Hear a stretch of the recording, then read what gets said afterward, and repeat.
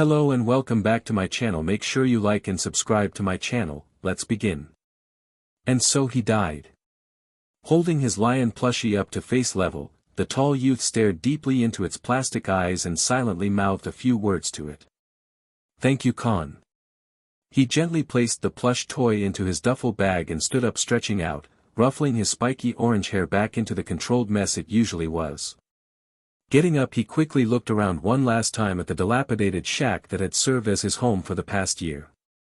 Silently he said goodbye to it as he briskly walked out into the sunlight towards his new home and future, Unreality and the Shinigami Academy therein. It seemed to him that he had said a lot of goodbyes in the 6 years since he had first become a Shinigami and became involved with Soul Society and all that happens in the afterlife. Regret, he thought to himself, no, deep down he never regretted taking this path that fate had given him. Still he had to wonder what life might have been like normal. As he walked down the dusty road towards Unreality in his black kimono, his mind drifted back to the events that finally brought him to this situation. It had been almost 3 years since the defeat of Aizen Suzuki and his Espada. The cost of his defeat was heavy for both Shinigami and human side was steep.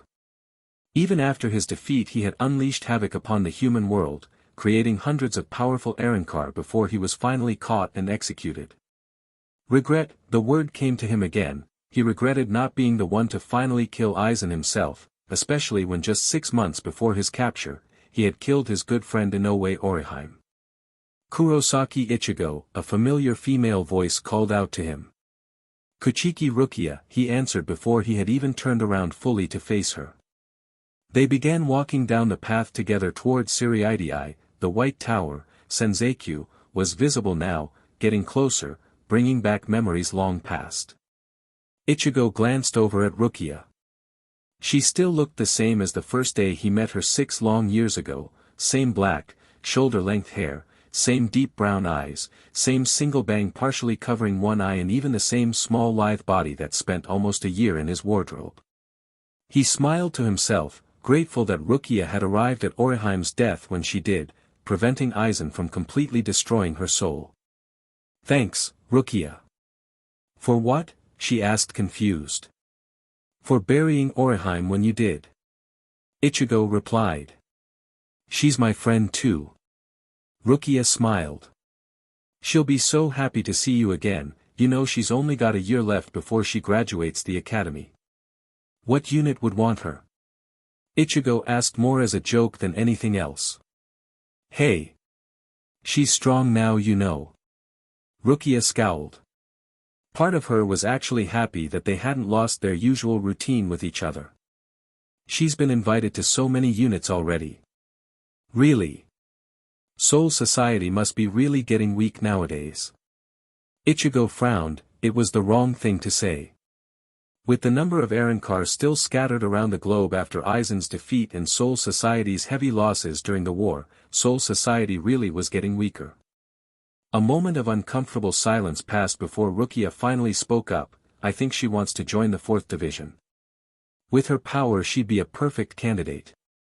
"What is her Zanpakuto anyway? I don't think I've seen it before." "Once you gave her a soul burial. I heard she was assigned to a defensive position. Even before she became a full-fledged Shinigami." "Ho ho," Rukia laughed, "you don't know yet, do you? Well, I'll let you find out for yourself. She still had some sort of power after all when she was buried, so you could probably guess if you're smart enough." "Are you calling me dumb?" "You beach," he called out as she started running away from him, laughing madly. "Just like old times, huh?" he thought to himself as he ran after her. They had ran nearly halfway before they finally stopped, in the peaceful 24th West Rukongai district. Stopping at a nearby tea house for refreshments, they sat down to talk and rest. "So do they serve juice boxes here?" Ichigo asked coyly. That earned him an uppercut and some rather harsh words. Yep, just like old times, he thought. After tea was served, and they were left all alone in the corner of the shop, Rukia began in a more serious tone. "So Ichigo, your family secret. No one here knows, right?" "Yeah. My BSTRD father told me to keep it quiet, otherwise maybe even Yuzu and Karen might get involved." "So other than your brother, Captain Yamamoto Genryusai and the chamber of 46 no one else knows. It is a hefty burden to carry. Rukia mused. Hey. I got big shoulders. Ichigo replied, his eyes now lost in deep thought. This was the Ichigo that Rukia knew, the strength that she knew was in him and the resolve that had carried him through life and now would aid him through death. It warmed her heart knowing this, but it didn't make what she had to say next any easier. About that Ichigo. What? The Chamber of 46 has decided that in order to keep that secret safe you've got to do a few things. Rukia looked nervously at her teacup, unconsciously spinning the cup with her fingers. Like what? Your secret affects all of Soul Society, Ichigo. If anyone found out and if things go bad. An uncomfortable pause lingered on the air. I'd rather die than let anything like that happen, Rukia. You know that. Ichigo's voice was barely a whisper now, even though he was confident in his statement, the weight of it all was bearing on him. I know, even still, the Chamber of 46 wanted me to give you this. She handed over a small black pendant to Ichigo. Looking at the pendant suspiciously, Ichigo asked, what is it? Rukia paused before answering. It's a death bloom. Seeing the confused look on Ichigo's face, she continued to explain, it's a flower the freaks at the 12th Division created. Once you place it on your body, it'll quickly grow into a tattoo. You can only activate it once. What happens when I activate it? Well, then you die. The atmosphere became thick all of a sudden. The uncomfortable silence was finally broken when Ichigo finally realized the enormity of the situation. So Soul Society would rather I die than let my secret out or me fall into enemy hands. Please Ichigo, it was the best my brother and I could do for you, considering the alternatives. Rukia pleaded. Alternatives? They wanted to be able to activate it remotely. Horrified, Ichigo scowled even deeper, before his expression slowly softened. Thanks Rukia, he murmured, genuinely grateful considering that. Alternative. Leaving the small store, they continued onwards towards Siriidii in silence. Ichigo slowly became lost in his thoughts again, reminiscing about the recent past. It was a year ago that he died. Well, not him personally, he was on a mission hunting some rampant Arrancar when it happened. He remembered his father was on some sort of business trip. Yuzu and Karen, being 16 by then, were left in his care, when the Arrancar struck. He remembers the chill night air as he left Khan in his body to clean the dishes as he raced over rooftops to meet the oncoming threat. 3 days later, after tracking down and defeating the Arrancar, he had come home to a smoldering wreck that was formerly his house. Frantic, he had raced across half the town before finally finding his sisters at a local hospital suffering burn marks. His father was asleep next to their beds, but Karen was awake. Karen saw him walking in and weakly motioned him to come closer, her eyes glistening with tears. She leaned over and hugged him, grimacing against the pain from her burns, and in a voice, barely a croak, she whispered into his ear. He died protecting us, Ichigo. He fought them, in your body, but they were too strong, too many. You knew. Ichigo fought to hold back his tears. For a long time now. Ichigo. When you go away, he feels different. I could see you, in that black kimono for a long time now, you knew that. I can also feel you now. Shoo, get some rest, she hushed him before he could finish. No, you need to know. He fought, and fought, and fought for us, and when he couldn't, he shielded us with his body. I mean, your body, but they wouldn't stop blasting, and blasting. She gulped back a tear before continuing. I couldn't stop it. I was screaming. Yuzu screaming, then Daddy came. Dad? Ichigo exclaimed in surprise. How? Their father was still sleeping next to them, arms folded across his chest, oblivious to Ichigo's raised voice. He wore the same kimono, like yours, Ichigo, but I didn't see what happened next. I mean, you. I mean your body, told me to tell you, he said. Tell Rukia and Ichigo, sorry and thank you. She sobbed quietly, which was rare for Karen, usually it was Yuzu who the emotional one. It was as if a massive weight was lifted from her shoulders, she fell back to her pillow and drifted off to sleep. Ichigo! Rukia shouted, snapping him out of thoughts. What? Came Ichigo's terse reply. What were you thinking about? My funeral. Kon, she whispered. A moment of silence ensued. That was when your dad told us everything, wasn't it? It was a statement, more than a question. Ichigo's thoughts drifted back to that ironic funeral. Half the people were there to mourn him and half were there to mourn the true death. Kon. His father, Kurosaki Isshin, had taken him and Rukia upstairs to talk privately. He still remembered the conversation, word for word, and the pain it caused him to feel. But a decision needed to be made. I'm sorry son, by the time I got back and killed the two Arrancars, Kon had already died. Isshin looked at his son, concerned. Where is he now? I cremated him and placed him in his own coffin within yours. It was the best I could do for him. I see. Thanks. I'm sorry Ichigo, your body was too badly damaged. Isshin sighed, and looked wistfully out the window. By the time I got back to the hospital in my body, the hospital had pronounced you dead and your death certificate signed. Ichigo felt a strange kind of detachment listening about his own apparent death, but now he had to make a big decision and his father was about to explain his choices to him. You're always welcome to come back, you know. Yuzu and Karen know about you. But I think you should know, there's not much of a future left here for you. To the world you're officially dead now. What about you guys? Ichigo asked. They have an expiatory date of roughly 1 year. Unless you use one like Rukia used before. But won't that mean he'll become human again? I mean normal human, with no Shinigami powers. Rukia asked worriedly. Yes. Even if you changed you guys every year, there's still a problem with your records and how much interaction such a lifestyle will allow in this world.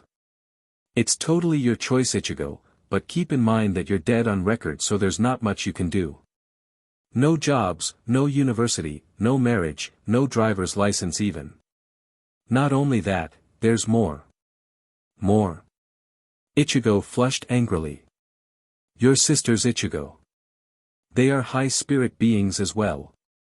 And so they're likely targets for hollows, right? Rukia finished off Isshin's statement. Isshin smiled at her briefly before continuing. It's about what's best for your future. Where you can be the best that you can be and do the most of what the best that you can be, is. Then there's one final problem Ichigo. Problem? Rukia will be a great help dealing with it. Not only that, I'd feel better if someone like Rukia was looking after you, Isshin chuckled. Problem? Spit it out already you old fart. Ichigo almost screamed. Isshin's face became stern, his jaw set firm and his eyes took on a seriousness that Ichigo rarely saw in them. You've not only inherited the family name, but also the family secret, that's why I wanted to speak to you both. Secret? Kurosaki-san. Ha. It's been a long time. How have you been? Jindenbu's booming voice snapped him out of his trance. Yo. Jindenbu. Do I have to fight you again to get in? Ichigo joked. Ha ha ha. No, you've been expected. Here, I'll open the gate for you. Jindenbu replied. Lost in his reminiscing, they had arrived at the gate before Ichigo had even realized. Finally he was here, at the junction place where his life and death would finally start and veer off into the unknown. Thank you. Rukia nodded as they walked under the raised gate. Don't bust a hernia. Ichigo laughed as he waved goodbye to the guardsman. Once inside they met up with Hitsugaya Toshiro, the small silver-haired, boy captain of the 10th Division. Yo! Toshiro!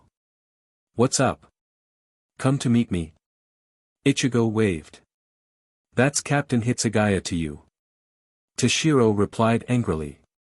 Ichigo. Come walk with me, we need to talk. What's this all about? Ichigo asked, his countenance becoming very serious now. If there was one person who scowled as much as Ichigo did, it was Toshiro. I'll get straight to the point. Kurosaki Ichigo, the Gotei 13 need another captain. Your name was mentioned and you surprisingly got a lot of support from certain captains. In short, Captain Yamamoto is willing to fast track you into a unit after only 1 year in the academy. 1 year. Rukia surprised at what she heard. Well, the fastest anyone has graduated is after 3 years, I believe, but then again, no one in Soul Society's long history has entered the academy as a freshman with Bankai before. Toshiro stopped walking and looked Ichigo in the eyes and almost whispered.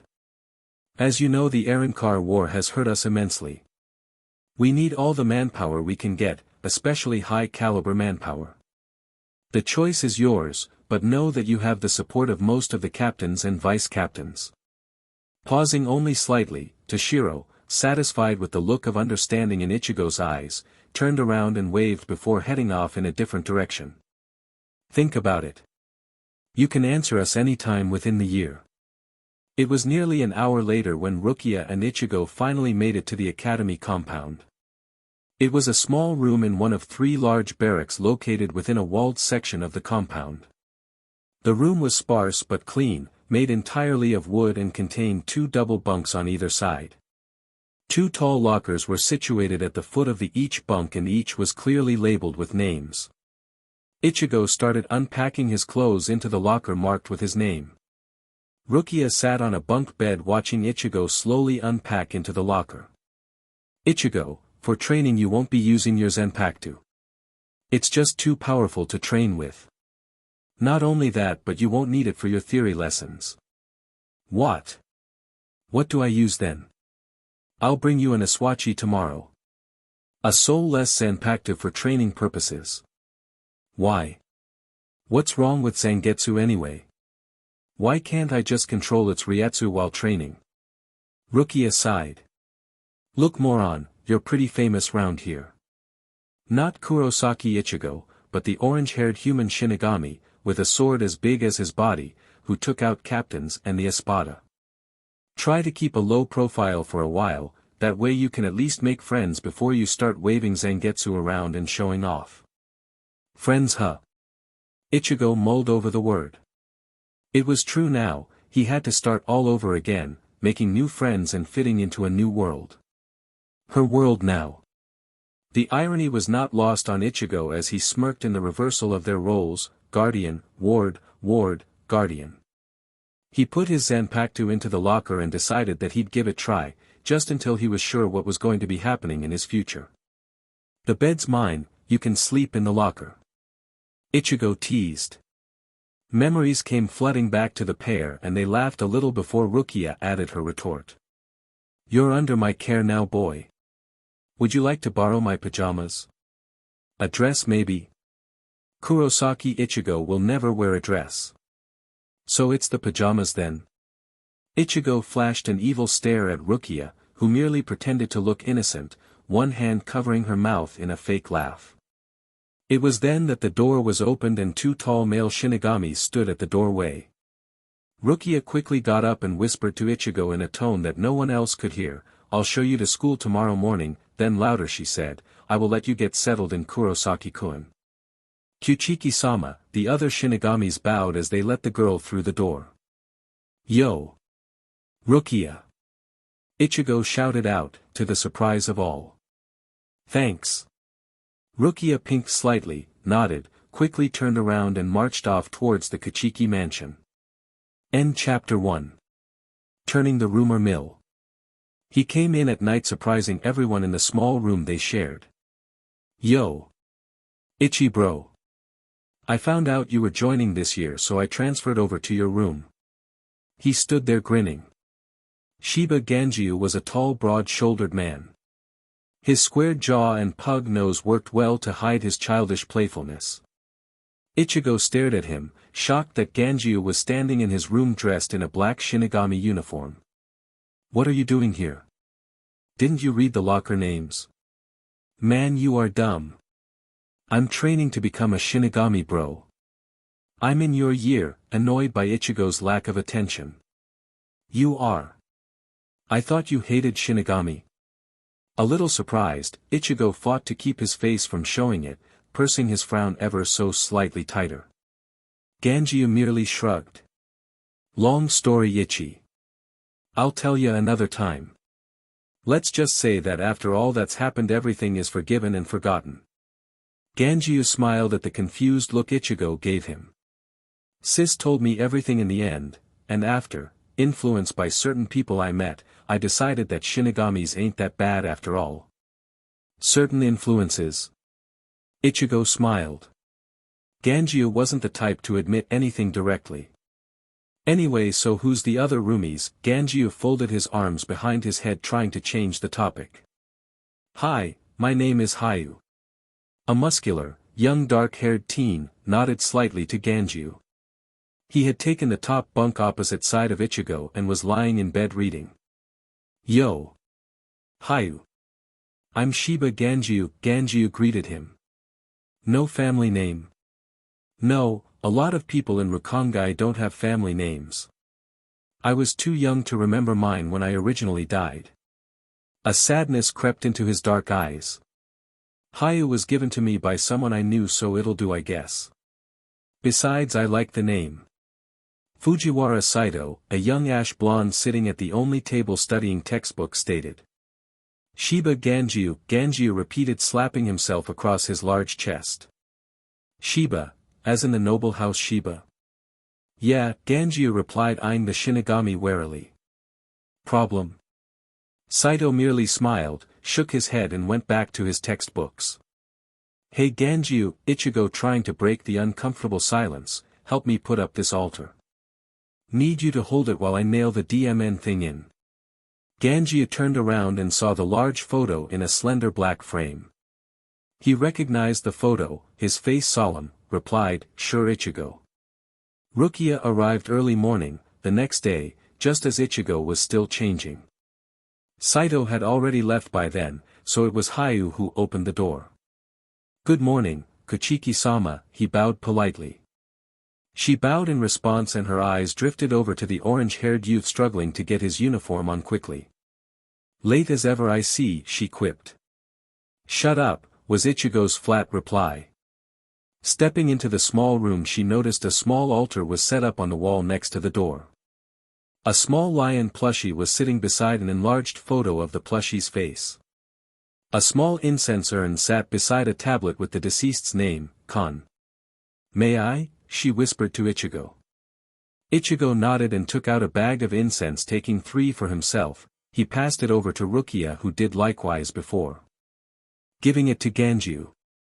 Hayu looked on, entranced by this macabre scene, wondering if he wasn't witnessing the birth of some weird plushie religion. After all, they were already dead, and yet, here were 3 people, 2 of which were nobles making ancestral offerings to a plush toy.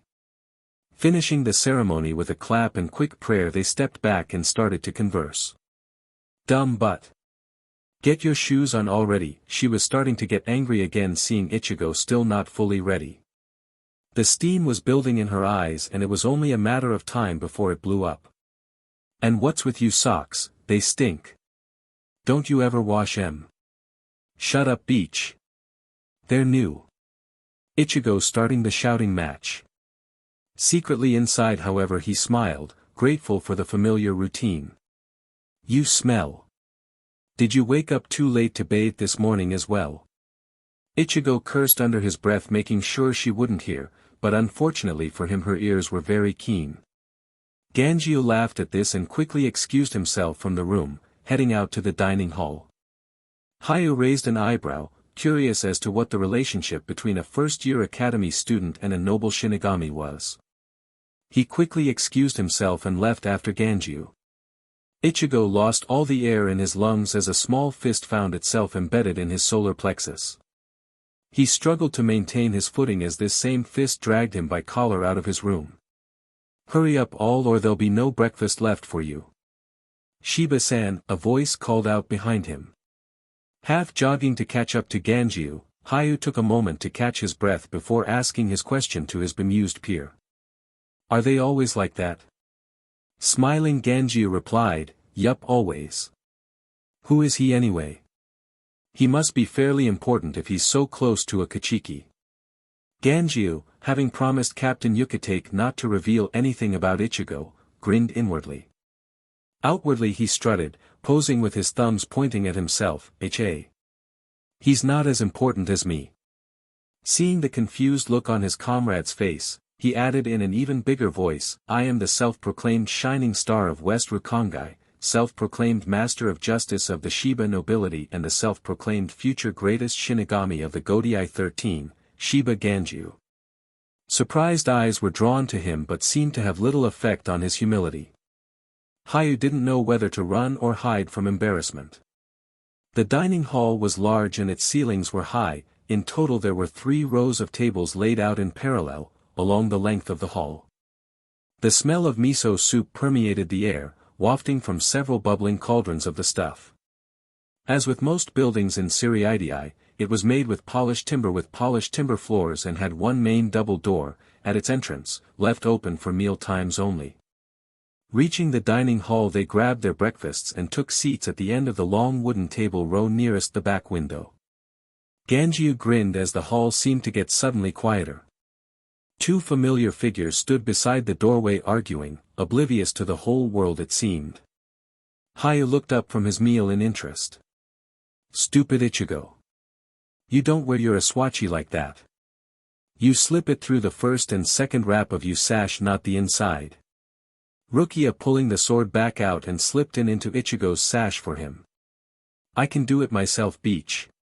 Ichigo angered to be treated like a baby. Right, like you've ever worn one before. This was true, Ichigo conceded. Zangetsu had always been carried on his back by chain. He could only scowl at her logic. One more thing, try to keep low and stay out of trouble. She smirked, causing him to scowl further. Turning around quickly he stormed off, cursing under his breath. Rukia, satisfied, turned around and headed back to her division headquarters. Ichigo got his breakfast, found Ganjiu and Hayu, and went to take a seat with them. Ganjiu just laughed at Ichigo and Hayu looked on embarrassed. What's wrong with you two? Ichigo asked flatly as he ate. Bro, you and Rukia have no clue whatsoever, do you? Ganjiu replied, shaking his head, and continued his breakfast. Ichigo scowled in confusion, wondering what the hell was going on.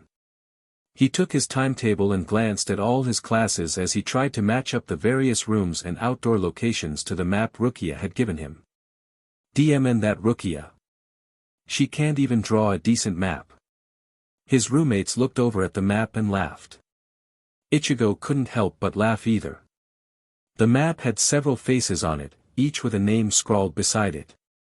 To the trio they all looked like Chappie the Rabbit, but with varying features such as glasses or a beard. It would be hard now to look at their new instructors without laughing. Kurosaki Kunnn, a familiar voice rang out. Inoue. Ichigo shouted over the din. She made her way to their table and sat down on the last available seat excitedly. It's been a year since I saw you. Last time was at your funeral. Laughing, the group began talking and chatting away over breakfast. Actually it was more Inuo and Ganjiu who spoke, but inside Ichigo was still happy just to see familiar faces. Only Hayu noticed the stares and murmured whispering directed at them. He wasn't the type that liked attention, but now, here he was sitting with a guy that had connections with 2 noble houses and seemed to be very good friends with the most popular girl in the academy, Inoue Orihime. Rumors were circulating that she would be graduating soon, close to the record 3 years due to her services during the war, and here she was sitting at the same tables with juniors, all because of one person, Kurosaki Ichigo. Well, I guess we know how he got into this academy, a lone voice carried over from a different table. Must be the noble connections. Ichigo flustered, turned around and found himself at the end of a staring competition with another Shinigami. He seemed to be in his mid-20s, with a mop of light, chocolatey hair and a slight stubble. The man merely half grinned at him and rocked slightly back on his chair. Got a problem with me, buddy? Ichigo found himself shouting. Oh, I wasn't referring to you, my friend. I was talking about a senpai I know in the 7th year. He's really hopeless. Don't know how he got accepted. Ichigo closed his eyes and sat back down and took deep breaths to control his temper. Who is that JRK? Ichigo asked to no one in particular. I don't know his name, but his family name is Tsukamoto, Inoue answered. His brother's a 5th year and I heard he's a real genius. That should be graduating soon. How do you about his brother? Ganjiu asked slyly, hints of a smile appearing at the corners of his lips. Inoue turned scarlet at this, annoyed. Inoue accidentally blurted out a little louder than she intended, he's been trying to ask me out for 2 years now. He just doesn't understand no means no. Inoue, embarrassed by her sudden outburst, hung her head down, attempting to hide her face in the shadows of her hair. Ichigo, Ganjiu and Hayu couldn't help but burst out laughing. They finished their breakfast quickly. Turning around they caught a glimpse of the man fuming in his seat, ignoring them. Inoue then left them to return to her class, so the trio left for their first class together, Seoul Society Law. Seoul Society Law class was in a large amphitheater-like lecture room, seating 300 academy students. Ganjiu didn't last 30 minutes of the lecture before he was sound asleep and snoring. Hayu tried his hardest to keep Ganjiu awake, constantly prodding him with the sharp of his elbow. Eventually even the instructor gave up on waking Ganjiu. Ichigo felt the cold stares of his fellow students, even catching a few of them sneaking glances at him on occasions. The whisperings and occasional finger-pointing worked miracles in destroying his concentration and note-taking. The class couldn't end fast enough in Ichigo's opinion. Ichigo stood in the hallway, breathing a sigh of relief, looking out at a small rock garden, thinking this felt like high school all over again. Even he had to admit, however, that he didn't exactly have a normal high school career. A voice spoke up beside him, in a measured whisper that no one else could hear. Stay away from my cousin, Kurosaki, you sully our name. The young male glared at him briefly before walking away. Angry Ichigo wanted to run up to him and find out exactly what he was on about when a hand grabbed onto his sleeve, preventing him from chasing after him. Ichigo turned, shouting, "What, Ganjiu?" He found himself face to face with a startled red-haired female. Her eyes, unusually, were also red and her complexion was pale but perfect. The most unusual thing about her, however, were her lips seemed to be tainted black. She looked startled and stepped back slightly. Ichigo sighed, "Sorry, thought you were someone else." She smiled at him. Ichigo, feeling uncomfortable, started glowering at her. "What?" he asked. She pointed in the direction the man had left and shook her head. Ichigo pet his head, perplexed. She grabbed a small brush from the sleeve of her uniform, and a small scroll from the other. She uncorked a small bamboo cylinder tied to her sash. Wetting the brush in her lips, she scribbled a few words on the scroll, tore it off and handed it to him. She continued pointing the brush at where the man had left and shook her head. He read the words, "Kuchiki Minasuk." Then the thought struck him, "You're mute." She nodded her head and a sadness invaded her face. Ganjiu had finally left the class, rubbing the sleep out of his eyes, Hayu following slightly behind. Seeing this, the pair walked casually up to Ichigo, who was reading a scrap of paper. Noticing the slim red head, Ganjiu sidled up to them, "Yo. Ichigo bothering you? So, what's your name?" Lame, Ganjiu thought, but better than nothing. Ichigo handed him the paper. Ganjiu read it, "Yamada Yukino." Confused, he looked up at Ichigo. "You asked for her name." She turned around and smiled, nodding to Ganjiu. Ichigo sighed and almost whispered, "She's can't speak." "You mean?" "Yeah," Ichigo cut in. "Oh. Sorry, Yamada-san." Ganjiu was genuinely apologetic. Yukino merely shrugged. "Let's get to our next class," Hayu chimed, "it's Kiddo Basics out at Yard 11. They arrived at Kiddo class a few minutes late and was thoroughly berated for their tardiness. Ichigo looked at the small group, searching for the face of Kuchiki Minasuk, but he wasn't there. Instead his eyes rested on one particular male, one that he had met just hours earlier at breakfast. Asking Yukino, he soon discovered the man's name, Tsukamoto Kenjimaru. They were practicing their first Kidu spell, Demon Art No. 1, Sai, a binding demon art, on straw dummies. The idea of which was to bind down the arms of these straw dummies and continue up to harder materials like wooden dummies as they got better at it. Ichigo noticed with some displeasure that Kenjimaru was already allowed to practice against live opponents.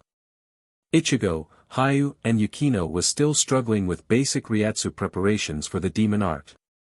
Ganjiu was the only in their group up to wooden dummies, and Ichigo wasn't happy.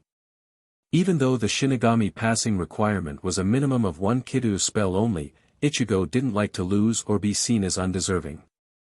So silently, the three of them struggled and struggled some more. Having trouble their Kurosaki-kun, Kenjimaru offered. "Would you like some help, tips?" "No," Ichigo glared at him. "Are you sure?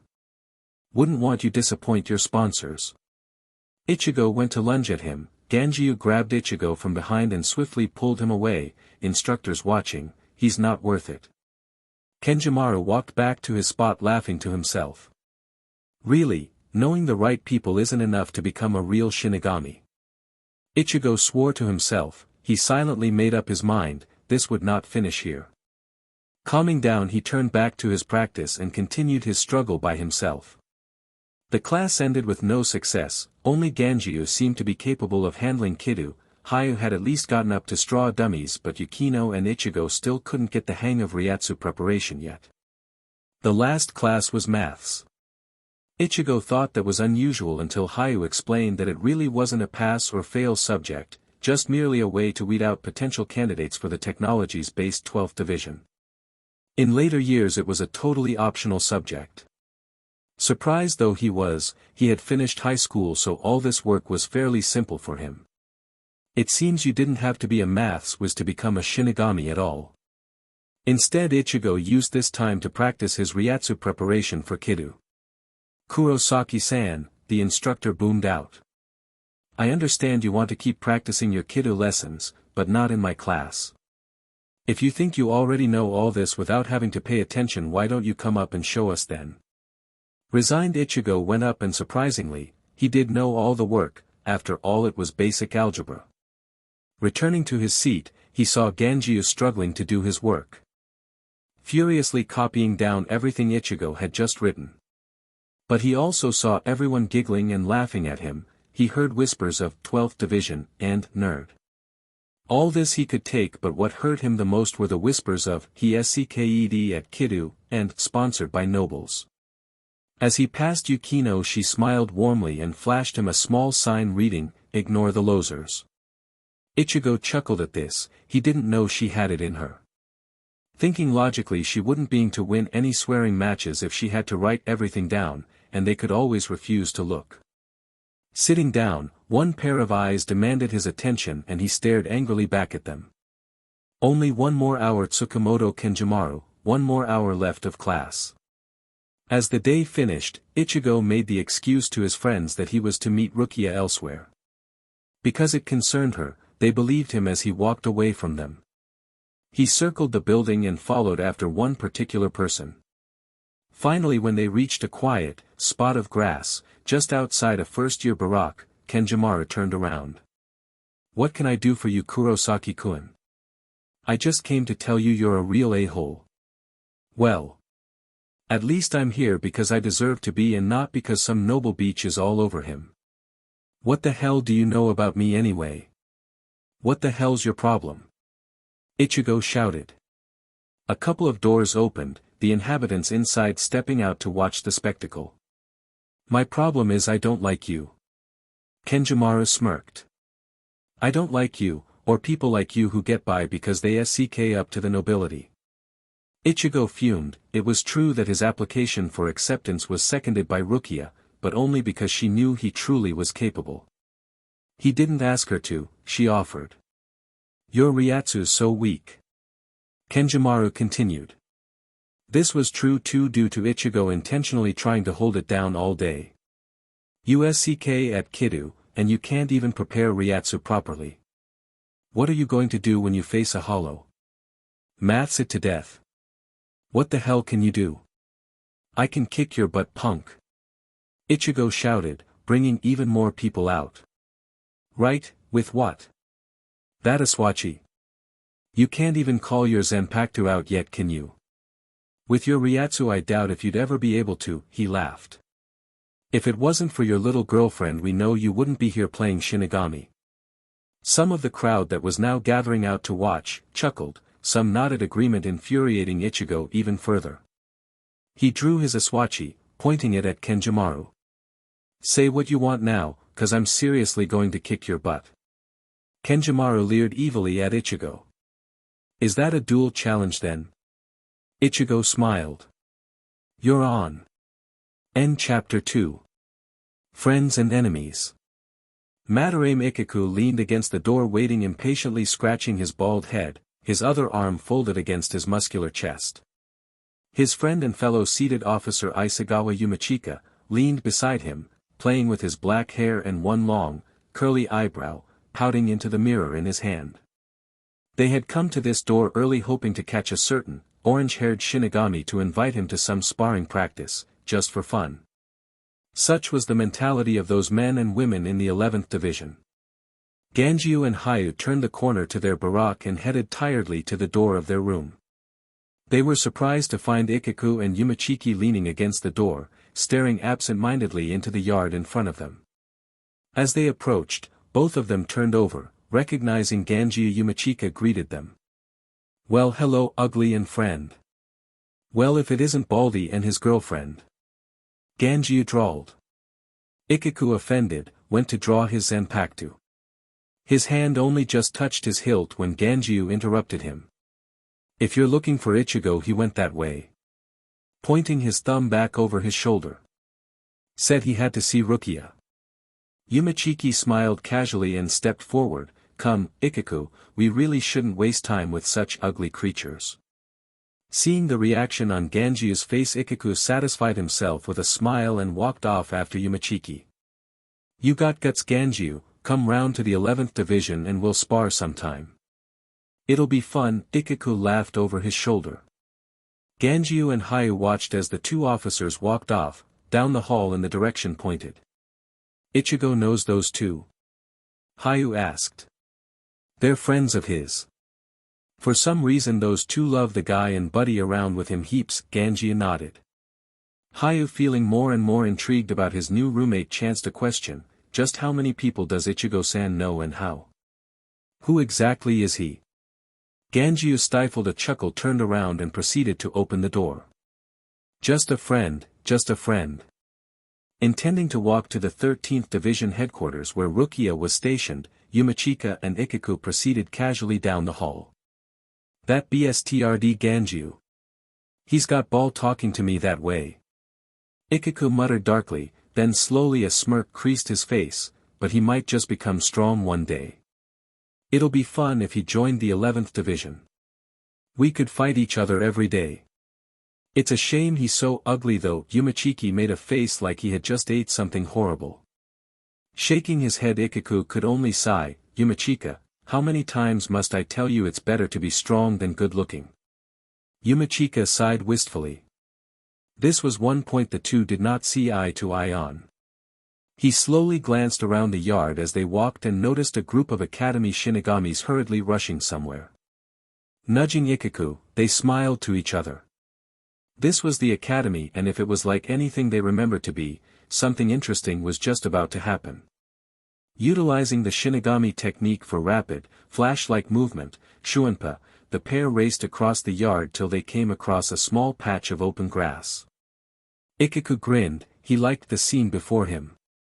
Ichigo was holding an Aswachi, pointing it menacingly at another man, who leered back at him with cold, dark eyes. Is that a duel challenge then? The man spoke. You're on. Ikiku heard Ichigo answer. Yo. Ichigo.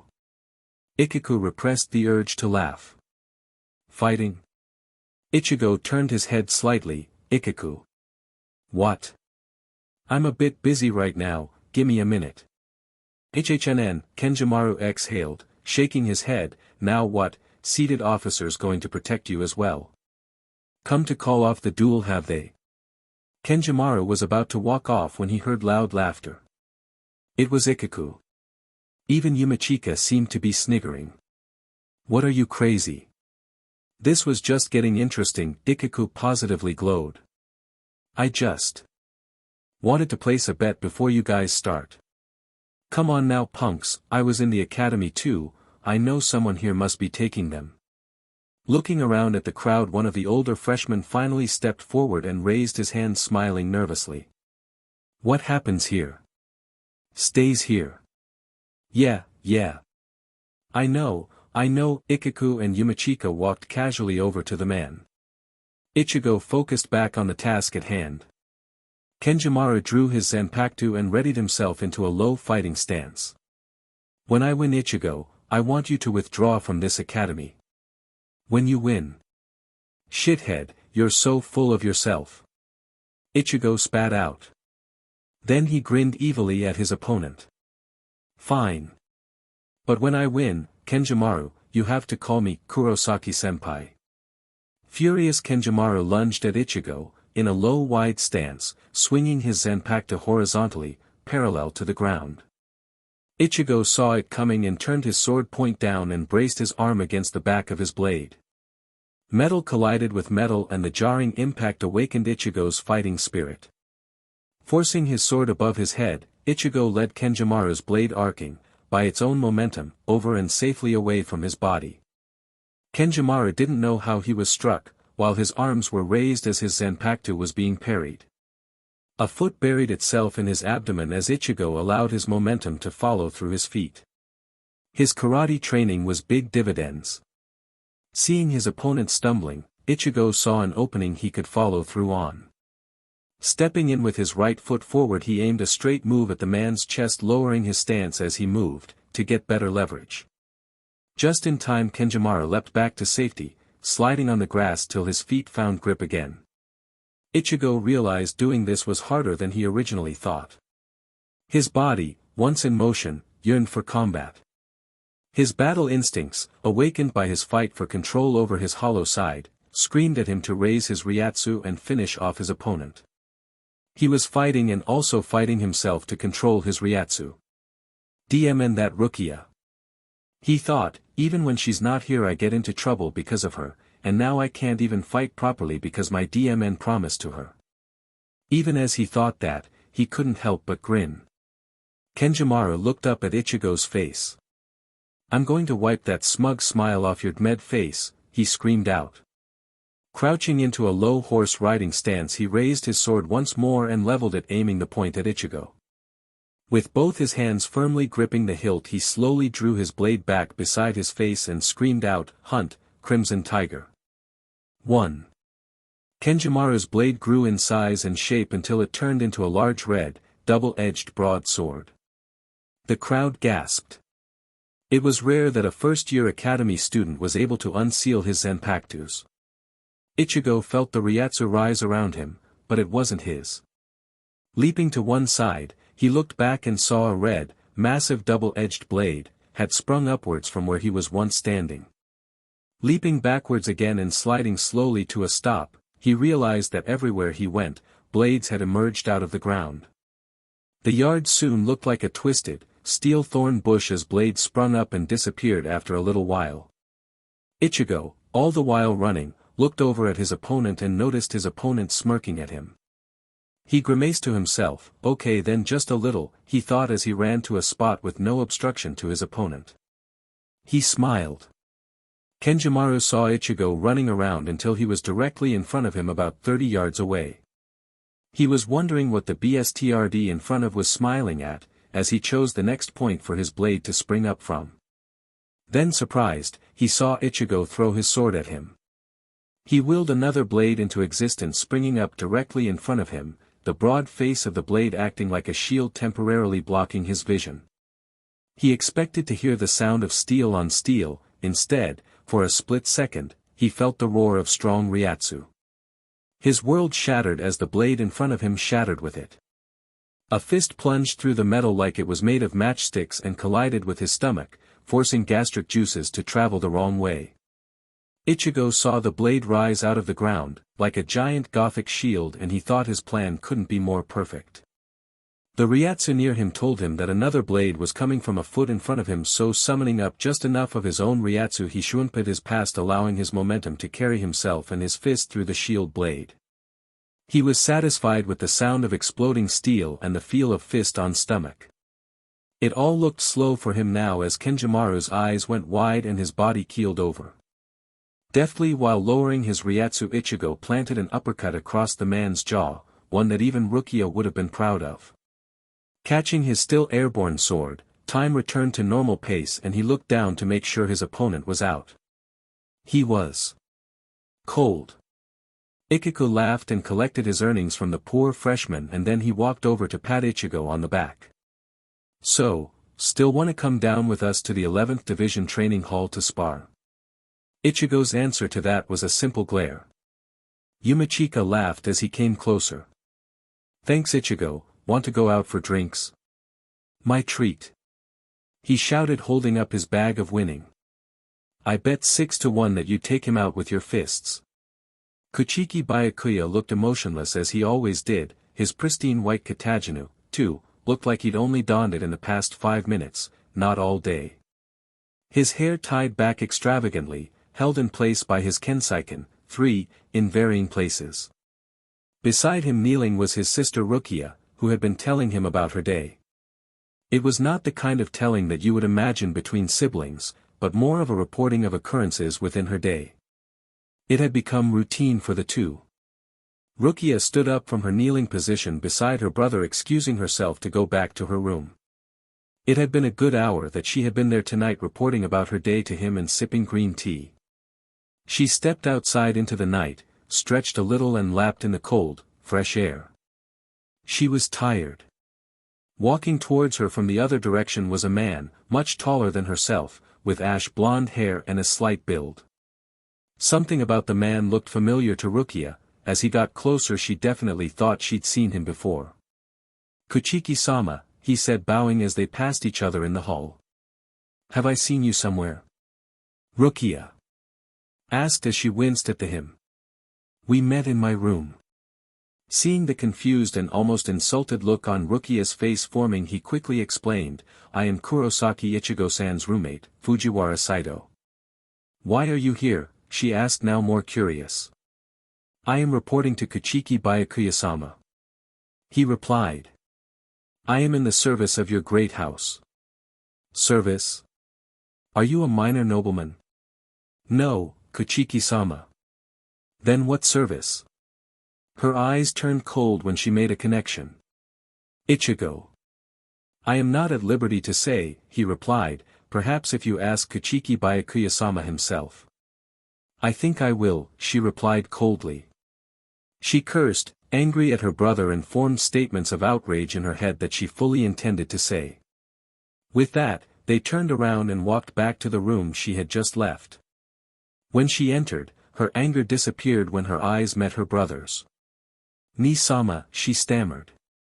She always became this way around him when the topic of conversation was Ichigo. Byakuya nodded for the pair to enter, and as Rukia took her former place kneeling beside her brother. "My lord, Kuchiki Byakuya-sama." Saito began, kneeling before them, placing his hands on the ground before him, fingers touching. He bowed, touching his head to his fingers. "I have come to report." "Ni-sama, why?" Byakuya raised a hand to silence her, nodding to Saito to begin. "My lord, he has attended his first day and all went well," Saito reported. However, after lessons he was confronted by another academy student and challenged to a duel. "You didn't stop it?" Byakuya remarked questioningly. "No, my lord, there were a lot of witnesses, and given the opponent's Ryatsu I didn't think someone like that would be able to harm Kurosaki-san." "Who was the other student?" "Tsukamoto Kenjimaru." Byakuya seemed to think this name over carefully. "And the result?" Byakuya asked Saito flatly. "He was no match for Kurosaki-san. Very little Ryatsu was used by him. The duel ended quickly and with no life lost." "Was there any?" Significant witnesses there.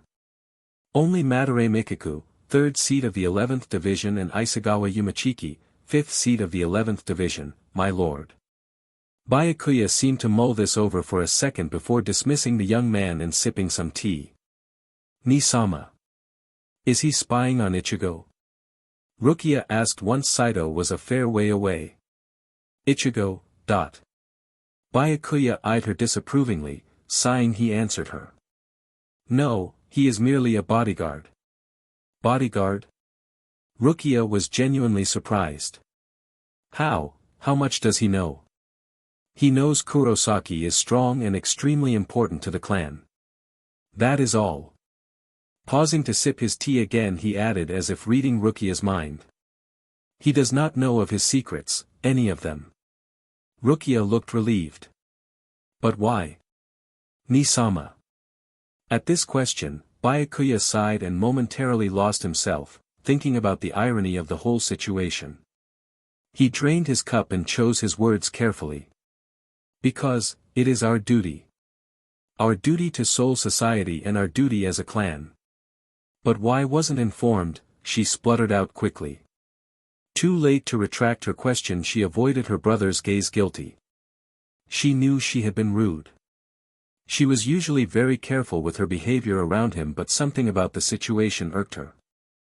I didn't think I was obligated to answer to you. Byakuya's answer tasted of steel and just as cold. I did not hide the fact. His name is on our employment records.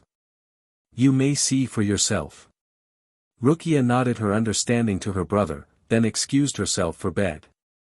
She had a lot to ponder that night.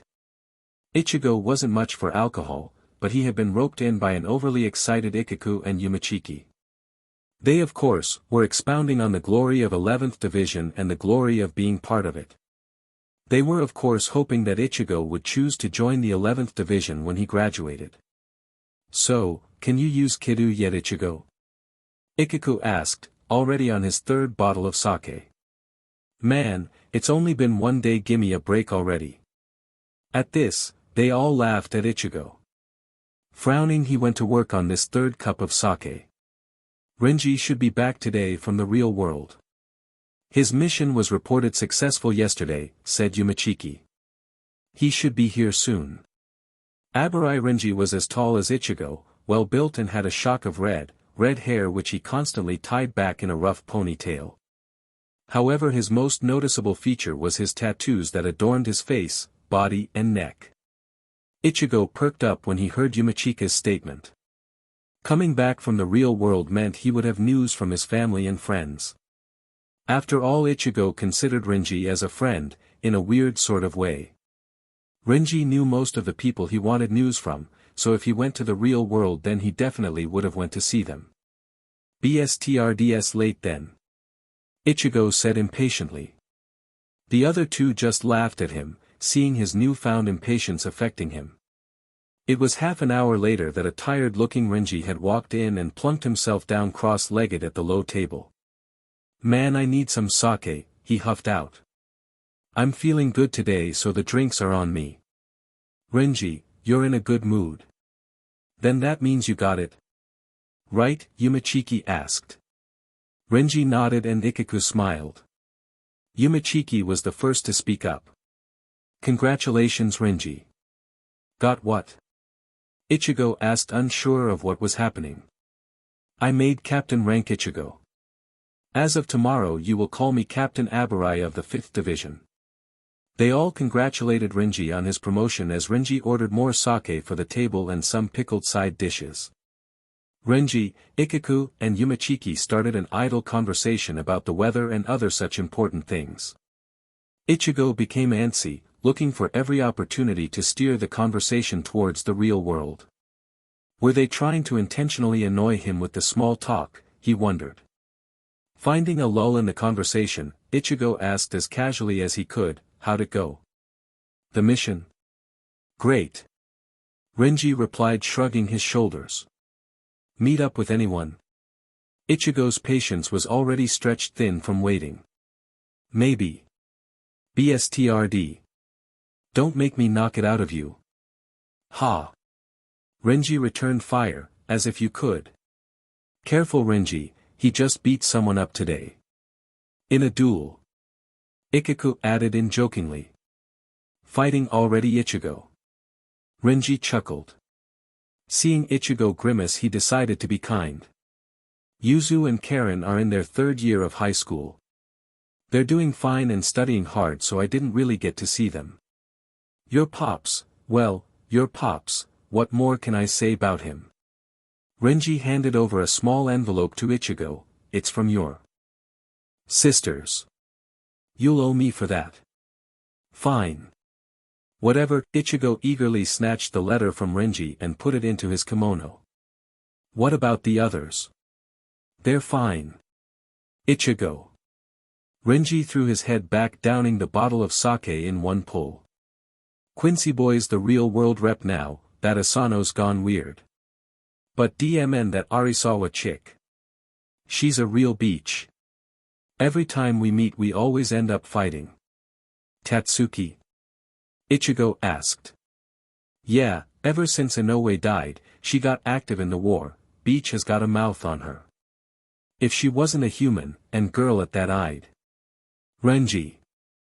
Ichigo interrupted, what about Chad? He's fine. Really, fine. Renji smirked. Ichigo just didn't trust that look that on Renji's face. The way he was avoiding Ichigo's eyes was too suspicious. Renji, did something happen? Really? He's fine. Fine, whatever then. Yumachika, slightly drunk now, chirped up happily, so, Renji. If your mission went well then they'll be here, right? Yup. 5 days from today. Who'll be here?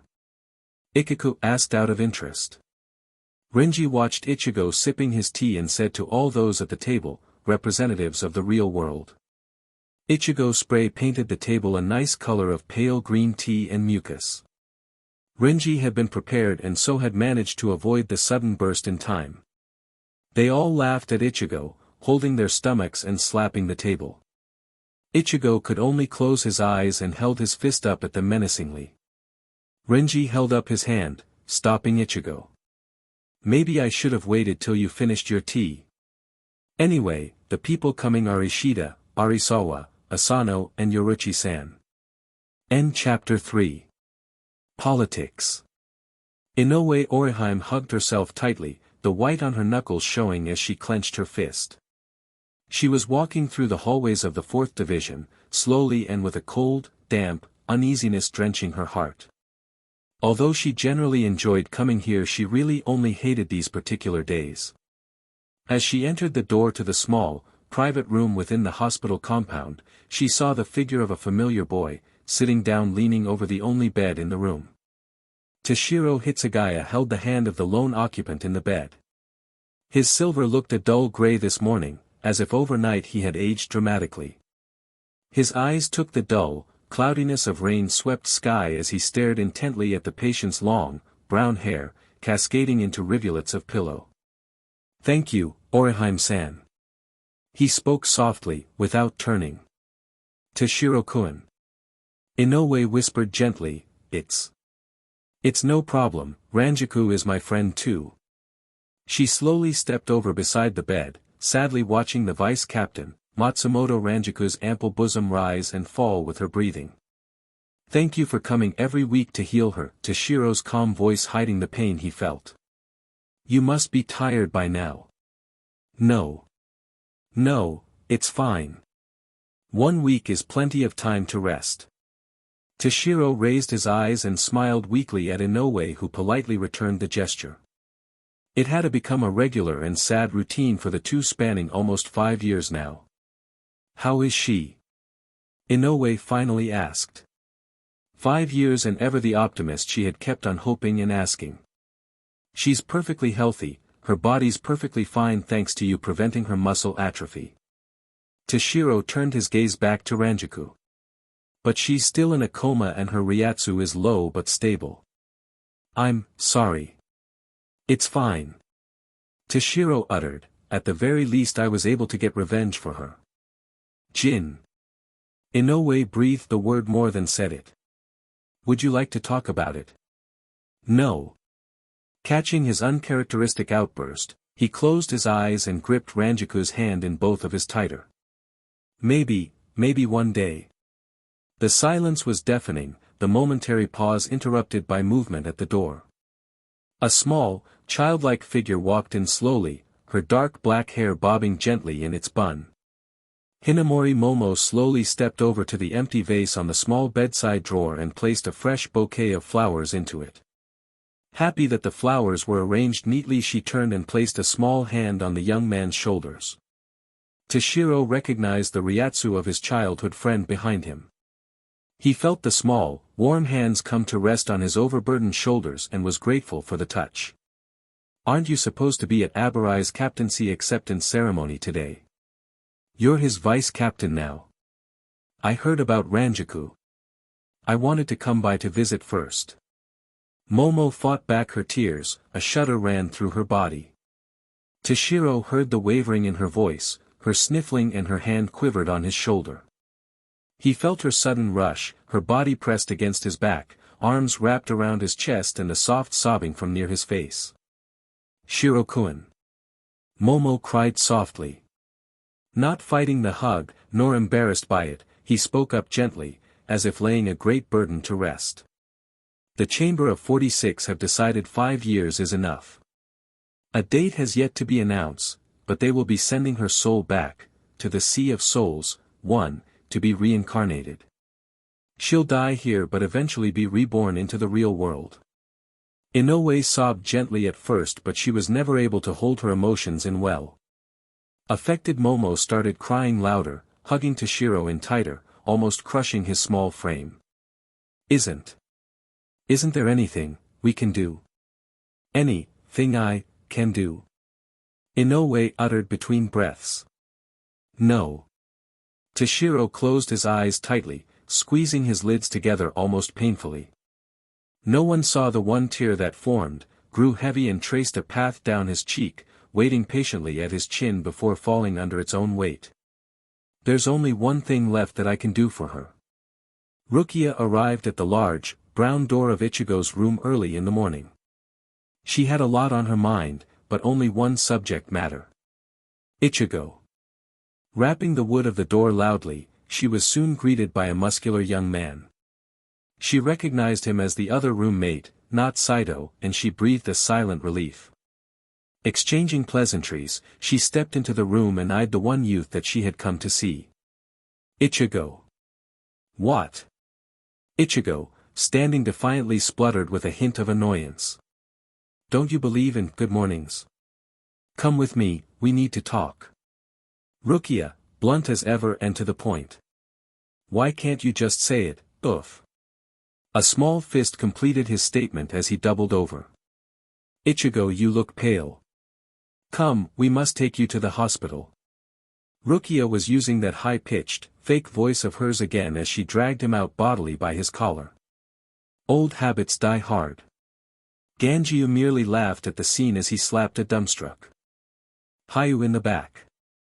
Outside, Ichigo finally regained use of his lungs and his composure. This had better be important, he said as they ambled their way down the hall. There was a fair few people walking their way, the pair noticing the stares and hushed tones that all those around them were using in their presence. Rukia decided to take a turn off, finding privacy in a small yard further away from the barracks. I heard you had a fight yesterday. She turned an accusing eye on him. Oh. Is that what this is about? Ichigo shrugged, the guy was a JRK, so I challenged him to a duel. You challenged him? Something struck the back of her mind. Lost for words, she merely stared at Ichigo. Feeling uncomfortable, Ichigo turned his profile to her. No big deal, I won and I didn't even use much Ryatsu. I don't think anyone will notice. He lied, of course. It would be big news around the academy soon that he had broken someone's shuriken, too, with his bare fist. Rukia took a moment to take all this information in. She paused, looking at the young man in front of her, unconsciously tracing his hard jaw line with her eyes. She caught herself, breaking the silence she asked gruffly, but why? He was a JRK alright. Ichigo turned to her, his face, crimson with fury. He was going round say shit about us, I mean me. Us. Rukia was surprised by her own blushing. As far as she thought there was no us, but something about that word made her happy anyway. No, Ichigo was just a friend. She closed her eyes and breathed, willing the heat away from her face. Someone says stuff about you and you go knock them out. You've got to learn to control your emotions. She glared at him with a fake anger she no longer felt. Ichigo returned her glare. Sorry. Don't want to end up like your brother. Rukia was about to say something but caught herself at the mention of her brother. Instead, her seriousness returning, she decided to tell him. Your roommate, Fujiwara Saito, works for my brother. Ichigo's face looked inquiringly at her. He was sent as your bodyguard. I'm sorry, Ichigo. It's our duty as a Kuchiki to protect you. He's spying on me, he questioned. Nissan didn't say so explicitly, but I think maybe. Why are you telling me this then? Won't you get in trouble? He asked, concerned now. He knew Byakuya was concerned about rules and law above all things and really did not want to get Rukia into any trouble regardless of how she treated him. She shrugged. He never told me I couldn't. She turned to walk back. Just don't tell anyone, it stays between you and me. Got it? Yeah. Got it. Ichigo went to follow after her. One more thing, be careful how you act from now on, even when he's not around you. When Ichigo finally reached the dining hall for breakfast, he saw his friends all gathered around a small table chatting. He grinned inwardly when he saw the Yukino. Her lips were stained black, reminding him of the gothic look from the real world, and there was a short black ink line on her cheek. If she didn't look so comical she'd look cute, Ichigo thought. Obviously that meant she had done a lot of talking this morning. Ichigo looked over at Ganjiu, who hadn't even realized he'd entered the hall yet, lost in his conversation with her. Hayu had noticed and had raised his hands waving at him. Kurosaki-san, he shouted, smiling. Yo! Ganjiu! Hayu! Yamada-san! He waved back at them as he got his breakfast. The hall became silent as hundreds of pairs of eyes focused on him. Ichigo looked over the suddenly silent room and his eyes focused on one person, Kenjimaru. Losing himself for the moment, he walked over to the man, still holding on to his tray of breakfast. Well. Kenjimaru simply gave him a dirty look. Silent, Ichigo said in the most carefree tone he had, well, I didn't think there was honor among. His sentence was cut short by the scraping of wood on wood as Kenjimaru stood up from his set. Nodding quickly, he simply said, Kurosaki-senpai.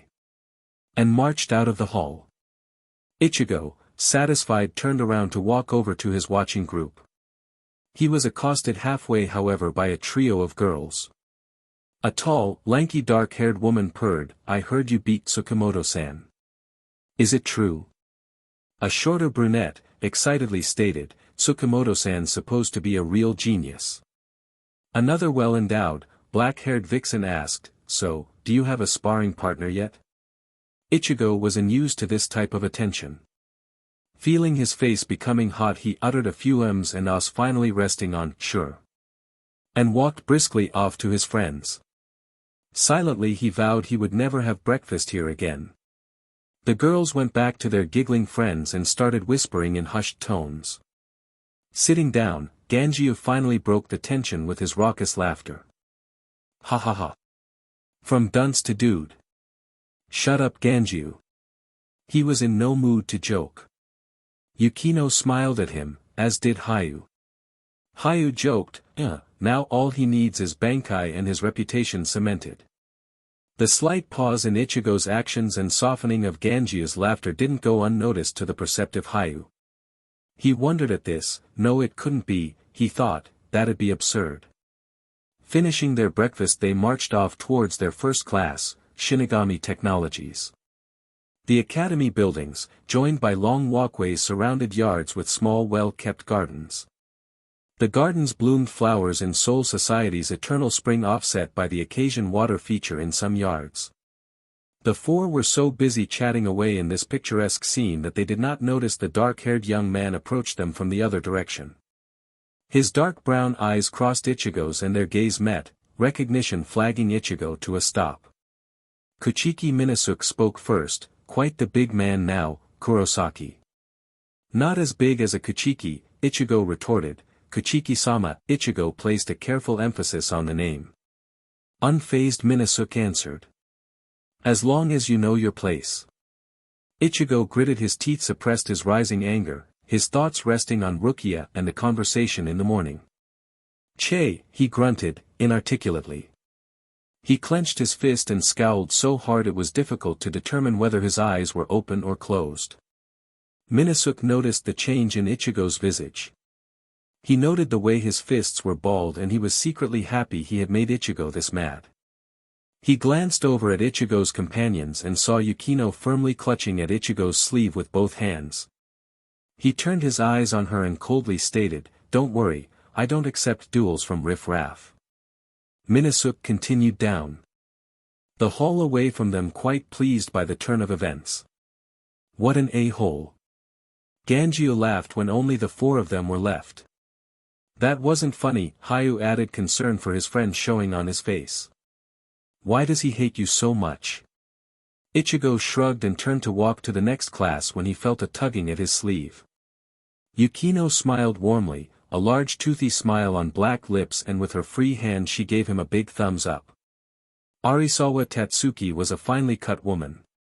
Her figure had grown a little fuller since high school, but she had essentially remained unchanged. The same black hair, the same dark brown eyes, the same slight build that hid her immense strength.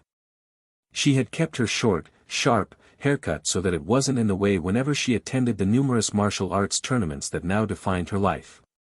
Having earned her instructing credentials over 2 years ago, she had moved out of home, working part-time as an instructor at the dojo, 3, she used to train at, to pay her bills.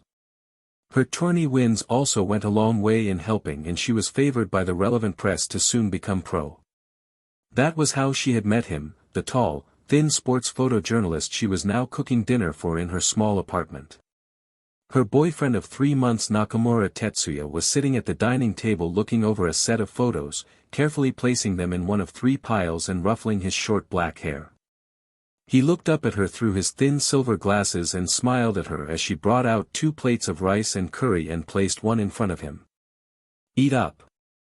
You're so skinny. I'm going to put some meat on you if I have to kill myself cooking.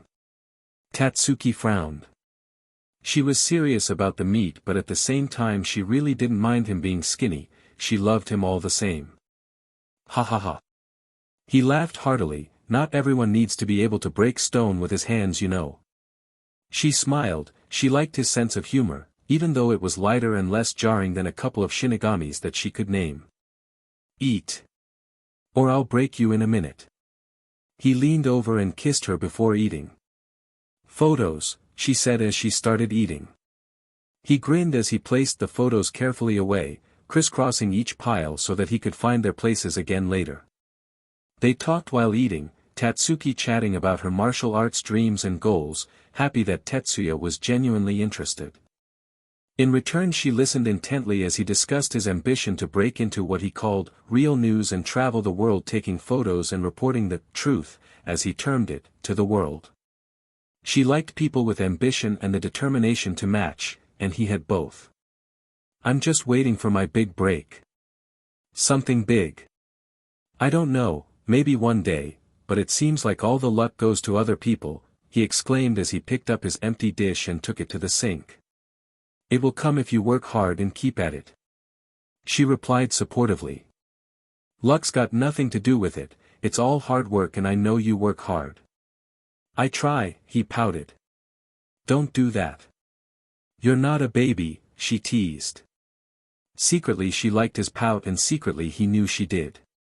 I am not, he exaggerated his pout. I'll beat you up, she raised one fist up clenched. Oh no you won't, he replied as he deftly ducked beside her, reaching to grab her around the waist from behind. Of course, being a martial arts master, Tatsuki saw it all in slow motion, but decided that maybe grabbing his wrist, forcing it behind his back and breaking his arm wasn't a good idea. So she did the only thing she could, she giggled and squirmed as he tickled her and the couple crashed to floor laughing like children. After a while they sat up and she leaned against his shoulder wrapping her arms around him. "So when are you going to visit your friends? Any word yet?" he asked. She liked this about him, he always remembered whatever was happening in her life even if she only told him once. 5 days' time I leave, I'll be gone for a week. Tatsuki replied. "Are you sure I can't come? I'll miss you to bits." "I'm sorry Suya," she had gotten used to calling him by this nickname, "it's a private function." She gave him a quick squeeze. "I better get my 5 days' worth then." He leaned over and kissed her soft lips, the pressure slowly increasing as he became more passionate about it. She pushed him away suddenly, an evil look in her eyes as she stood up, hefting him to his feet by the collar of his shirt. "Oh no you don't." He instantly recognized the look of mischief drawn on her lips. "I'm going to get him why 5 days' worth," she grinned as she dragged him over to the small bedroom of her apartment. It was nearly midnight as Tetsuya looked at the alarm clock beside him on the bedside drawer. He could feel her warm, naked body draped over him in the cool night air, a breeze wafting in gently from the partially opened window. As usual, their love-making had been wild and passionate. Tatsuki was not one to hold back on anything she chose to do. He felt tired and drained as he wrapped his arms around her sleeping form and wondered, at exactly what point did he start caring so much for the lithe form wrapped around him. Fatigued, he slowly drifted off to sleep in the soft pillow and his mind wandered back to his own apartment, to his bedside drawer, bottom shelf to 2 blurry photos sitting sandwiched in his diary. He had taken the photos at a great distance and the shutter speed and film had been incorrect for the shot, but they were his prized possessions. One was of a small, dark-haired girl leaping off a 3-story building, dressed in a karate gi, her posture suggesting a leaping kick. The surrounding bush had looked like it was crushed. The second photo was of the same girl, standing in a fighting posture, the earth in front of her exploding in a rocky fountain, her stance exuding a confidence amongst the war-like scene as if it natural and expected. His mind replayed the scene between those 2 shots. The girl had leapt of the roof of that building and had flying kicked something he couldn't see and she leapt backwards in mid-air and landed while the earth erupted towards the sky. There were numerous other explosions uncaptured by the camera, but what he remembered most was the girl running through it all like a soldier, naturally and confidently. His mind rested on one thought before he finally fell asleep, there was definitely something there. End chapter 4. Meetings. 5 days passed in relative peace for Kurosaki Ichigo. That is if you consider daily shin kicks, uppercuts and jabs to the stomach, from a certain raven-haired young woman, peaceful. Kenjimaru had become wary of Ichigo ever since the duel, avoiding Ichigo as best as he could. However, the man was never far away and had started to pay an unusual amount of attention to Ichigo, constantly watching him from a distance. Whenever their paths did meet, Kenjimaru was always sure to properly address Ichigo as Kurosaki-senpai and promptly leave. But Ichigo knew he was being watched. Not only was he being watched by Kenjimaru now, but ever since Rukia had told him about Saito, he knew he was also being monitored by Byakuya. That's when Ichigo had decided to take the group to this place, to train and to get some privacy. It was incredible that such a large underground cavern could be hidden deep within Siriidii. The spacious underground cavern was surprisingly well lit. The very rock that it was made from seemed to emanate a glow of its own. The smell of sulfur wafted through the air from the lone, hot spring situated at one corner of the cavern. It had surprised Hayu, Yukino, Orihime and even Ganjiu that Ichigo knew of such a place. Hayu was sitting down next to Yukino and Orihime, all 3 intently watching Ichigo and Ganjiu sparring. "They're very good." Hayu pondered loudly. "I wonder if we can ever catch up to them in Hokuto, 1. Yukino smiled at him and nodded. Orihime seemed to stare off into the distance, lost in thought, watching the pair spar. "Inoue-san, Inoue-san." Hayu waved a hand trying to attract her attention. Oriheim's expression changed suddenly, she looked worried, then pale, then screamed out, "No! Captain! Turn the ship! No! Watch out for the iceberg and oh!" Surprised, everyone focused their attention at the young busty, brunette. She snapped back to reality, realizing that all the attention was now on her. She gave a limp smile of embarrassment and giggled. "Ha! Sorry, I must have started daydreaming again." Ichigo started laughing. "You never change, do you?" His smile and laughter, although rare, was infectious, and soon everyone was laughing in good-natured mirth. Oriheim loved the way he smiled, on the odd occasion he did. It made him look young and carefree, hiding the years of pain and war that normal teenagers only saw in nightmares. The pair walked back over to the group and plunked down heavily beside them.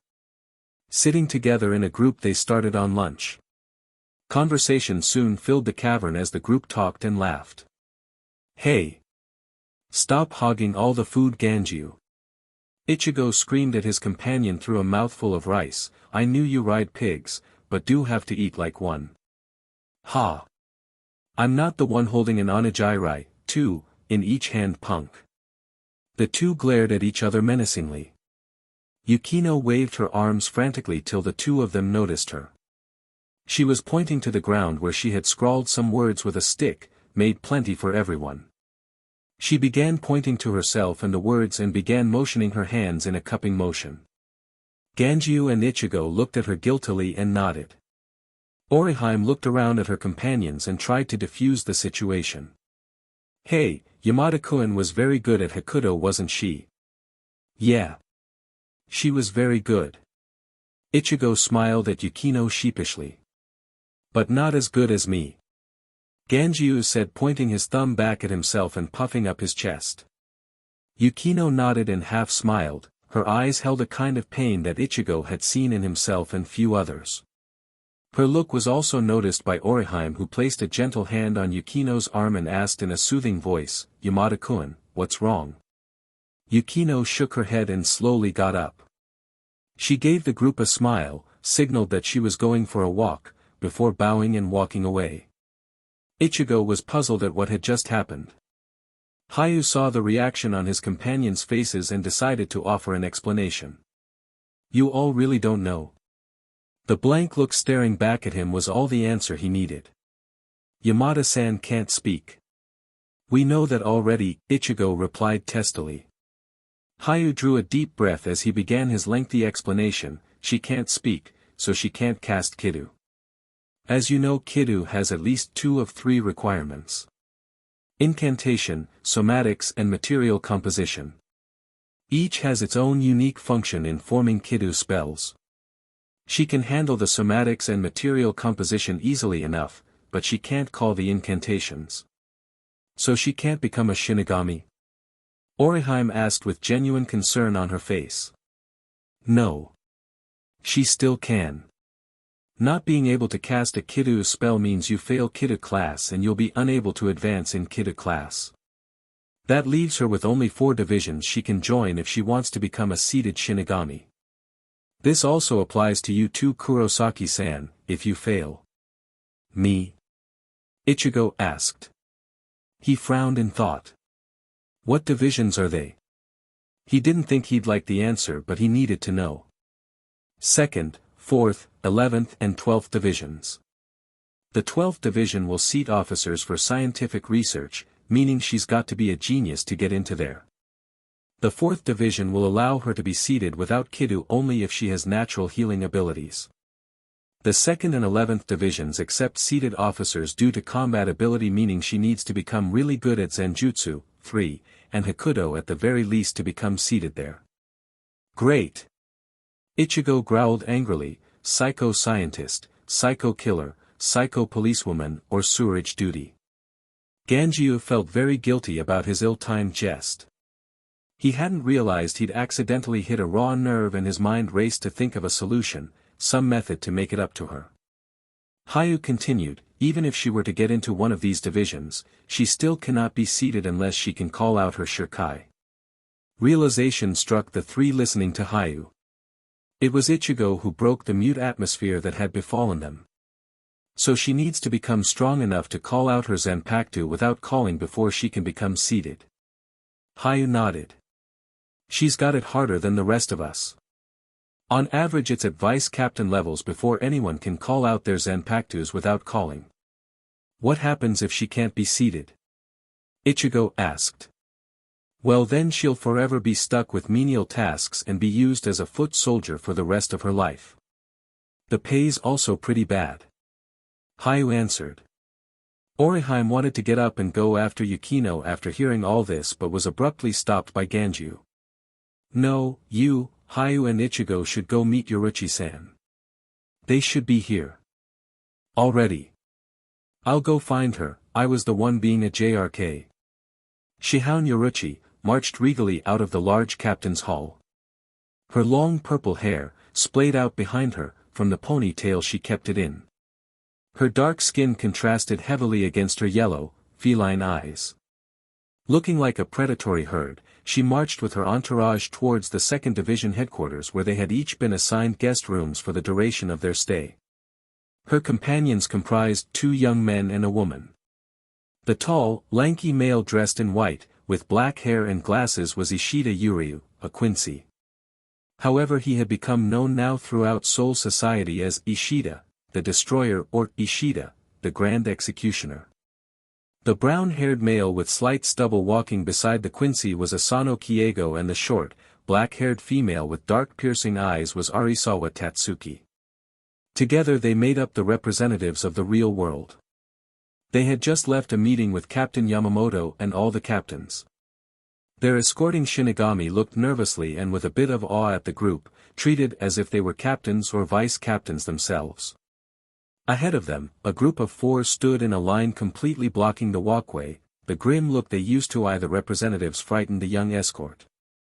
As he approached them he found the courage to call out confidently, "Stand aside, these people are guests and VIPs and I am under."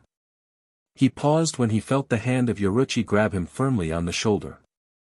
Head ped, she released the poor man, stepped forward and crossed her arms across her sun-colored top. "Ichigo. Long time no see," she called out. "Yoruchi-san," he replied stepping forward with a grin on his face. Just like that the tension in the air broke down, the escort was surprised by what unfolded before him. He was sure 3 of the 4 newcomers were academy students, having no visible unit markings. The last one however, he realized was the noble woman, Kuchiki Rukia. Tatsuki Kaen, an excited girl screamed, rushing past him. "Haim." Tatsuki delighted ran forward and the 2 embraced warmly. "It's good to see you. You look great." Orihime stood back to view her smiling companion. "She's got a boyfriend now," Ishida remarked with a hint of a smile forming. "I heard women glow when that happens." His eyes never left Orihime. "Got a problem with that?" Tatsuki hiding the redness in her cheek with anger. This seemed to make Orihime smile even wider. "Ichigo, been getting into trouble lately?" Yoruchi asked by way of greeting. Ichigo laughed. "No, Yoruchi-san." "Rukia, how have you been? Ichigo been giving you lip?" Yoruchi asked, a glimmer of mischief dancing in her eyes. "Teach him to be a good man yet?" Rukia choked, coughing out her reply, "Yoruchi-san." "No." She laughed at Rukia's apparent shock, "Just joking. It's good to see you." Her eyes caught the sight of an unfamiliar face, "And this is?"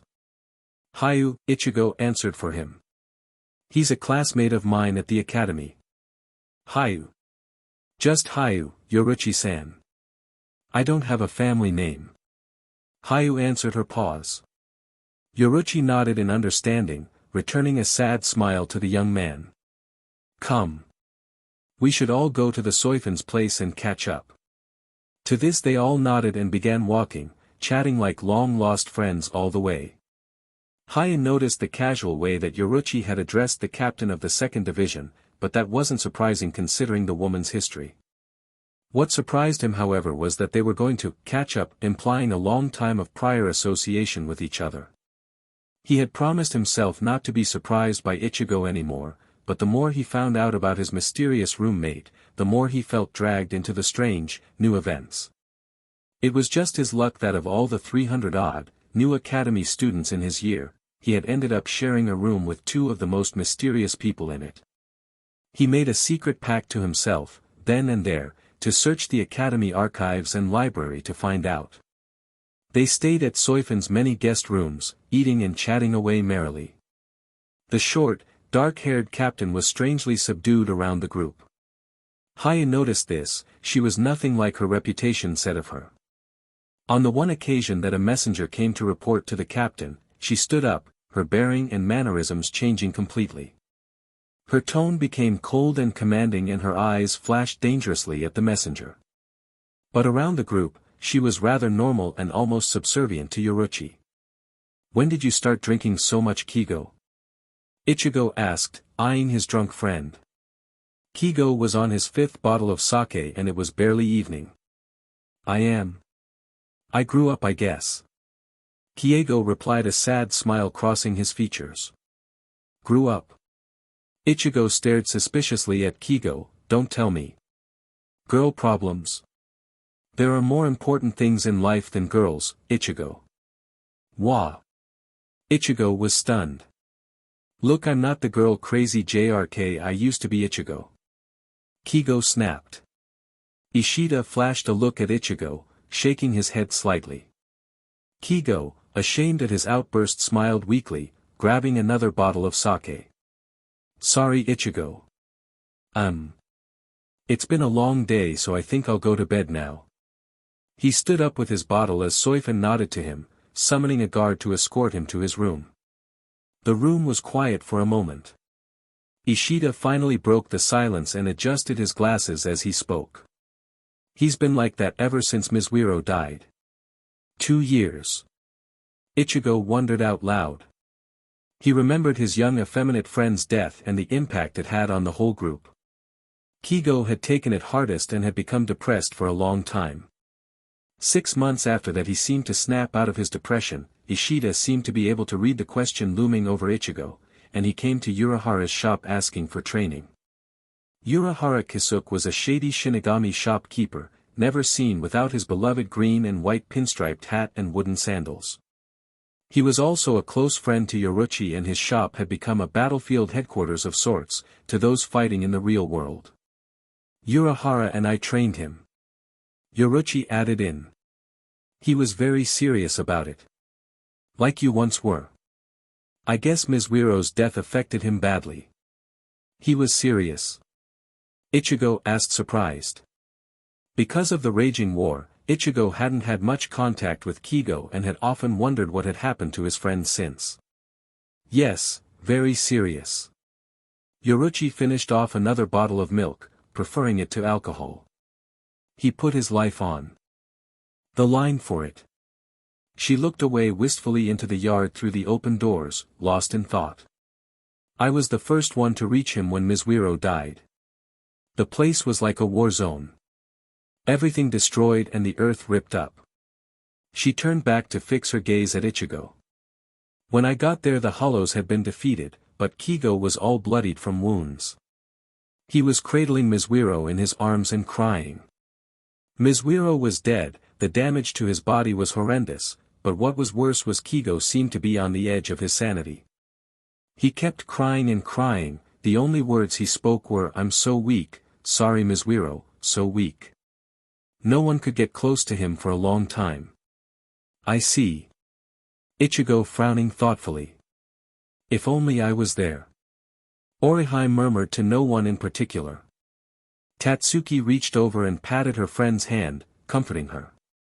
Ishida coughed softly and decided to lighten the air, changing the topic. "Inuo-san, I got those things you wanted." A slight blush crept into his cheeks. He turned to fix his eyes on Rukia and Ichigo. "I also got some for you, Kurosaki, and for you Rukia-san, for." "Really?" Orihime almost shrieked, excitedly. "Got what?" Ichigo and Rukia asked curiously. They frowned at each other in disgust. "That was my line." The group laughed at the two's sudden telepathic prowess, as Soifun motioned for a guard to bring in Ishida's belongings. When they were brought in, Ishida removed a large package for Oriheim and two smaller ones for Rukia and Ichigo. Oriheim tore away at the package happily, its contents spilling out onto the smooth floor. It was clothing from the real world and Oriheim sorted through the contents like a child at Christmas. She thanked Ishida. "Thank you Ishida-kun, they're all so nice and you even got the right sizes too." Holding up a lacy pink bra to her chest, she asked innocently. "How did you know?" Ishida blushed as Tatsuki teased him. "Should have seen him at the department store. He asked me to come along to get that. I didn't think he could be so shy. He even knew the strap sizes and cup sizes." Fighting to regain his dignity he countered, "I am a tailor, I can judge a person's size simply by looking." "Oh. You looked?" Rukia chimed in. The group laughed at Ishida's obvious discomfort. "What the hell?" Ichigo's scream turned everyone's attention to him as he raised a t-shirt up into the air. "Why the hell does all my clothes have the Quincy symbol on it? I made them myself." The rest of the night was spent in subdued and general conversation. Hayu had remained quiet all night taking in the talks. It was obvious to him that Ichigo knew these people for a long time and that he had fought in the war in the real world. The question that Hayu pondered was why and how. He wondered if Ichigo, like Oriheim, was a real-world warrior who had died and been buried to Soul Society, and if so, how much of his power transferred across with him. Oriheim was known as a genius Shinigami here in Soul Society, and if she was the measure, then by what it sounded like, Ichigo was better. Kuchiki Byakuya stood beside his aunt Kuchiki Megumi in the large Kuchiki meeting hall. Although slightly shorter than her nephew, the middle-aged woman's eyes easily matched his in intensity. Her hair, fashioned in a top knot, was captured and held in place by a myriad of golden hairpins. Her ruby-red lips curled in a snarl as she spoke. "Father, it has come to my attention that certain people within the Kuchiki clan are acting in ways unbefitting our noble stature." "To whom are you referring, Aunt Megumi-san?" 5. Byakuya stared at her, expressionless. Kuchiki Inyo, father of Megumi and grandfather of Byakuya, raised his large scarred hands to silence the two. As head of the Kuchiki clan he looked imposing in his purple silk robes and long wispy gray beard. His face was hard and slightly wrinkled, but his deep gray eyes still commanded respect from those it rested on. Sitting on his large throne-like chair he spoke, "I have heard. I am old but I am not blind, nor deaf Megumi." "Father." Megumi bowed slightly, "I am only concerned for the reputation and integrity of the clan." "Are you referring to Kurosaki Ichigo?" Enyo asked, gently stroking his beard. "Yes, father." "Have you met him before?" "He is in the same year as my son, Minasuke." "Grandfather," Byakuya calmly interrupted, "I do not think it is a problem. When Rukia was adopted into the clan I could not intervene." Megumi's eyes were cold, her rage seething below the surface of her comments. "But I will not stand by while someone from the head family associates herself with commoners. Kurosaki is no mere commoner, Aunt Megumi-san." Byakuya too hid his anger behind his calm visage. The Chamber of 46 and the Godai 13 all consider him to be valuable and talented. Even still, do you think it appropriate, Byakuya-kun, that someone of her status throw herself at someone such as he, like some commoner? Is this the example the head family wishes to show the other branch families?" Her tone dripping with venom. "She may be young and a little immature," Byakuya conceded, "but I assure you she has done nothing to disgrace the family or head family. Are you protecting her because of your promise to his Anna?" The mention of Byakuya's dead wife caused him to wince a little. "Oh, we all know about that promise, Byakuya-kun. As I said, she has done nothing wrong. She is merely friends with Kurosaki." "Since when have you been one that knows about friendship? Are you being lenient on her because she's Hisana's sister?" Megumi grinned wickedly, knowing she had struck a nerve with Byakuya. "Enough," roared Inyo. You will not drag my dear granddaughter-in-law's name into this. Forgive me, father. Megumi bowed, her face showing no signs of remorse. I merely wish that the heir to the Kuchiki name show no bias in his decision-making. I have none. Byakuya answered her stare with one of his own. That's good to hear. I'd hate to think that the future heir would be unworthy to become head of the Kuchiki clan. That's enough. I have come to a decision. Anyo's voice rose like thunder in the empty hall. Turning to look at Byakuya, he said, the Chamber of 46 and Captain Yamamoto have both expressed to me Kurosaki's importance and worth. I have no reason to doubt their words. He has also become the focus of our clan and we have been ordered to protect him at all cost. Byakuya nodded in reply. Closing his eyes, Anyo began stroking his long, fine beard again. However, I do agree that people can misinterpret Rukia's behavior towards Kurosaki. It may or may not reflect badly on us. I do not know. However, I think we should be safe, if she were to refrain from such conduct in future. This gained a smile and a slight nod from Megumi. But Rukia being of such a strong personality would not stand for it, and I do not wish to create an unseemly scene. I do not want the Kuchiki name to end up like some kabuki, play. However, although I ask she not approach him, Anyo turned his gaze on Byakuya, a slight smile, I will approve of Kurosaki to court her through the normal means, if he so wishes to do so. Megumi, aghast, could only bow as she excused herself and left the room.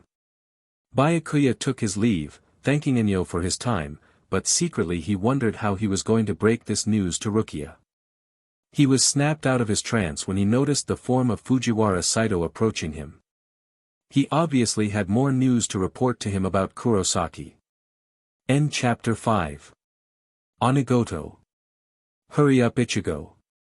Rukia knocked loudly at the familiar door.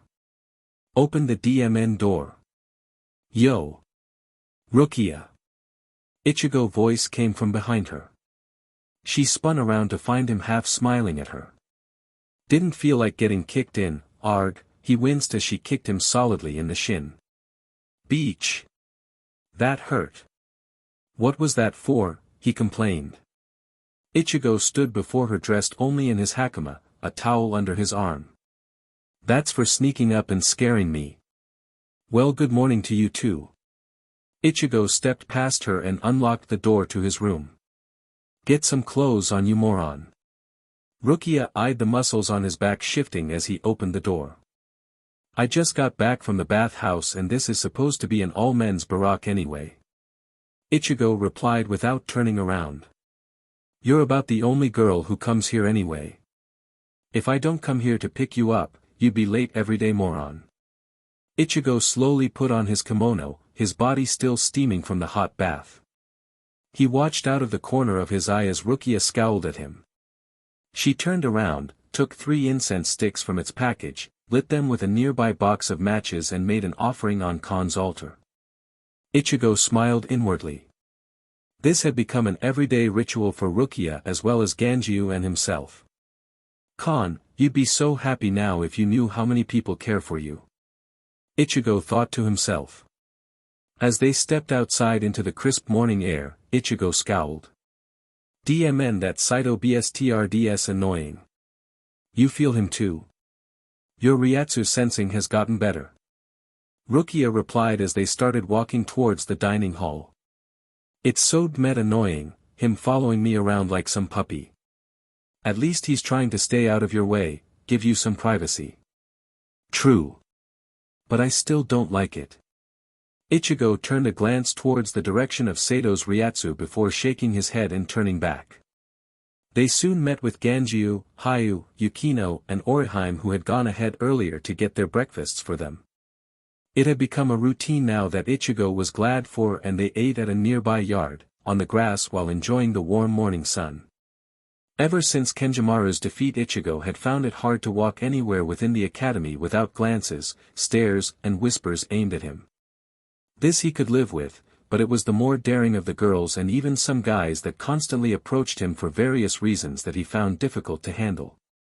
As they finished their meal and stood up to leave, Rukia had surprised them with an announcement. I'm going to the real world on mission. Really? Orihime asked. Karakura. Rukia nodded her reply.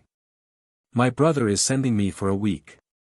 Ichigo perked up upon hearing this. Hey Rukia. Do you think you could? Of course, she answered before he could even finish. Where else do you think I'm going to stay? I have a letter. I'll pick it up tonight. At least you're good for something. Ichigo remarked at Rukia's back as she turned to leave. Rukia abruptly turned around and took a step towards Ichigo, eyes furrowed. She kicked him the other shin. I just remembered the other one. She turned around sharply and marched off humming to herself happily. Ganjio laughed while Hayu, used to this pattern by now, merely shook his head. Yukino giggled but Orihime just looked on, half smiling, staring wistfully at Rukia's disappearing back. You never learn, do you, Ichigo? Ganjio snorted between breaths. Shut up. Ichigo frowned, rubbing his sore shin with his hand. What's first class? Ho ho, 1, Hayu answered. That's what I've got too. Orihime was excited. Maybe we'll be doing it together, she hoped out loud. I doubt it, Inoue-san. We've been assigned to different training areas. Hayu shook his head. The class was a lot more boring than Ichigo had imagined it would be. Instead of a practical lesson, they were taking notes detailing basic ho-ho principles. Movements in and out of melee range, jinking, missile range and various other types of gymnastics movements that well-trained humans were capable of. There was a restlessness in the class, and the middle-aged female instructor seemed to sense this. She raised her eyes, commanding everyone's fullest attention. Class, today we will not be doing any practical training. MMS filled the room, a smile slowly filled the instructor's face. However, we have been invited to watch the 10th year's Shunpa training. An excited buzz ran through the class as they all filed out following their teacher. I would like all of you to keep in mind that not all Shinigami will be able to Shunpa, and you should not feel bad if you're never able to master it. She gave a cautionary glance to the class. Even those who can do it will find they will be completely drained after 10 or 20 steps. It is after all a high-level technique. Sensei. Hayu asked over the noise of the class. I heard that for captain and vice-captain class, it is considered only a mid-level technique. That's true, she answered, however I think you're all 100 years too early to be thinking like that. Also truly high-level Shunpa is almost invisible to the untrained eye, which brings me to the point of today's instructions. If any of you find it hard to see the steps the 10th year are making, try to focus on monitoring their Ryatsu.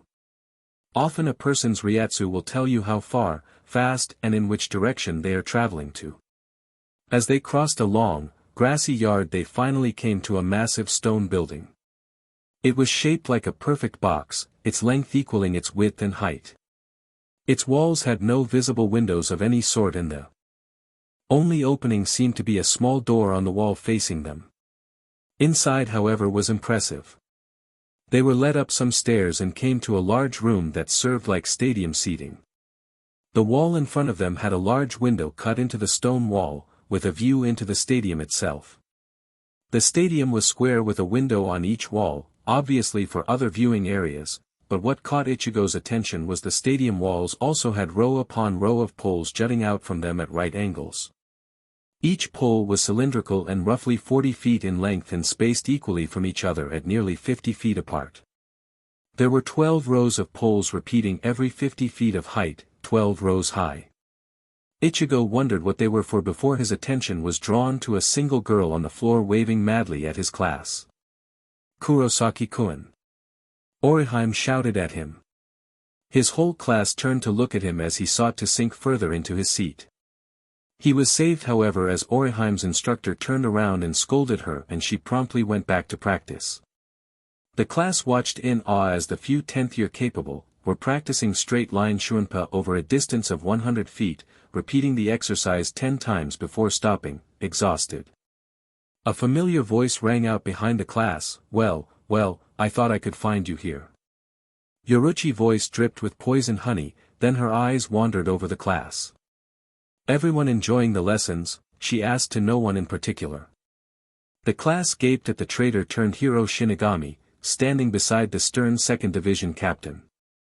Soifun was blushing as Yoruchi had an elbow resting on her shoulder, leaning slightly against her. "Let's make this interesting, shall we, Soifun?" Yoruchi twirled her ponytail with her free hand. Fighting the blood rushing to her face, Soifun managed, "Yes, Yoruchi-san," as Yoruchi leant over and whispered into her ear. Soifun nodded and walked towards the large stone window sill, hopped onto it and flashed away, reappearing on the floor next to the 10th-year instructor. Words were exchanged before a second later she reappeared beside Ichigo. "You are wanted on the floor, Kurosaki," she commanded. "What? Why?" Ichigo stammered. "Now, Ichigo." Yoruchi glowered at him, flexing her fingers as if claws were going to suddenly appear from them. When Yoruchi became like that, it was better to listen to her. "Yes, ma'am." Ichigo gulped, fighting his urge to salute as he ran down the stairs, through the hallway and onto the stadium floor. As he joined the other students, the instructor eyed him suspiciously. "Name?" he asked. "Kurosaki Ichigo." "First year." A couple of students looked at him with a mixture of surprise and curiosity. "We are going to play a game of Onigoto." The instructor began explaining the rules as he held up a red, leather glove. "The person wearing this glove is the Oni, too. They will be trying to tag the others not wearing a glove. Once tagged, the glove will leave a red ink stain on the person. That person also becomes an Oni. That person must then come down and get a glove from me and join in as an Oni, helping the other Oni until there are no more people left in the game.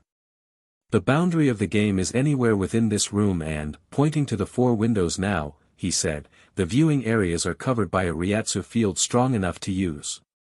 Is there any questions?" Seeing that there were no questions, the instructor proceeded to call out 10 names. Ichigo and Orihime were 2 of them. The chased were given 3 seconds to run. Ichigo maintained a low Ryatsu pressure, trying hard not to exert too much as he shrimped up to the top pole furthest away from the Oni.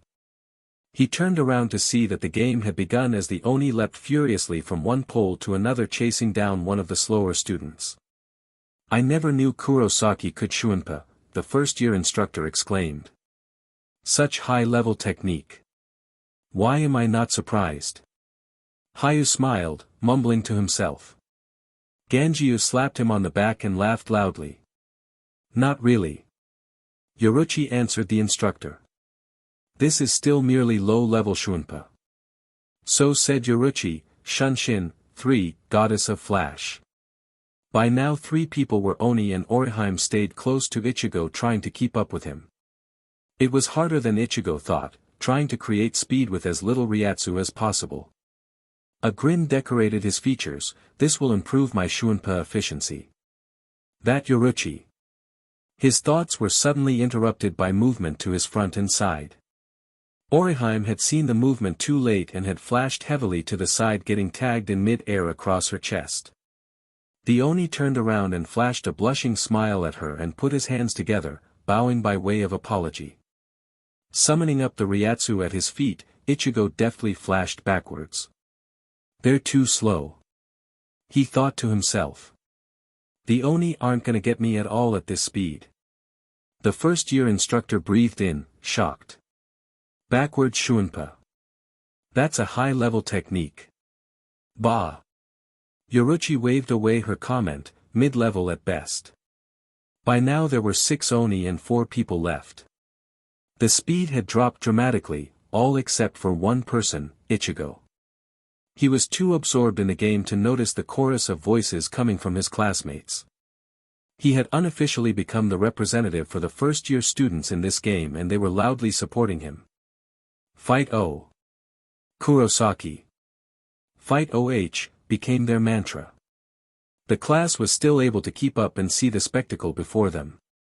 10 minutes later they watched as a grinning Ichigo stood, perched at one of the highest poles, 9 very exhausted Oni, some sweating in a heap on the floor, some struggling to maintain balance on the poles as fatigue affected them.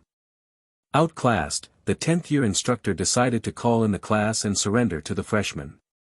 There was a blur of movement and Soifun was suddenly beside the instructor along with Yoruchi, everybody out of the stadium. Soifun shouted. Except for Kurosaki. Yoruchi stepped forward, grabbed a glove and wore it over her right hand. Soifun smiled and nodded to her as she followed the 10th years back out of the stadium and into the viewing stands. Ready, boy? She flashed and was suddenly behind him. The audience gasped, the first-year instructor could only utter under her breath. So that's high-level Shunpa. I didn't say go yet. Ichigo scowled as he flashed to a pole on the other side of the stadium. The audience left their jaws hanging open. Till now they were able to see his movements, but just then, he had completely evaded their vision. Go. Fight O. Kurosaki. Fight O. Oriheim's lone voice rang out across the room. Soon Ganjiu joined in, followed by the whole audience, barracking for the underdog. Yukino stood up, clapping in time with the cheering. Quite a cheer squad you have, Ichigo. Yoruchi goaded as she flashed towards him. Ichigo saw the blur of her movement and Shunpa down and away from her, covering 4 poles at a time. Focusing all his concentration on the amount of Ryatsu he was using and pinpointing her location simultaneously was a difficult chore. He gritted his teeth as he tried to spot his opponent. Yoruchi had speed up so much so that she was leaving behind Ryatsu and visual after images, confusing Ichigo further. Suddenly he spotted her as she was about to reach the pole that he had been flashing towards. Leaning forward before he reached it, he grabbed a pole that was in between him and his final target and allowed his momentum to carry him over, and down. Flipping, he Shunpa'd downwards off his hands to a lower pole. He didn't know if it was possible to focus Ryatsu into his hands to Shunpa, and it hurt his shoulder and wrist badly, but he had done it. Not bad, Ichigo, Yoruchi's voice came from right beside his right ear. She had somehow managed to get behind him. Shunpa with your hands. That's a high-level technique. Bet your shoulders hurt. She was obviously toying with him. Ichigo flustered angrily, Shunpa'd away, increasing his Ryatsu use, compressing it and increasing his speed by increments. By now the crowd was dumbstruck. With the exception of a few, no one saw anything beyond blurs. Ryatsu sensing was confusing without high-level refinement, and most could only tell who was going faster by how many after images were being left behind. Ichigo had 4 at a time and Yoruchi had 8. Kenjimaru focused his concentration on Ichigo's Ryatsu, trying to filter out the Ryatsu field generated by the window and the Ryatsu Yoruchi was leaving behind. How powerful was Ichigo, he wondered to himself. The amount of Ryatsu Ichigo was using didn't seem to correlate with the speeds they were traveling at. Hayu had given up trying to measure the level of Ichigo's Ryatsu, instead he opted to estimate how many steps they had taken to determine his comrade's strength. He had counted up to 150 so far. Ganjiu was lost in his own world, cheering and whistling with his thumb and finger in his mouth. The sound was deafening inside the viewing area and girls were gossiping amongst themselves. The main topic of their conversations was obvious. Ichigo glanced around as he stepped. Yoruchi was across the hall from him and angling herself in anticipation of his next move. He stepped and stepped again, reaching 2/3 of the way up the height of the wall. She came at him from the front, bouncing off the Ryatsu field, scaring some of the first-year students as a loud thump echoed throughout the room. Ichigo flashed to his left, aiming for the other wall, when he noticed Yoruchi had bounded back there already and headed towards him. Focusing a fair bit of Ryatsu, he created a field under his feet, and in mid-air he changed direction and headed away. Mid-air stop and Shunpa, his instructor gasped. That's a very high-level technique. Kenjimaru had heard this even though he himself couldn't see it happen. He turned to his teacher and asked, "Can you do that, sensei?" She could only shake her head in reply. His face became pale when he thought back to his duel, as he wondered what Ichigo truly could have done to him that day. It was obvious to him that at the very least, Ichigo's Ryatsu control and manipulation was better than his, by a big margin. Ichigo turned around furiously, looking for Yoruchi, but she had left his field of vision. Then suddenly she was there, perched on his left shoulder, crouching. Not bad, Ichigo. You've learned to compress your Ryatsu, using it very efficiently. Even a mid-air stop. I'm impressed. Ichigo glanced over, he was breathing heavily and Yoruchi was only starting to show signs of fatigue. A light coating of sweat painted her dark skin. He shrugged heavily, so she backflipped off him and he started off again, flashing to the far wall. She was suddenly beside him, so he changed directions, increasing his Ryatsu to pick up speed. She was there again. He shunped backwards, but he knew before he landed that she was behind him. Smack! The sound echoed throughout the hall as Yoruchi slapped him across the cheeks of his bum, leaving behind a red hand print there as if someone had groped him. The game was over. She smiled at him as he slumped to the floor panting, his face drenched in sweat. Not bad, Ichigo. You learn quick. You're able to do a fair bit with minimal Ryatsu, imagine what you could do with your normal amount. She whispered so only he could hear and offered him a hand to get up, which he took. The audience applauded loudly and Ichigo could make out words from the crowd. I can't believe he's a first-year student. Ichigo began to hate his hate of losing now. He could feel trouble brewing and it tasted like salt in his mouth. That could also have been his sweat. As he ambled over to rejoin his class, Hayu had finished estimating the amount of steps they had each taken. He was shocked by the figure he had come up with and started to wonder if he had miscounted. After all, he did not actually see the 250 steps that he had estimated based on flashes of Ryatsu. As Ichigo left the stadium with Yoruchi, she leaned over and whispered to him, "There's something going on with you and I want to know what it is." Ichigo answered her with a blank look. She continued, "The Chamber of 46 are trying to get all the original 5 noble houses to come back. The Shiba house has already been reinstated, as you know. For what reason, they wouldn't say, and now I find out the Kuchiki house is personally responsible for your safety. What's going on and why are you involved?" Ichigo frowned, the look in his eyes told her that he knew something but wasn't willing or ready yet to tell her. He was saved by the noise of the classes entering the hallway, all wanting to talk to this new genius, first-year Shinigami. She whispered to him, "We'll talk about this later, definitely before I return to the real world." Her expression told him if he didn't tell her, he would not be able to tell anyone, ever. He felt resigned. Ichigo. Not bad. Ganjiu wrapped an arm around him, grinning idiotically. That's the Shunshin Yoruchi, and you held out against her. Hayu stared at his friend with a mixture of admiration and suspicion. He was pushed roughly out of the way into Yukino by a mob of girls all wanting to ask a now red-faced Ichigo all sorts of questions.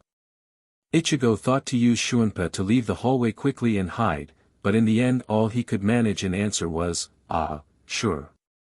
Ganjiu and Ichigo pushed their way through the crowd looking for Hayu and Yukino. Finding them, they marched off together back to the classroom as Ichigo turned to wave goodbye to Orihime. She waved back and pointed to her bottom. Ichigo turned his head to stare down and saw a nice red handprint on his posterior. He'd have to put up with it for the rest of the day. End chapter 6. Midnight Rendezvous. The next morning, there was a knock on the door, signifying the arrival of guests. Captain Abarai, Kuchiki-sama, Ishida-san, Asano-san. Please come in, Hayu bowed politely as he answered the door. Sorry, our room is so small. It's all right, the Quincy answered as he raised his hand, waving off the apology. We won't be long. I'll be with you in a sec. Ichigo called out, hunched over his table, folding letters into the 3 envelopes on the side. Looking around the small room, their eyes rested on a small altar by the door. Kurosaki, may we? Ishida asked. He nodded in reply, as he turned around and got up from his seat. One by one the guests paid their respects to Khan. Hayu looked on in wonder. This religion seemed to be more widespread than he thought, adding on to the list of things to look into. Saito looked up from his bed over the textbook he had been reading, only to meet the piercing glare of Kuchiki Rukia. He turned back hastily to avoid her death stare, keeping his face devoid of any emotion. As Ichigo finished his offering, Renji noticed that someone was missing. "Where's Ganju?" "He won't be back till much later, Captain Abarai," Hayu answered. "That's fine then. We gotta go on a mission now anyway," he motioned to Rukia. Rukia took the letters from Ichigo's hand and tucked it in her kimono, knowing that it was for his sisters and his father. "Thanks Rukia," he murmured through a slight smile. "No thanks needed, Ichigo," said Rukia as she turned around to leave with the red-haired captain. "You just owe me for this, you owe me big." Rushing out the door, Ichigo remembered one last thing. "Oi. Rukia," she turned around inquisitively. "Get me a box of pens, okay?" She smiled. The Ichigo that always thought about his friends, in his roundabout way, hadn't changed, not even in death. "I'll think about it," she teased as she marched off after Renji. Ichigo smiled inwardly, he knew she would. "Come with us," Ishida's flat voice rose behind him. "We need to talk." Ichigo glanced at Saito, lying in bed reading and nodded his assent. As Ichigo left with Ishida and Kigo, no one noticed as Hayu walked off into the night, alone. It was late when the three of them finally made their way to a grassy outcrop, on the outskirts of Unreality overlooking the Great Wall. The warm night blew in a gentle breeze from Soul Society's eternal spring. "It's been a while since we sat down and talked like this," Kigo commented as he brought out bottles of sake from his knapsack and passed one to each of his companions. "Yeah," Ichigo stared off into the distance, beyond Rukongai. "What is it you really want?" Ishida adjusted his glasses. "Something big's happening in Soul Society Kurosaki, and we want to know what it is." "Is that why you came?" "No, this was purely a diplomatic and political visit, fleshing out the real-world treaty. It's the way Soul Society is doing it that's making me suspicious." Ishida gave an expectant look to Ichigo, hoping he would add a piece to the puzzle. "What did they tell you?" "Not bloody much." Kigo answered contemptuously. Ishida scowled as Kiego took a swig from his bottle. "There's been Arrancar attacks directly in the real world and in Rukongai. How they're getting into Rukongai, I don't know. But your Vizard friends are working overtime in Hueco Mundo, trying to find out how they can open portals to here. But what's alarming is the Arrancars are coming with hollows. Their attacks are very organized and consist of mostly hit and runs, not very hollow-like behavior. Could be Ulquiorra or Grimmjow, they're still around," Ichigo added hopefully. "That doesn't explain the portals or the subservience of the hollows," Ishida said, irritated by Ichigo's optimism. "Before, they were fighting randomly, as if purely for fighting's sake, but now they're like a guerrilla unit attacking in an organized fashion, and worse." "Worse?" Ichigo raised an eyebrow. What was worse than the Arrancars becoming smarter and getting organized? "I spotted a new Espada-level Arrancar in the real world. Not a Ryatsu I've seen before. Massive and dark." Kigo added and took another swill from his sake bottle. "How?" "We met him in the real world. He just zeroed a shopping mall and then left when we got there," Ishida added. It seemed very out of character. Normally they're more than happy to stay around and fight to the death. Based on all the recent activity, I believe there's more than what meets the eye. Those BSTRDS have made it hard for us to act." Kigo complained loudly, "They only seem to come during daytime now and we're not invisible. News crews are all over Karakura. On top of normal hollow eradication and soul burials, Soul Society and our resources are stretched to the limit." Ishida gave a stern look to Ichigo. "They wouldn't release you to us for active duty claiming you haven't completed the academy yet. I'm surprised you haven't proven your worth to them." Ichigo looked away guiltily and chose his words carefully. "It's not that simple. They want me to complete the academy officially, so no one will complain when they appoint me as a captain." "Since when did you care about those things?" Ishida questioned, not buying his answer at all. "And why do you seem to have a bodyguard?" Ichigo focused, and found the familiar Ryatsu of Saito sitting 300 yards away. "Oh him, he was assigned. Not my choice, BSTRDS more annoying than anything. Ichigo stretched uncomfortably. Changing the topic he asked, so what's in the treaty? Ishida gave his friend one last suspicious look before taking a deep breath and adjusted his glasses. The usual fine points to any bureaucracy, who does what, when. Jurisdiction points, meeting arrangements etc. We're also trying to establish a permanent Senkiman, 1, complete with Ryushihenkenki, 2, from Urahara's shop to Soul Society. However, the demands that they have made are very unusual. Ishida passed his full bottle over to Kigo, who had just finished his second. Looking up at the stars, he began to recount the points. 1. They're trying to gather the original 5 noble houses and reinstate them. As you know, the Shiba clan has been reinstated already. They want Yoruchi-san back to reinstate the Shihoun clan. Ichigo nodded as he took a draught of his sake, staring towards the stars as well. 2. Ishida continued. They want to create a universal detection and communication network between Soul Society and the real world. This we have no problems with. What did you use before? Ichigo asked, out of curiosity. Urahara had created a small private mobile network for us which detected the opening of gates.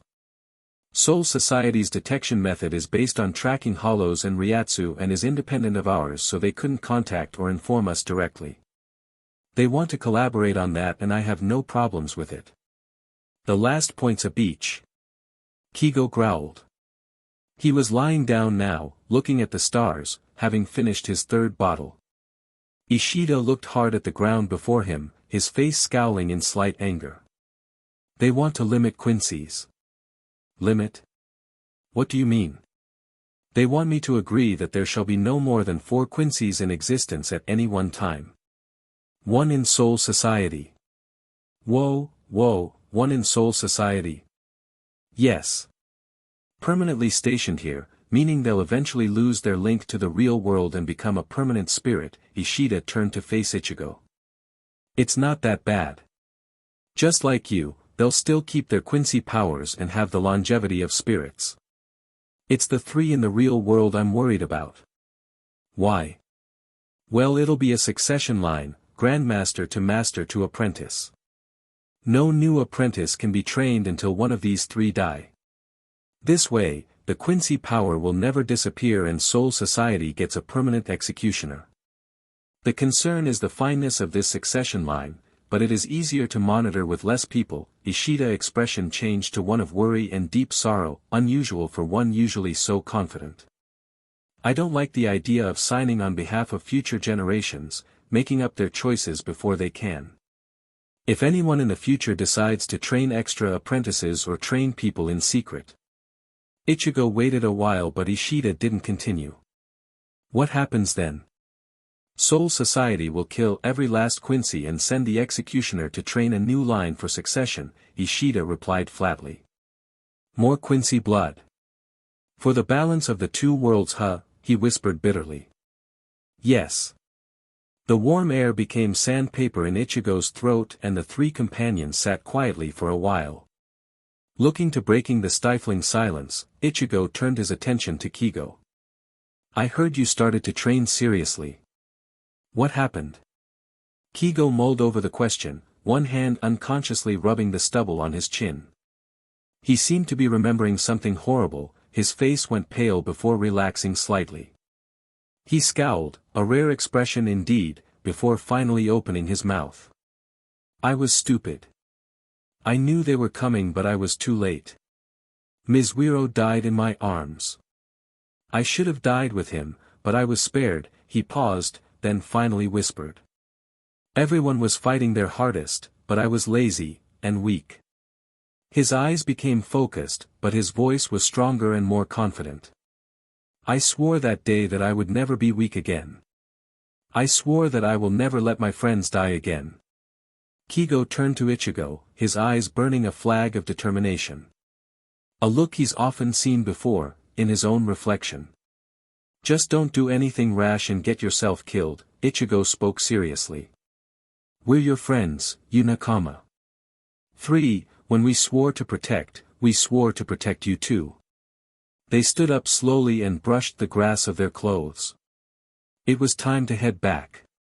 Ishida took a few steps toward Ichigo, till they were side by side. "I know you're hiding something," Ishida whispered, barely moving his mouth. "Just like the time you went off to train to become a wizard. Whenever you're ready to tell us." He adjusted his glasses before continuing, "Just don't do anything rash and get yourself killed. We're your friends, you Nakama. When we swore to protect, we swore to protect you too." Hayu entered the cavern to find Yukino already practicing Hakudo by herself. He watched her kata, in fascination. Her moves were flowing and circular, not like the harsh, jarring moves of Ichigo and Ganju. He stood on the side and waited till she finished. "Yamada-san, that was very beautiful." She smiled and bowed, then walked over to meet him. "Would you like a drink?" "You can rest while we wait for Shiba-san," Hayu offered. She gratefully accepted the drink and sat down against the cavern wall while taking small sips and fanning herself with one hand.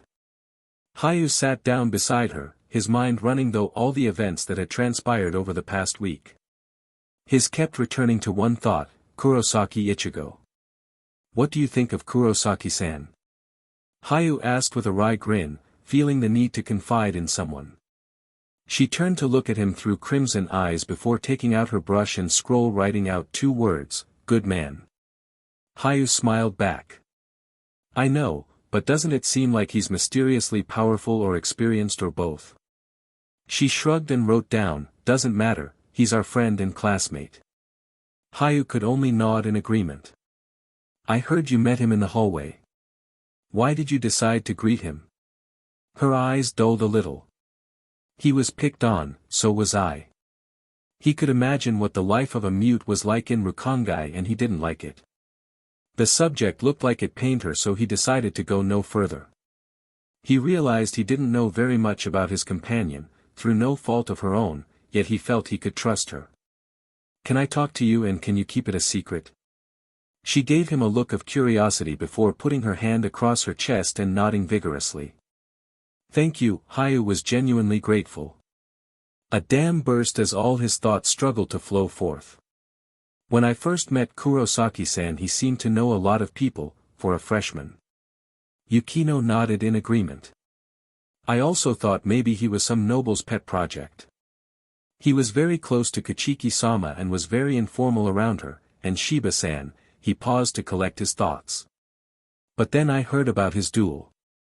To be honest, at first, I wasn't so surprised he'd won. To get noble sponsorship you would have to have some talent, although from what I heard he was too much for Tsukamoto-san." She nodded, obviously she had heard the rumors as well. "Then I met his friends. And you know they turned out to be the representatives of the real world." The look that came across her face expressed pure shock. When they talked, he was very informal with them. It's obvious he knew them for a long time. It was also obvious that they had fought together in the real world. Yukino looked at him curiously before wetting her brush again. "Maybe he's a real-world warrior who's been buried." "That's what I thought at first," Hayu nodded. "So I checked up the burial records at the Academy Library to find the Zanpakuto that buried him. He wasn't listed.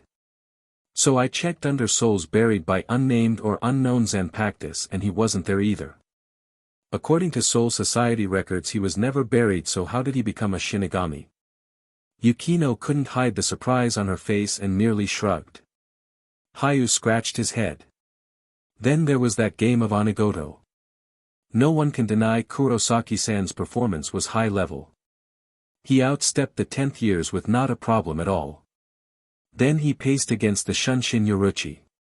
I counted roughly 250 steps each, judging by their Ryatsu pulses.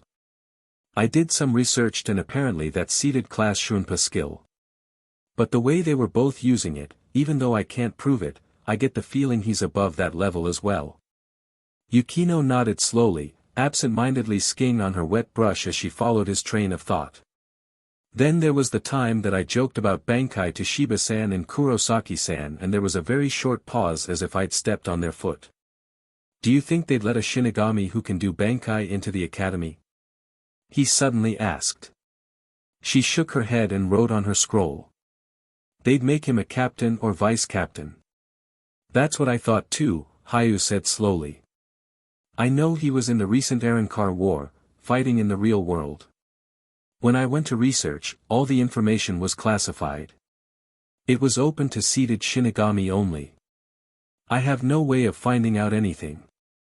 I'm not sure how involved he was or who he fought, but I think from the conversations with the Shihun-san he was fairly involved. But the weirdest thing is, Kurosaki-san has an altar in our room with a plush toy on it. Yukino looked confused and reached down to her scroll. Maybe he likes plushies. It's a death altar and they make offerings to it every day without fail. Not just Kurosaki-san or Shiba-san, but Kuchiki-sama and Captain Aburai too. So did the representatives of the real world. It's like some sort of new religion or cult. Sometimes I wonder if that's the source of their powers. Yukino stared off into space, thinking during the silence that followed. I don't think it matters if he's strong or powerful or weird. I think what matters is if he's good and if we can trust him. Now it was Hayu's turn to ponder. I think he's a good person. I think we can trust him. The Kuchiki clan seem to trust him and Kuchiki-sama seems very close to him. Yukino gave him a warm smile through charcoal lips and splotchy black teeth, nodding. The sparkle had come back into her eyes as she wrote, "Don't worry so much." They sat in silence for a few more minutes before a familiar voice boomed out across the cavern. Yo! Sorry I was late. Had to go to the 11th Division to borrow some Bakken 5 for us. Upon seeing Yukino's face, Ganjiu couldn't help but splutter. What happened?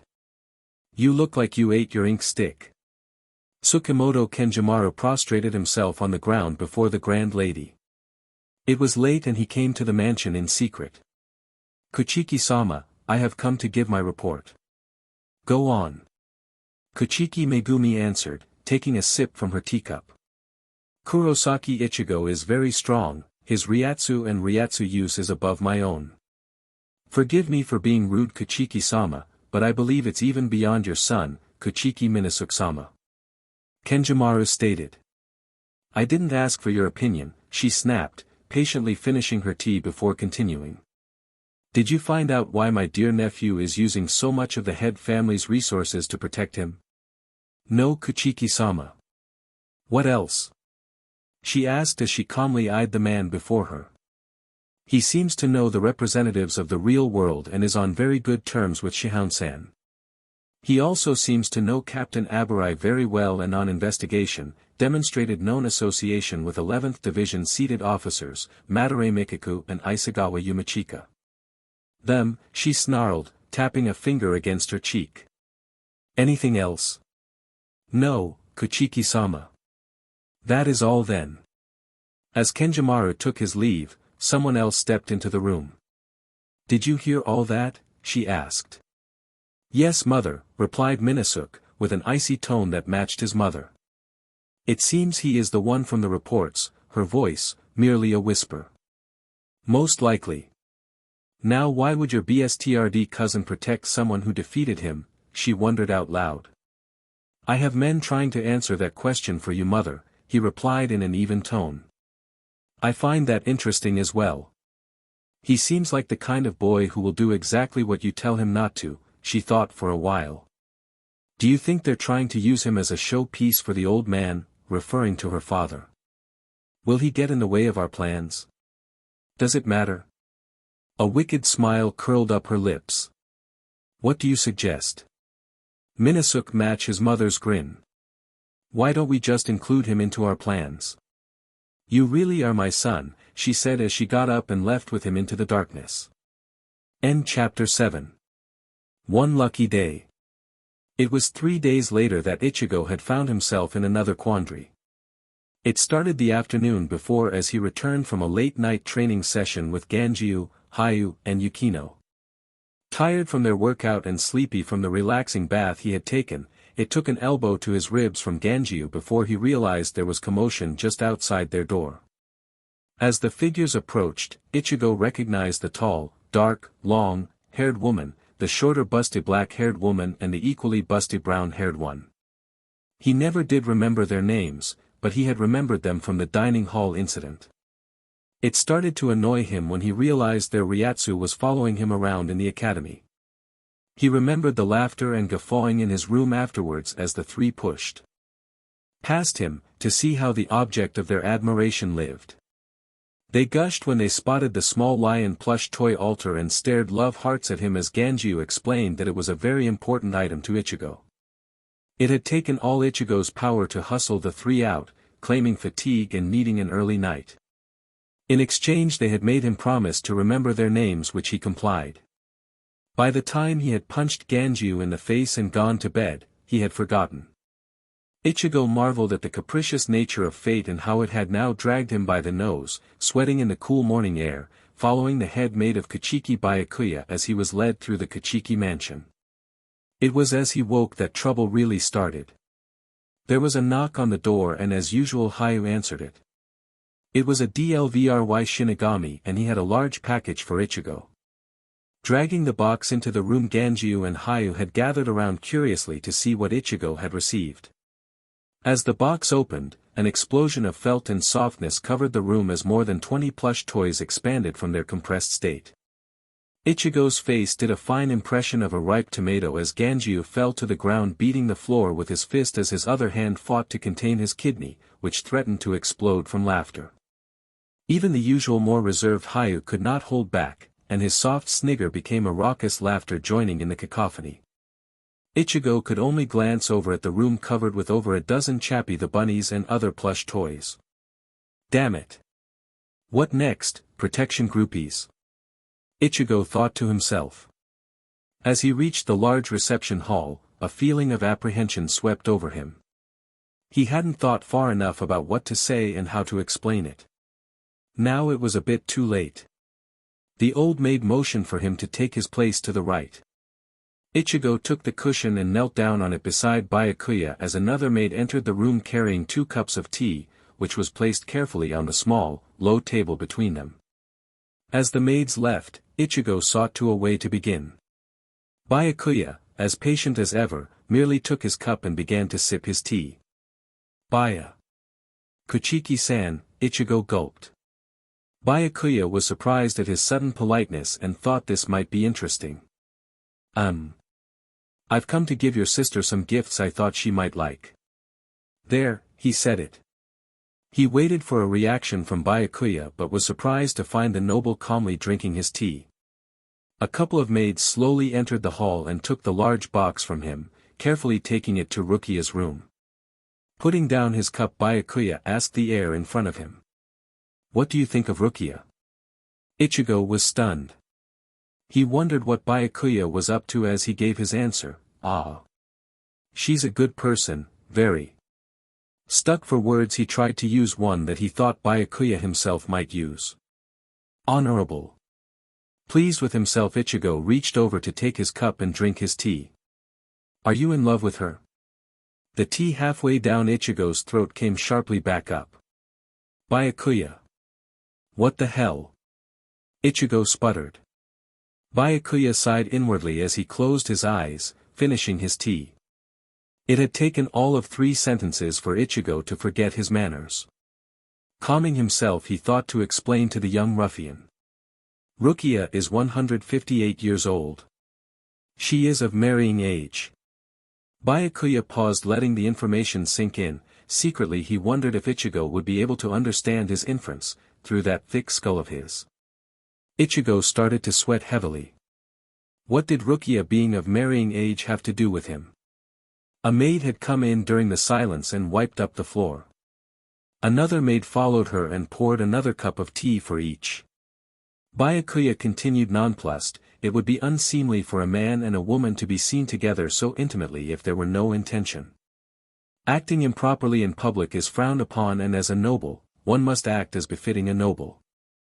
The maid had returned with a fresh pot of steaming tea and had placed it on the table. Ichigo gulped it down, replenishing his lost moisture. What does that have to do with me? He wasn't sure he was going to like the answer. Byakuya opened his eyes and stared intently into nothingness. My grandfather, the head of the Kuchiki house, has decreed that Rukia is not to approach you so, callously. He thought that should be a subtle enough hint. Ichigo strained his mind to understand him. Really, politics and diplomacy were not his forte. He preferred the direct, in-your-face approach of Rukia to this torture any day. Hell, even her crappy drawings would be better than this. So you mean, you want her to not come around and kick and punch me and yell at me and call me a moron? That was part of the problem, Byakuya admitted. Yes. That's great. Ichigo was suddenly in high spirits again. You don't know how many times I've wanted to slap the Rukia, I meant tell her to stop. No slapping. Ichigo mentally scolded himself for his temporary loss of manners. Maybe you should tell her, Byakuya. Byakuya glared at Ichigo using the only other expression his face was capable of, disapproval. Even after they fought so long ago on the cliff of the Sokuyoku, he had merely eyed Ichigo with disapproval, not hate nor malice. The head has decided that she is not to approach you. What? What the hell kinda shitty but rule is that? Ichigo interrupted. Where I come from you can't do that. This is Soul Society. Not the real world. Byakuya wondered what he had ever done, to make fate kick the Kuchikis whenever a Kurosaki was involved. Why can't we see each other? She's 158 and I'm 21, we're both adults. Ichigo scowled, realizing how ridiculous that sounded. As I was saying, she would not be allowed to approach you, but you will be allowed to approach her. That's messed up. Ichigo exclaimed. Didn't that essentially mean the same thing? Byakuya closed his eyes to calm himself down. If you wish to see her, you must come here to ask for her time. The look Byakuya gave to Ichigo could bleed blood from stone. Your intentions must be honorable. I don't intend to do anything dishonorable to her, Byakuya. Ichigo replied, getting annoyed. I wouldn't harm her, I'd protect her with my life. Ichigo had intended his last statement to be a challenge, but instead Byakuya seemed to relax and only nodded. Ichigo got that confused feeling again. As he attempted to formulate a coherent question, Byakuya calmly spoke. That will be all. I am satisfied. Dazed and utterly confused, Ichigo rose and excused himself. Walking out, he had the sinking feeling he'd missed something. Zanjutsu training consisted of repeated workouts in Yard 15, followed by repeated swinging of Ichigo's Aswachi in one of three of the basic kendo attacks: chop, slice or move. It was a menial task for Ichigo, who felt the weight of his sword as an elephant would feel the weight of an ant on its back. It was sparring practice that Ichigo looked forward to and enjoyed the most. Even though every practice to date has ended up with him as the ultimate victor, he liked the challenge of swordsmanship without the intricacies of Ryatsu use. It was mid-afternoon when he was doing basic drills to the instructor's monotonous counting when he felt the subtle approach of the Ryatsu of Doom. DMN, he thought to himself. A second later he was held in a shoulder-to-shoulder embrace from either side as two familiar people smiled down at him. Ichigo, a bald-headed third seat, smiled at him. When Madarame Ikaku smiled, something was going to happen, usually involving a lot of blood. Ichigo, the effeminate fifth seat on his other side of him, purred. When are you ever going to come around to spar? For a pretty boy, Yumachika could pull off the cold assassin voice very well. The class turned around to gape at the trio. The 11th Division had a reputation for being bloodthirsty, psychopathic killers. Everyone took a step back subconsciously from the three. Ichigo's reputation for association with nobility was well known, his association with barbarians was only adding to his mystique. What are you two doing here? I'm in class. Come on, Ichigo. You should be sparring with us. Ikaku complained, holding on to Ichigo tighter. Say the word and I'll have you in the 11th Division tomorrow. You know that's not possible, Ikaku, Ichigo scowled. He was supposed to keep a low profile. Excuse me, Madarame-san, Isagawa-san, but I have a class to teach here. The instructor shouted as his glasses nearly fell off. If you could leave this till after class I would much appreciate it. For eyes. For eyes. A shrill excited voice called out from the lips of an small, pink-haired infant. Kusajishi Yachiro's large brown eyes contained an uncontrolled demonic glee as she tugged vigorously at the instructor's sleeves. Kenchan wants to teach today. Where Yachiro was, Zaraki Kenpachi was sure to be close. He struggled to free himself from the embrace of his two companions but without resorting to drastic means, it was a futile effort. Resigned, he said a silent prayer to whatever deity that cared to listen as the giant captain of the 11th Division stepped towards the instructor. The instructor, wide-eyed, bowed and struggled to find his voice. Before he could say anything Kenpachi stated coldly, I will instruct today's lesson. It was the Kenpachi way of asking. As you wish, Captain Zaraki. The instructor replied as he stepped away from him to regain his breath. The huge captain stepped forward as the class stepped back in a sort of macabre cha-cha. He glowered, his face stern as it sought out one particular person. His eye patch and scar across his other eye did wonders for his charisma as he spoke. I am Captain Zaraki of the 11th Division. And I'm Vice Captain Kusajishi. Yachiro squealed as she leapt onto the back of Kenpachi's head, careful not to mess his elaborate porcupine hairstyle. Today I will instruct you, Kenpachi grinned. My first lesson is sparring. I shall decide the pairings. Hell no. Ichigo couldn't hold himself back any longer. Ah, come on Ichigo. Don't be like that. Kenpachi almost purred. It'll be fun. No. I refuse. I'm not going through that again. Again, Hayu thought to himself, did Ichigo ever spar with the Zaraki Kenpachi before? He shook his head. He had agreed with Yukino that it didn't matter about Ichigo's past, what mattered was how he was now. Still he couldn't help but feel a twinge of admiration and curiosity towards his roommate. Ichigo struggled vainly against his captors and thought about increasing his Ryatsu exponentially. However, he thought better of it as a sudden increase in Ryatsu might excite the volatile captain even more. Instead his mind raced around for an idea, any idea, to avoid a fight in front of his classmates. Yay! Kenchan is going to have so much fun. Yachiro's voice was shrill with delight as she shuanped and appeared on Four Eyes' shoulder giggling at his shock. The first pair to spar will be me and Ichigo, Kenpachi declared. The whole class had the better him than me look on their faces. Ichigo smirked, putting on an air of confidence as he challenged Kenpachi. I'll fight you Kenpachi. But only on one condition. Name it. Zaraki Kenpachi was more than happy to oblige. You must first be able to call out your shurikai.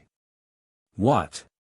Kenpachi's shout scattered the class as they retreated even further. I told you once before, I'll never be never fight one who can only fight by himself. Ichigo winced as it didn't quite make sense, so he added, at full strength. Kenpachi thought for a while. He had wanted to fight Ichigo, but more than that he had wanted to fight Ichigo at his full strength. He grunted and grinned.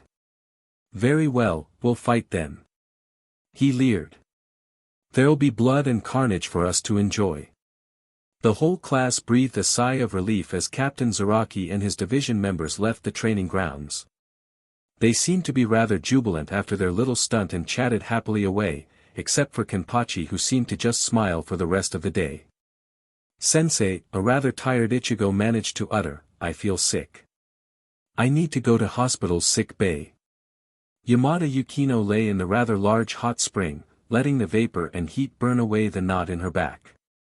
She had had an exhausting day and had seized upon the opportunity to use the hot spring in the secret cavern they had been using for training. They weren't due for training yet, and since there was a screen around the spring, she had felt like coming here to relax. She placed a large steel symbol next to her so she could warn the others that she was in there. Her clothes lay in a neat pile behind her, under the symbol on top of a rock. The thick steam coming up off the water surface created beads of sweat on her face. She stretched, cat-like into the air above her and let the water run down her smooth pale skin. She was in heaven. Closing her eyes, she plunged her head underwater, luxuriating in the feel of the warm liquid running over her body. She held her breath, and never heard the sound of someone entering, or the sound of clothing slumping over screen. She stood up out of the thigh-deep water and combed her long hair through her fingers, letting it drape over her left shoulder, over her breast. She opened her eyes and tried to scream in surprise, but she had no voice. Ichigo, stunned, couldn't help but stare at the woman before him standing out of the steaming water. He was sure his face matched the blood redness of her hair and his voice matched her own. He panicked when she opened her eyes and he realized he was naked. Jumping clumsily at the screen in an attempt to get his towel, he had inadvertently knocked it over. She spun around and tried to grab her clothes under the symbol but knocked them behind the rock instead as she lifted the instrument. Frustrated, she acted on instinct, turned around and threw the symbol at Ichigo, clanging as it struck his head.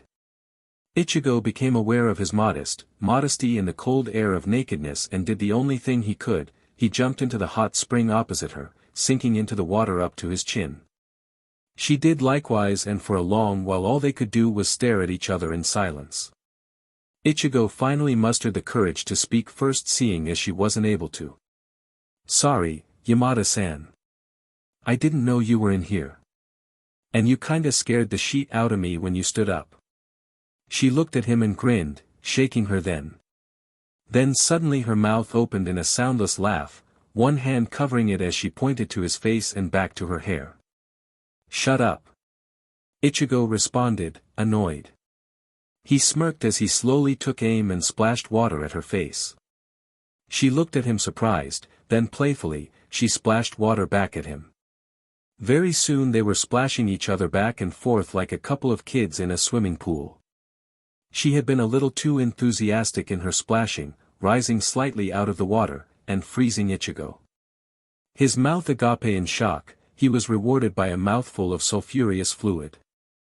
Turning his head away, as much to hide his embarrassment as to not get splashed, he attacked her more vigorously with the water. "Yo! Ichi bro! What the hell are you doing splashing all the water away?" The familiar voice of Ganjiu was only yards away from him. "Are you a baby or what?" Their game was brought to a sudden stop as Yukino sunk slowly into the water, trying desperately to hide in the steam. Ichigo spun around to see Ganjiu and Hayu in towels holding their clothing under their arms. "What the hell did you do to our screen?" Ganjiu asked, shaking his head. "Me and Hayu spent ages making that." Yukino clapped her hands over her eyes as Ganjiu reached over to his towel preparing to take it off. Ichigo had to act and fast. Blinded by instinct, he stood up out of the water and did the first thing that came to his mind. Demon Art, Number 1, Sai. To his surprise, both Ganjiu and Hayu's arms flew behind their backs, their knees buckled, both fell face forward on the ground. His spell had worked. He was just as shocked as everyone else. "What the hell?" Ganjiu shouted, his eyes almost jumping out of their sockets. "Kurosaki-san, what is the meaning of this?" Hayu asked, confused and dazed from the sudden fall. Ichigo was speechless. He was still busy marveling at the fact that he'd just cast his first Kiddo spell. He cursed his luck that he only seemed to learn things when his life was in danger or when he was seriously under pressure. A sharp kick to his nether regions reminded him that he was not out of danger yet. Apparently Ichigo had stayed standing out of the water a little longer than Yukino had found comfortable. "What's wrong?" Hayu asked, now concerned by the pained expression on Ichigo's face. "Are you under attack?" Ichigo crumpled over and slipped back into the water before the lack of oxygen snapped him back to reality. Now's not a good time to take a bath." "Why not?" Ganjiu asked, suspicious. He was sure he saw signs of splashing near Ichigo's privates and it couldn't have been Ichigo. "I'm in here already." Ichigo focused some Ryatsu down below to heal whatever damage was done, or at least block the pain. "Something's fishy here, Ichigo. Is someone else there?" Ganjiu's eyes narrowed. They had made a solemn promise to each other that this was to be their secret training ground. They didn't want it invaded by everyone from the academy. As if in response, an arm grew out of the steam from the other end of the spring. Ganjiu grinned, he would pay back Ichigo for the spell. "Is that you, Rukia?" he asked the hand. The hand became a fist and turned to face them before shaking side to side. "Inoue-san?" Ganjiu asked again, avoiding the only other possible answer. Again the fist shook. The black-haired chick with the big. "It's Yukino all right." Ichigo snapped angrily. "Yukino eh?" Ganjiu saw the hand nod as he winked at Hayu. Even Hayu had to suppress a laugh. "Okay, look, it's a long story but nothing happened, okay?" Ichigo explained defensively. The hand nodded its head in agreement. "All right then." Ganjiu was enjoying this. "We believe you, don't we, Hayu?" "Yes." Hayu replied weakly, still stifling a laugh. "What do we do now?" Looking down at the pair, he noticed that they were lying on the screen, the same screen in which his clothes were now pinned under. "Look, I'm going to stand over here and make sure you guys don't look." Ichigo was careful to keep his back to her as he walked over to her side of the spring. "Yamada-san will get up and get changed. I'll release you while I get changed. Is that all right with you, Yamada-san?" She nodded her hand in reply, but Ichigo, afraid to look back, couldn't see her response. Ganjiu, is it all right by Yamada-san?" Ganjiu chuckled. "Nope," Ichigo scowled, trying to think of something else. Yukino raised her middle finger at him, her hand seeming to turn red in anger. "Just kidding." She said yes. Ganjiu laughed out the honest answer. Ichigo stepped out of the spring and stood there as a makeshift screen, arms raised level to his shoulder. "Now close your eyes, guys." They did. Ichigo proceeded with his plan. "You can get changed now, Yamada-san. I won't look. I promise." The sound of water splashing into the spring told everyone she had left the water and had gone to her clothes. "Hey Ichigo, is it just me or are you really cold?" Ganjiu laughed. Hayu, unable to keep it in anymore, finally joined his friend and laughed till tears came out of his eyes. "You better not be looking," Ichigo threatened. Hearing this, Yukino ran for her clothes and bath towel and started drying off and dressing up in record time. "I'm joking, bro. My eyes are closed," came Ganjiu's flippant reply. "But really, why are you so defensive?" End chapter 8. The losses of war. It was the last day they had before they had to return to the real world. A lot had been accomplished, but a lot more still needed to be done. Ishida Yuryu had a lot to think about, but he was sure, with so many loose ends in the real-world treaty, that he would be back very, very soon. He had a reason to want to come back, and one reason was good enough.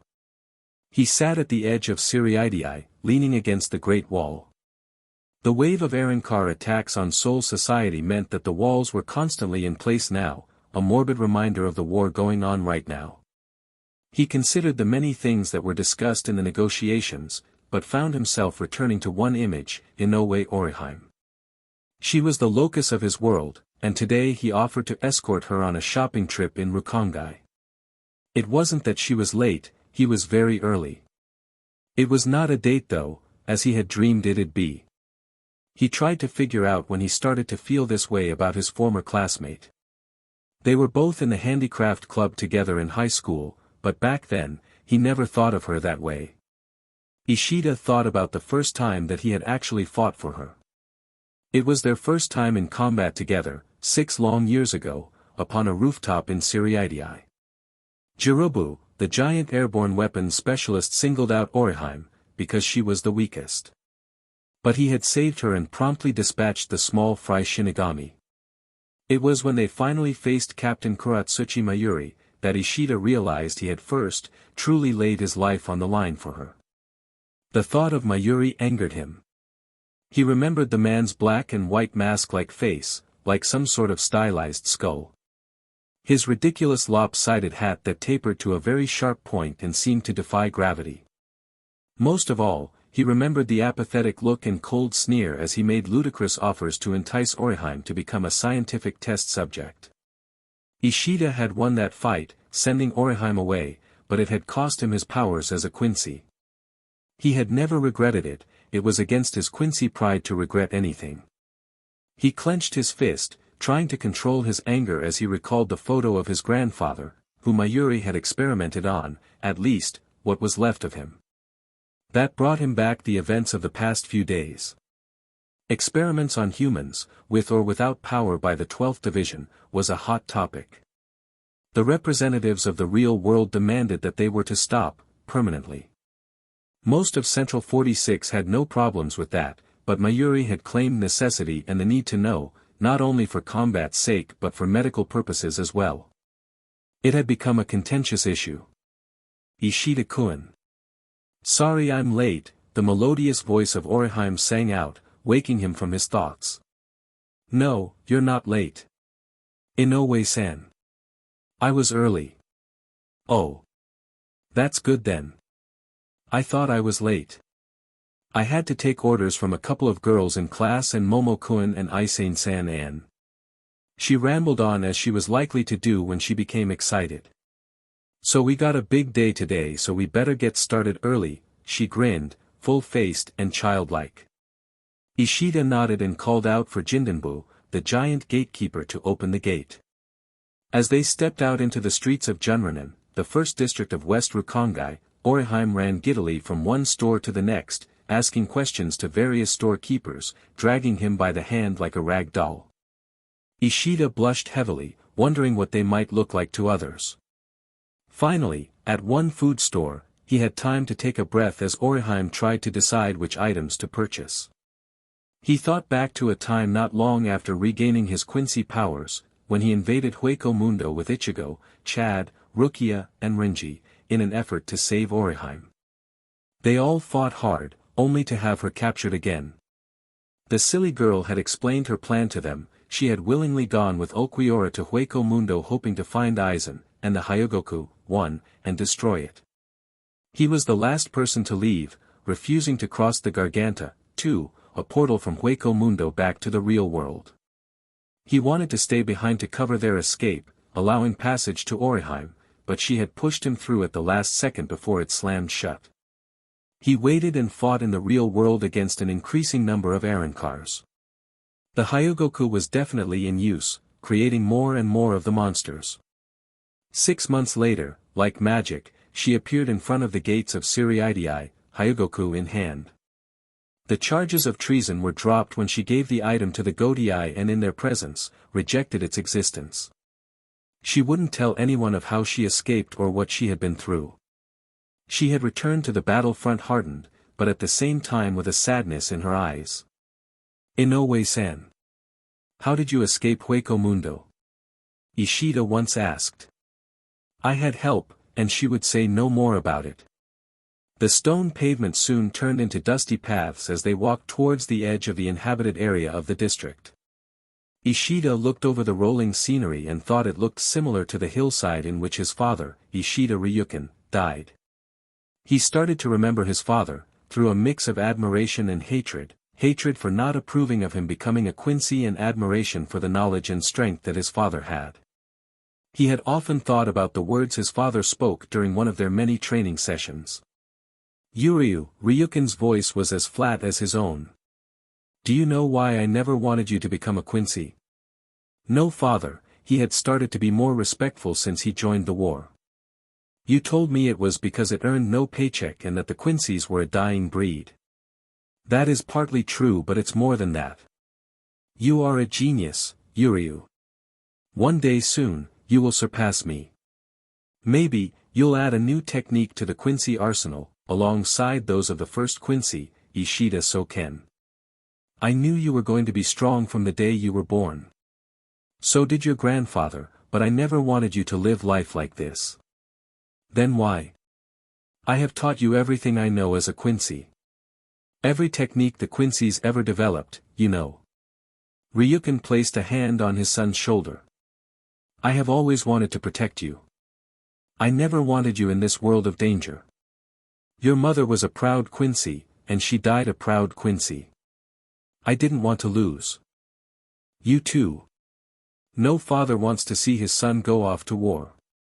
Ishida remembered as if it was yesterday. Father, I studied a man in school by the name of Edmund Burke, a statesman during the French Revolution. He once said, the only thing necessary for the triumph of evil is for good men to do nothing. As the war widened, thousands of innocent lives were lost. His father finally joined in the battle. He was a great asset to the forces in the real world, but as strong as he was, Ishida Ryukin was still killed. He remembered that blood-soaked night. His father had came to his aid when he was being overpowered by 3 Arrancars. They overcame the Arrancars together, but the arrival of Tosen Kaname sealed Ryukin's fate. Ishida had fought side by side with his father, but weakened from fight with the Arrancar, they were no match to the former captain of the Godiai. He remembered watching, as Tosen, with his Zanpakuto through his father's heart, fired a Siro at point-blank range. He fled with the arrival of Urahara and Yoruchi, but by then it was too late. Let's have lunch, Oriheim's bright voice snapped him out of his daze. I know a nice spot not far from here. Sure, he answered. They reached an open field lined with trees and Oriheim laid out a blanket she had brought. Ishida seriously hoped that Oriheim did not cook the food they were about to eat. As if to answer his question, Oriheim chimed in. Tatsuki made lunch. It'll be delicious. Ishida smiled and silently thanked Tatsuki. He was sure she had done it for him. As he ate, he started to reminisce yet again. You've been very quiet lately. Oriheim asked. Sorry, I've been lost in my thoughts. What about Aizen? At the mention of the trader's name, both became silent, taking small bites of their lunch. Oriheim eventually broke the silence. Well, at least you defeated him in the end. I executed him. Ishida corrected her. Ichigo and Captain Yamamoto captured him. Ichigo really wanted to kill him, for what he did to you, but I got to do it instead. They didn't want to give him a chance even with a new life, did they? No, they did not. Ishida answered solemnly. The two sat quietly chewing on their food. Once again Ishida's mind relived that painful experience. Aizen had been captured and brought back to Soul Society, handcuffed and manacled in Death Stone. His Ryatsu drained, he was set upon the hill of the Sokayaku. His neck chained to the ground, and was left kneeling. Massive solid blocks of metal were placed beside Ishida for the execution. Everything being made out of spirit particles essentially meant the high-density blocks acted like high-powered batteries for the Quincy. He remembered the look on Aizen's bruised face and feeling no sympathy at all for the man. Ichigo simply glared at him, daring him to escape. So you're finally getting your revenge. Aizen said him with a crooked smile. You will die, with no chance in this life or the next one. I will make sure of that. As he raised his bow and drew in more Ryatsu from the feeder blocks, Aizen had raised his eyes to meet his, once more mocking him. Don't miss Quincy boy, I really don't like to suffer. He remembered wanting to say more to the man that he hated above all others, the man who killed Oriheim, but he didn't. The 2 shots he placed were perfectly clean, through his heart and head. Death came swift for Aizen Sosuke. He felt Aizen had gotten off lightly, but for a criminal of his class, Soul Society and the real world did not want to give him any opportunities to escape. Ishida-kun. Ishida-kun. Oriheim was waving her hand in front of his face, trying to get his attention. Sorry. I was thinking again. That's okay. I just asked what you think of Tatsuki's boyfriend. She had that maddeningly cheerful smile on her again. I've only met him once. He's a sports photojournalist. Seems like a fairly nice guy. She's so happy now. I feel so happy for her. I feel so jealous of her happiness sometimes. One day you will be just as happy, I promise you, Ishida blushed. It will happen one day. I hope so. She stared off into the distance. Sometimes I wonder if it'll ever happen. Summoning his courage he faced her and with the most earnest look he could muster, I promise you, even if I have to make sure personally, that you will be just as happy if not happier than her one day. Orihime smiled at her good friend's kind words and thanked him sincerely. She continued gazing into the horizon lost in her own thoughts. Inoue-san. Ishida finally decided to ask once and for all. Yes, Ishida-kun. It's Kurosaki, isn't it? You're in love with him. They both looked down into the grass, unable to speak for what seemed like eternity. A soft sniffling broke the silence and Ishida noticed tears welling up in her eyes. He offered her a tissue which she took graciously. I'm sorry. I shouldn't have asked. It's not your fault. Really, I'm grateful I have such good friends. You, Tatsuki. She smiled weakly. When I was captured in Hueco Mundo, I was lonely. I hoped you guys would never come. I wanted to finish my mission first. I wanted to prove I was useful. You are useful. Ishida said with a pained look. I wanted to be useful like Rukia-san. I wanted to be strong like her. But I couldn't. Gently brushing away her tears, she continued. When I heard you guys came for me and when I saw you guys again, I was so happy. But I was also so sad because I hadn't done what I wanted to do. I failed. You didn't fail. Ishida frowned. I failed. I failed to save you. Thank you, Ishida-kun, she smiled with puffed red eyes. You didn't fail to save me. I didn't want to be saved. Before Ishida could reply, a familiar Ryatsu washed over like pollution on a sandy beach. Hollow, they spoke in unison. Stay here, I'll go investigate. No. I will fight. Her eyes blazed with seriousness, a look Ishida had rarely seen.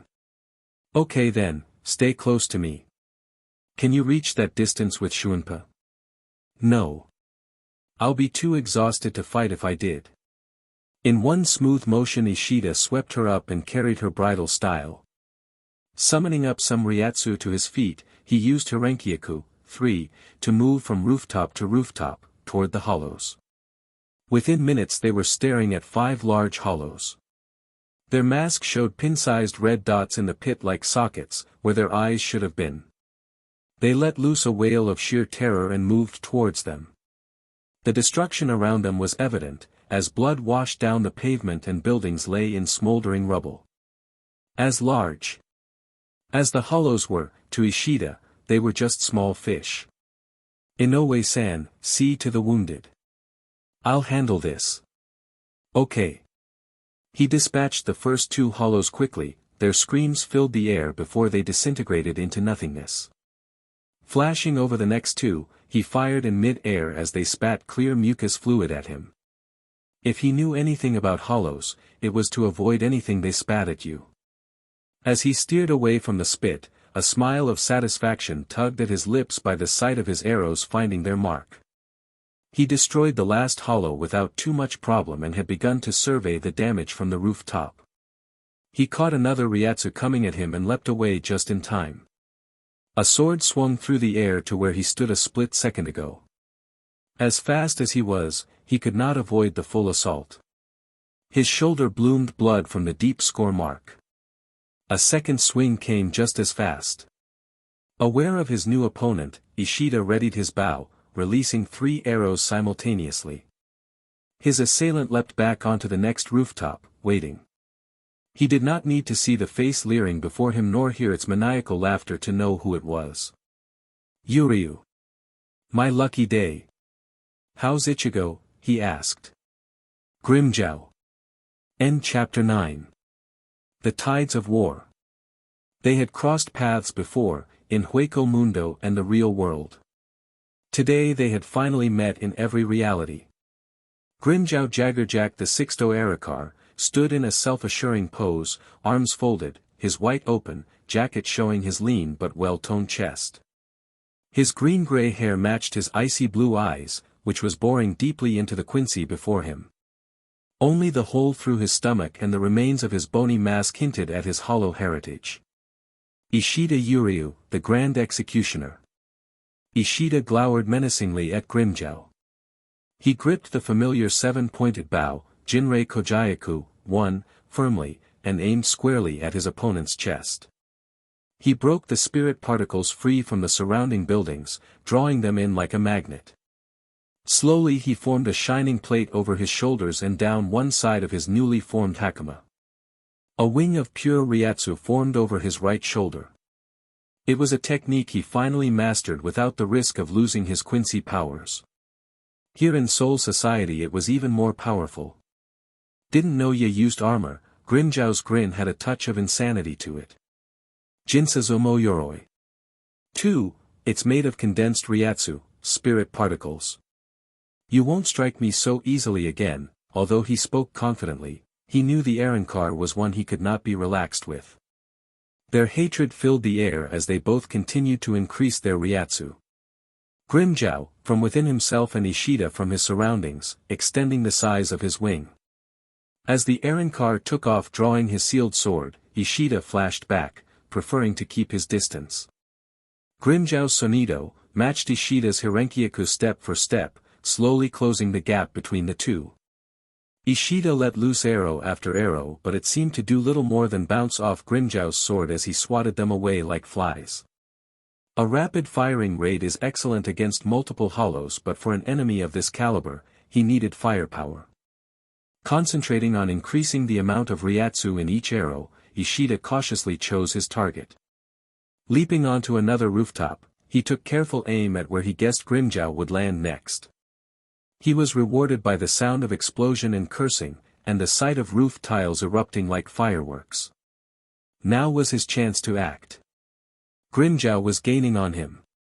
He could feel the closeness of the kill. His victim's feeble attacks were easily deflected by his sword. Just as he was about to land on his next step, he watched in horror as a badly fired arrow fell short and exploded on the ground before him.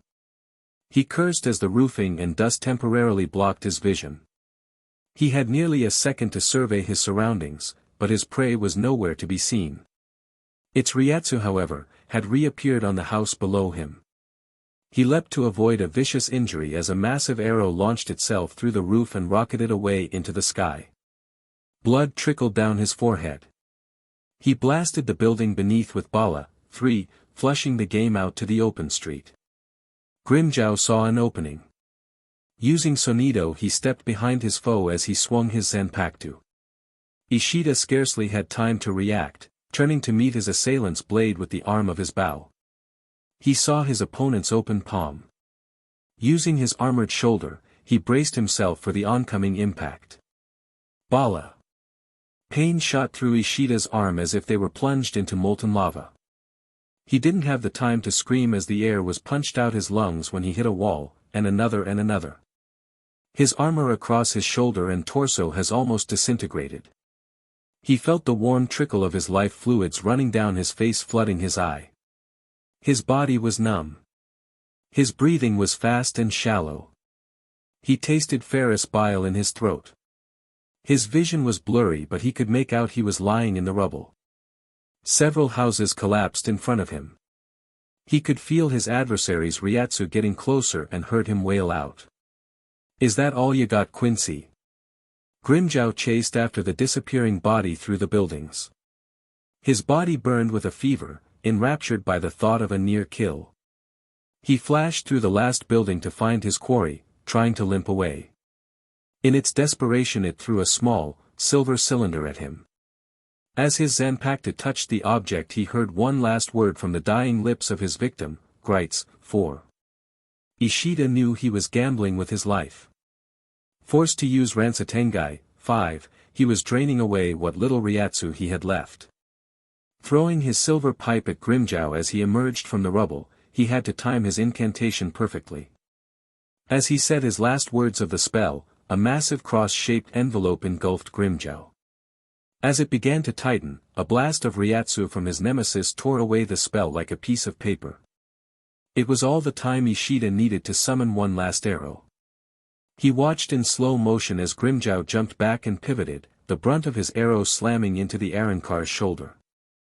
He stared horrified as Ryatsu focused at the fingertip pointing at him. He recognized the technique, Zero.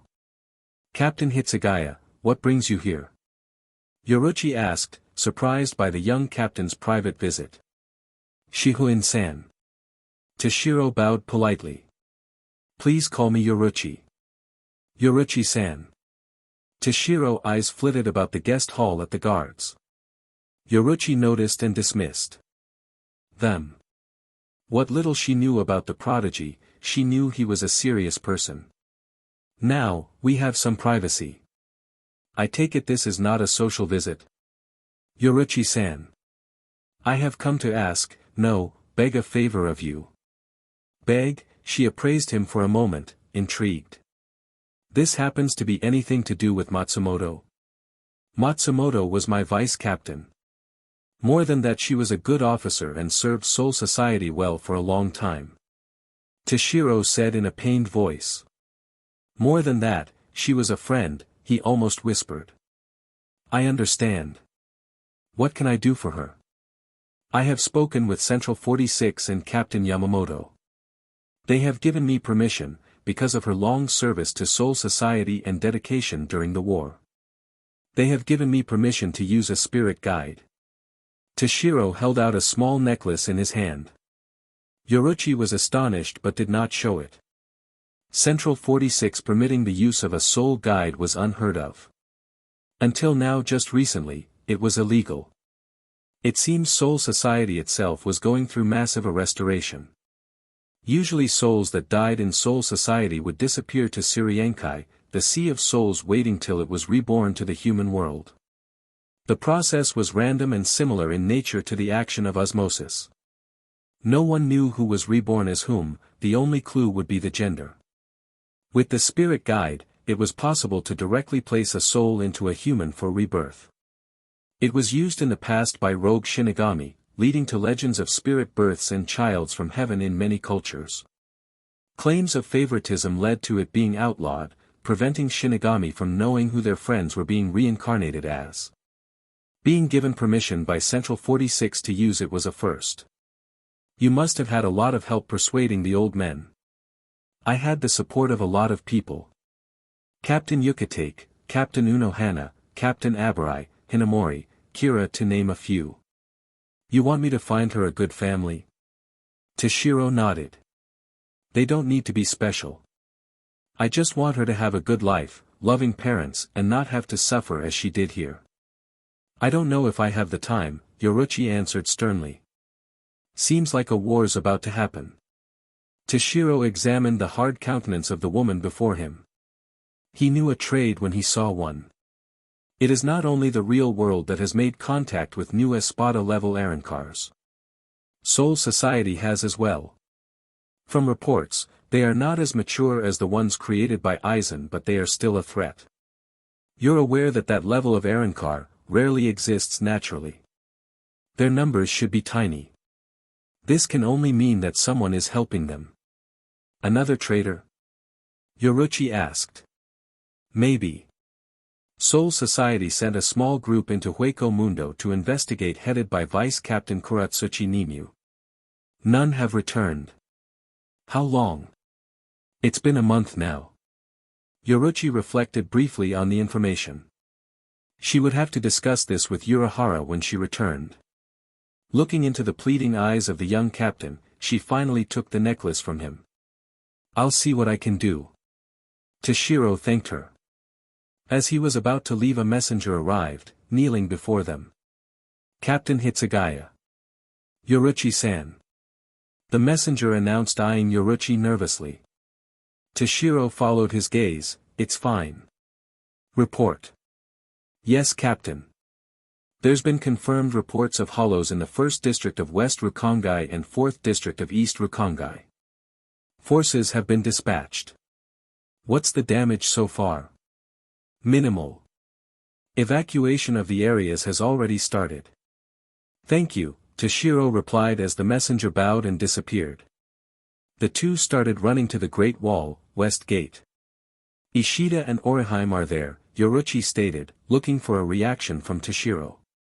You know, even in death we worry about her. That's one of the reasons why the soul guide was outlawed, she continued after seeing no reaction from the captain. What were the conditions of its use? Sadness pervaded Toshiro's azure eyes. I'm never to have contact with her ever again. They left the gate of Unreality and started flashing towards the reported district in silence. Neither of them had or wanted to say anything, lost in their own musings. They lurched back to reality when a familiar Ryatsu almost made them retch. Zero. Ishida leaned against the cold stone wall. He was replenishing his lost Ryatsu from his wing. Grimmjow was still alive and hunting him. It was a miracle he had survived. Throwing himself to one side, he had managed to flash away from the area as the neighborhood transformed into wasteland under the heat of Zero. He did not escape unscathed. Hobbling on his only remaining leg, he fought against his unconsciousness. He was losing blood rapidly. Grimmjow cursed repeatedly. His prey had eluded him. Not only that, he was nursing a slight wound on his shoulder. He leapt from rubble to rubble searching for the target. He found it leaning against a wall for support, its leg raining blood where it had been severed. Grinning widely, he lunged from behind, Zanpakuto raised. Ishida knew Grimmjow was behind him. He only had enough Ryatsu left for one meaningful shot. He waited and spun around at the last second, catching the blade with his bow, and fired point blank. The shot took Grimmjow in the chest, hurling him away. But still the Arrancar had lived. Prick. I'll have your FNG arm. Grimmjow bellowed as he rushed forward, ignoring his own pain. Ishida didn't have enough energy left to form another shot. It happened in a blink of an eye. His firing arm was airborne. His shoulder geysered blood. He collapsed, unable to sustain his Ransatengai. He coughed up scarlet phlegm. His opponent stood over him victorious, sword raised. Ishida waited for the final blow. Koizetsu, Shun Shun Rika, 6, a voice rang out. Ishida recognized the woman standing before him. Her black LTX-like catsuit was painted onto her body with a red strip running down the center. Two leaf-like wings floated above her shoulder blade. Orihime came in time, her triangular shield preventing Grimmjow's death blow. Orihime. Grimmjow whispered as he jumped back. Grimmjow. The two stood facing each other. For a moment a strange look washed over Grimmjow's insane visage. Was that pain, sorrow? Ishida thought to himself. Orihime's 3, triangular shields slowly circled her. She stood in a fighter's stance. Grimmjow, please, stop this, she almost sounded like she was pleading. Orihime. For a moment he looked like he was about to say something else. Then his face went rigid. I am an Arrancar. I will kill him. I will. Save him. Kill me if you want. I can't stop you, she turned around and called out. Shu knew, I am. A yellow nimbus surrounded Ishida as his bleeding stopped. Ishida's vision was almost black, but he could hear everything. Please Grimmjow, you don't have to do this, Orihime was almost whispering now. Grimmjow watched her, undecided. His finger raised, ready to fire. But somehow he didn't. His anger surged once more. I'll kill you too if you don't step aside, Bleach. I know. You can. You have the power to do it. My shields can't stop you, Orihime quivered. But I will save my friends. Even if it costs me my life. All of them. Grimmjow couldn't understand why, but his anger abated. He continued staring at the girl.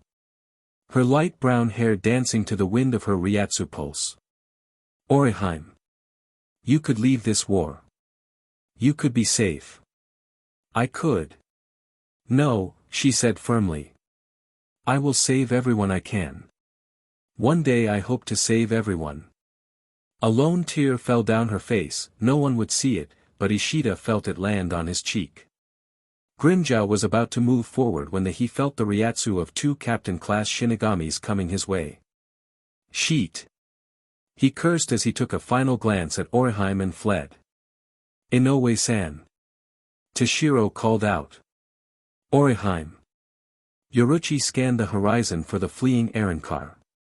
She felt him and was about to pursue when Orihime said. Yoruchi-san. Toshiro-kun. I need your help. I need his limbs and then we need to get him to the 4th Division hospital. Yoruchi knew only one person was needed to help her. She didn't even need the limbs. Orihime didn't want them going after the Arrancar. There was something behind this, she knew. Whatever it is, she would find out as soon as she could. Who was it? Grimjow Jaggerjack. End Chapter 10. The Consequence of War. Sato, Chad, Yasutora was a big man. Standing nearly 6 foot 6 inches tall, he had the imposing stature of a professional wrestler. His eyes were hidden under shadows of his wavy brown hair. Large muscles rippled under his dark brown skin, an inheritance from his half-Mexican origins. He perspired under the hot July sun as he carried the limp form of a battered woman out of the wreckage. He had arrived a little bit late, but he saw the familiar sight of Rukia and Renji fighting. Aware of his comrade's abilities, he set to work helping the injured and carrying the unconscious to a safe location. Ambulance sirens could be heard in the distance. The sudden destruction of a small shopping village was sure to bring news crews to the scene. He acted as quickly as he could, not one for the spotlight. The injured were numerous and the body count would be just as high. Nakamura Tetsuya was having a lucky day, in the eyes of a photojournalist.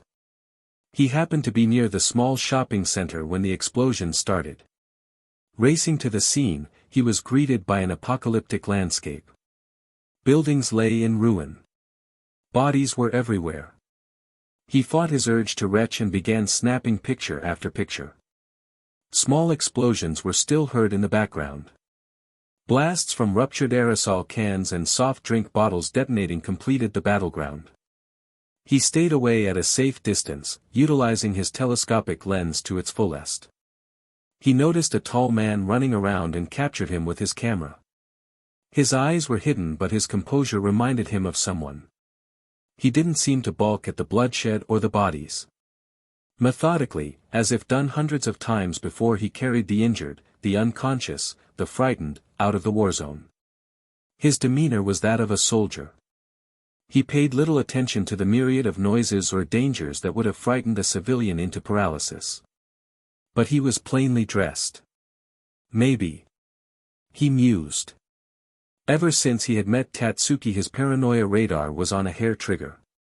He could be an off-duty medic, he reasoned, brushing his thoughts aside. That's the last one. Renji stated blandly as he sealed his Zanpakuto, Zabumaru. BSTRDS. I prefer them when they just came and tried to eat a soul or two, Rukia cursed. But this random wholesale destruction is so, unhollow-like. What do you think? Something's wrong. That last group was led by a Jillian. What are they planning? Maybe Urahara might know. Renji, I'll see to the wounded. You see to the soul burials, Rukia commanded. Hey! Renji complained. I'm the superior officer, so I should be the one giving the orders. Rukia turned her phony smile at Renji. Yes, Captain Eyebrows. What is your command, Captain Eyebrows? At the mention of his facial features, they twitched. Renji gritted his teeth. You, Kuchiki Rukia, go and see to the wounded. I'll go and perform the soul burials. Tetsuya was watching carefully as he took more and more photographs. Then all of a sudden, his camera burst into 1,000 pieces. His precious negative seemed to stream out into the sun. His camera strap left red welts when it had burst and whipped itself off his neck. He knelt there, shell-shocked. Renji stood beside the man deciding what to do next. He recognized the device as a camera. His years as Soul Society's liaison officer to the real world had paid off. Although he wouldn't normally directly intervene like this, he knew Chad would not like the attention of the press. He doubted the man could see anything, and anything captured on film would be nonsensical. He watched as the man turned his head this way, looking for the cause of the property destruction. Renji thought about using a memory modifier but decided not to. What little the man may have seen, or photographed, wasn't worth covering up with a random piece of history. Really, they were more trouble than they're worth sometimes. On occasion they drove the victim to insanity when they couldn't make sense of, or doubted their memories. In a few incidences, the victim's family had taken them for psychological help and deep hypnosis. Soul Society had reacted by modifying everyone's memories. It was definitely not one of Renji's favorite tools. He had gotten close to the human world, even if he wouldn't admit it to himself, and sympathy to the living was shunned in Soul Society. He left to complete his task. Tetsuya was dumbstruck. He examined his surroundings, looking for a clue as to whom or what had done this to him. He felt a mixture of fear and elation. The mystery seemed to deepen and his instincts told him he was onto a big story. One name kept coming back to him with a feeling of sadness and certainty, Tatsuki. He was sure she would know something. Nothing. He groaned. No evidence. No leads and now no shots. He remembered his camera imploding and the film seemed to defy the laws of physics, going against gravity and, for a split second, becoming taut as if being pulled. He puzzled over the strangeness of it all as he walked off, carrying the remains of his camera and the film. Hopefully his friends at the press could help him out. Yuryu. Ishida recognized the warmth of the voice. Slowly the black clouds evaporated and his vision cleared. He found himself lying on the grass beside a small stream. Sensei.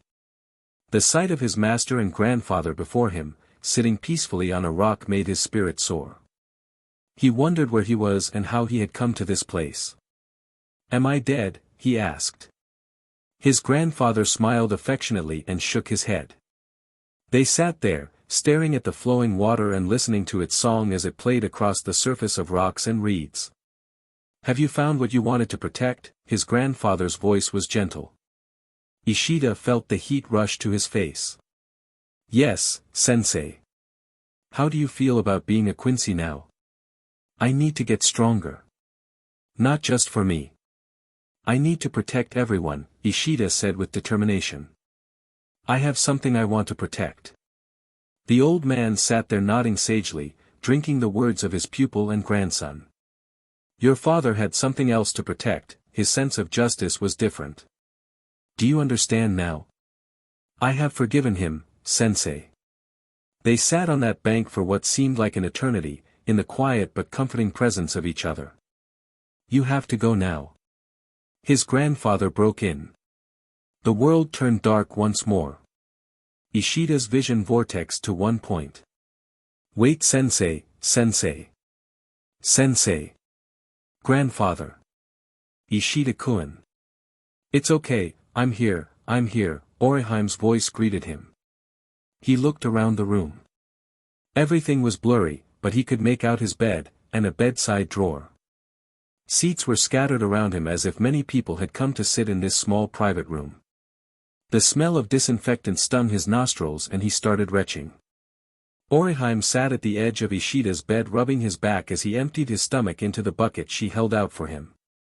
He hovered in and out of consciousness for hours after he was brought back to the hospital. She personally tended to his wounds. Few had the ability to do what she was capable of, even amongst the medically based 4th Division. His arm had been reattached perfectly but his leg had to be recreated. She had spent many hours rejecting that it had ever been disintegrated before slumping exhausted in her chair. She woke up to the faint cries of Ishida, calling for his long-dead grandfather. He must have been dreaming, she decided. Thank you, Inoue-san, Ishida mumbled as he lay back on his bed. It's okay. I'm glad you're fine, Oriheim wiped bits of vomit from the corners of his pale lips. I'm fine now. I can do it myself. No, she commanded, putting a hand on his chest stopping him from moving. Don't move, you're not fully healed yet. The pain that coursed through his veins felt like lightning, taking out any protests he had. How long have I been out? Ishida's croaked weakly. Nearly 12 hours. Yoruchi-san. They've left this morning. You're to stay here for a week to recover. Yoruchi-san's orders, Oriheim said seriously. You'll be fine. It's mainly to be sure. A week, he complained. That's too long. I need to get back. No. You stay put, her tone offered no room for argument. No one will open a gate for you anyway. Reluctantly, he offered no more resistance. Instead he turned his gaze to her. She reached over and gently placed his glasses back on his nose, clearing his vision. He examined her intensely and wondered out loud. Grimjow was the one who helped you in Hueco Mundo. She trembled slightly and averted her eyes. Yes. Sorry, I overheard. Seeing her pained expression, Ishida decided not to pursue any further. It's okay. It's not your fault. They sat in silence for what seemed like hours, but merely minutes later loud footsteps interrupted their gloom. A familiar shock of orange hair burst through the door. The scowl of his face pretended to be angry but could not hide its concern. The brash voice greeted his ears. Yo! Ishida, finally awake. Ichigo marched into the room. Glad to see you didn't die. Yoruchi circled the saucer once before finally lapping away the milk. Urahara Kisuke waited patiently while the cat finished her drink, stretched the KNKS out of its back, and sat down on its hind legs beside him. In the real world Yoruchi always preferred to take on her cat form. Sitting cross-legged beside the cat in the dimly lit shop Kisuke called home, the pair made a bizarre sight. They had been discussing matters like this for 2 days now, ever since she returned from Soul Society. So Captain Yamamoto offered to tell you, he asked. It was a topic they'd covered numerous times, but as Urahara was wont to do, they often talk about the same topic over again. In the hopes that something missed earlier on or an errant memory may provide a clue to what transpired between the two worlds. He offered to tell me Ichigo's secret if I agreed to return to Soul Society and reclaim my former position. He would even reinstate my house, she literally purred. And you told Ichigo? I asked him, privately of course, whether or not his secret was worth my freedom. And he said no. Urahara mulled over the events. Did he say when he would tell you? He only said now was not the time. Yoruchi was getting annoyed talking about this, yet again. She was tired and desperately in need of sleep. He'll tell us. For now, we just have to trust him. You do, don't you? Of course. He opened his fan across his face as he continued to piece together all the information. That Ishin won't tell me a thing either. Although I have my theories. Theories? Yes. But now it's too early to discuss. It's most likely wrong anyway. Taking that as closure, Yoruchi gently lay her head down, resting on her front paws. What do you really think of the recent attacks? Urahara fanned himself in the deathly stillness that ensued. The Hollows are attacking in well-organized units. Led by the Jillian class or higher. There's someone behind all this. And? Yoruchi knew he could deduce more than that. They attack only during the day. They are not for souls, but for pure destruction. News crews are all over Karakura. Someone knows about us and human sociology. They're working to limit our activity by preventing us from acting freely. We don't have the element of surprise against this foe. There's more. It was more a question than anything else. Yes. From what you told me.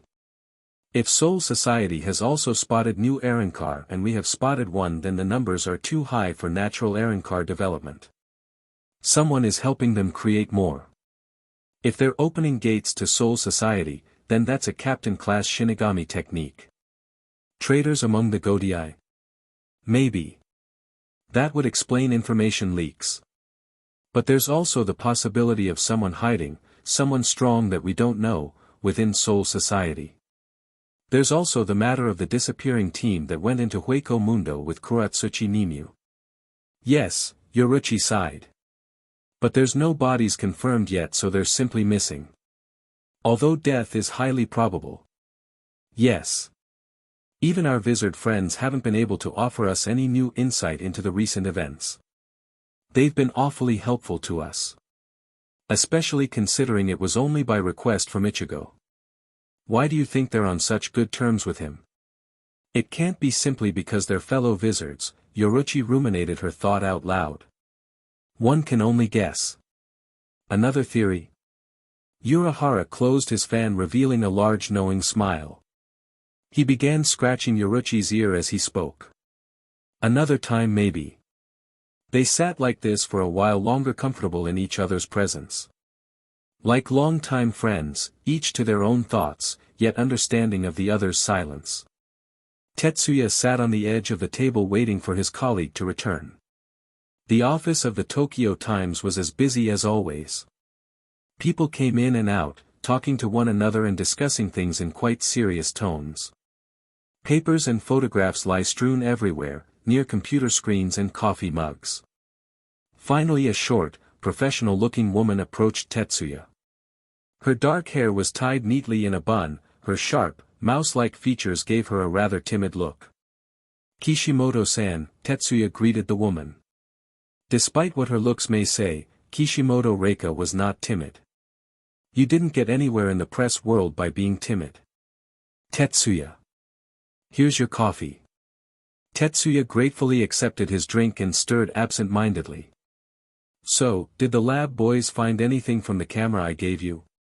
It's only been 2 days, she smiled. Tetsuya recognized that look. You found something. Me? Find something? I don't recall saying that. Come on. We're friends. You can tell me. Tetsuya begged. You're supposed to be a sports photojournalist, she wagged her finger. You're intruding on my space. Why should I help you? It's no big deal. Just curiosity. I just wanted to know, that's all, Tetsuya lied. She leaned over, eyes narrowing, gleaming with hidden intelligence. You're onto something big, aren't you, Tetsuya? Me? Onto something? I don't recall saying that. Fine then, she sat back on her chair, chewing on a pen. Nope, the lab boys didn't find a thing. Tetsuya leaned in, keeping his voice low and even. Reika, what do you want? 452 deaths so far, over 6,000 injured, 2,518 of which are incurable, all within the space of 3 months. No witnesses, no leads, and all in the same town. This is big news, Tetsuya. She closed the gap between them, glaring at him from just inches away. I want in. What makes you think I know anything? You're a smart guy. Always have been. I know that, so when you start calling in favors all round, like Mikoto from Photo Labs. You got my negatives, don't you? Tetsuya almost burned at his ears. So what do you say, Tetsuya? She asked slyly. He surrendered with a slump of his shoulders. He rarely ever won any arguments with her. What's the deal, Reika? 50 you get credits for the shots, I get credits for the scoop. We'll release it as a joint expose. We share all information, he added. Done. The deal was sealed with a tentative handshake. What have you got? She spun around to her computer. He posture becoming rigid and all business again.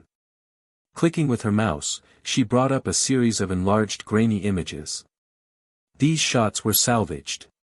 They're super enhanced and touched up, but we can still make out bits and pieces. Not much to go by really. She flicked through a couple of photos and bits of picture before resting on one. Who's the giant? Don't know. He was helping the injured when I got there. Can you make out his face? No, this is as good as it gets. Had the photo lab work overtime for this? Is he important? I don't know, he thought for a bit before divulging more details. Looked half-caste. Giant 6.5 to 7 foot. Pink floral shirt. Maybe medical, more likely ex-military. Blood didn't faze him one bit, nor gore. Giant, gay, Hafi and Karakura. Shouldn't be too hard to track down, she smirked. This is the interesting bit. She tapped her keyboard again and a giant fingerprint came up on screen. A perfect thumbprint, Tetsuya was impressed. Whose is it? I ran this through police and military records. No match. He either doesn't exist or has never been in trouble with police before and definitely not military, but it gets even better. It does. Tetsuya was astounded by what he'd stumbled upon. Clicking again with the mouse, another image of a thumb came up. It was enlarged and seemed to be a piece from the top of his camera. Notice the similarity in the thumb shape. She waited for Tetsuya to agree before continuing. There are no swirls in such a defined outline on the camera piece. As you know, you need oils to produce fingerprints and your skin naturally produces them. The camera surfaces were perfect for prints, but this guy here who attacked you doesn't secrete any. He's only left an impression of his thumb on your camera and the inside of his fingers on the bottom, but no prints. He shouldn't be too hard to find once we can access medical records for this condition. Is there such a condition? Tetsuya asked. I don't know, but we'll find out soon enough. Anyway, if the film didn't have that oily surface we would never have gotten a print. She was enjoying every second of her presentation. Furthermore, whoever did this, crushed your camera single-handed, so I'd say he's very strong, probably large too. I'm waiting for a couple of forensics contacts of mine to get back to me with the data. Finally, the most scary thing is, your strap wasn't ripped or torn off you, it was cut. Clean cut by something very sharp. One-sided entry, so I'd say a knife was very near your throat that day, not scissors. Tetsuya gulped at the thought of a knife so close to his jugular. Anything else? No. That's all I could get for now. So tell me, what happened there exactly? I don't know. One moment I'm taking shots, next my camera imploded. Then my film started streaming out by itself to the last frame. If what you say is true, I was attacked. But I looked around and there's no one there. Never was. She looked surprised and stared at him suspiciously. You're not hiding anything, are you? No. It's the truth. So you were attacked by someone invisible. She started to regret telling him so much. Seems like it. But it fits my other photos I have at home and what I've seen. Other photos? More evidence, her enthusiasm returned. When can I see them? What else did you see? Tomorrow night you can come to my apartment.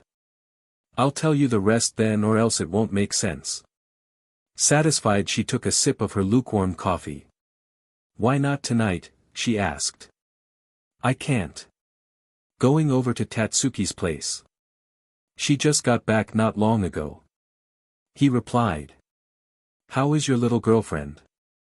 She teased. He grimaced guiltily. She noticed but decided against asking. She's fine. Ulquiorra sat blankly at the small table. His piping hot tea snaking tendrils of steam into the air before him. Grimjow sat at an adjacent table.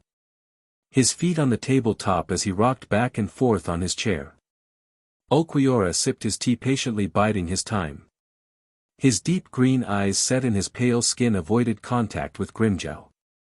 His perfectly human features marred only by the hole in his throat and large horned helmet-like skull over one side of his head. He was a vasto Lord Arrancar, perfectly created by the hands of Aizen Sosuke, the most powerful of his kind. He was in command now, of the myriad of new Arrancars now being created. What? Grimjow's patience waned. I know you got something to say. Ulquiorra put his teacup down. His face, an unreadable mask. The tear-like markings on his face gave him the macabre sexiness of the undead. He sat emotionless waiting for something unknown. Look ya sheet. I haven't got all FNG day. Spill it. Grimjow cursed.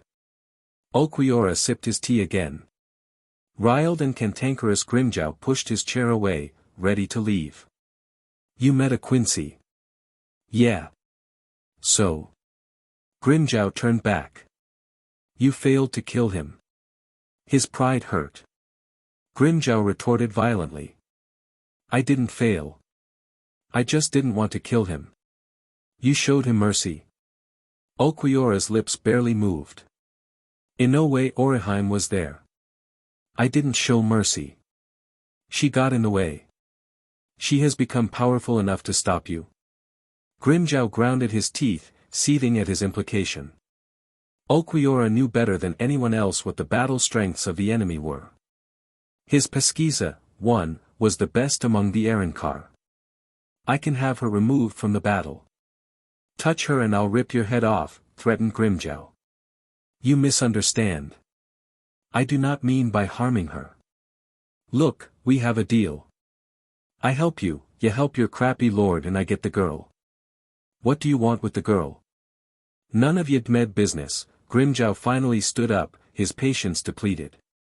If there's nothing else I'm leaving. Ulquiorra examined his comrade for a while, curious as to his unusual behavior. He betrayed them once and had become a fugitive, hunted by both sides. But now he needed his strength. With Aizen's death, he had put all that aside to once again call this man an ally. He reached into his eye socket, pulling out one of his eyes and crushed it. The eyeball became fine sand and slowly images started forming within its misty swirls. A gray desert became visible. Vast undulating dunes filled the land, dotted by an occasional ruin. Then the image focused on a small group, their black uniforms clearly visible. They're nearing us and may soon discover our headquarters.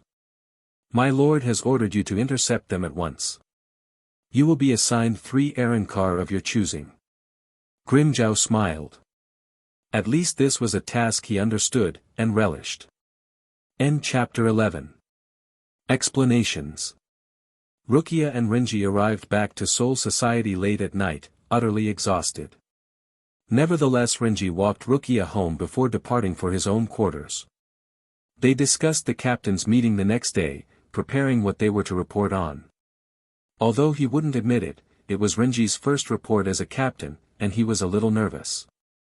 They agreed to meet up early the next day to fine-tune the report before going to the Godai 13 meeting hall. Rukia walked down the dark hallway through the gardens. The smell of midnight sakura blossoms greeted her nose. As she passed the grand hall, she noticed the lights were still on. Her brother was still up. Wearily, Rukia carried the small box to her room.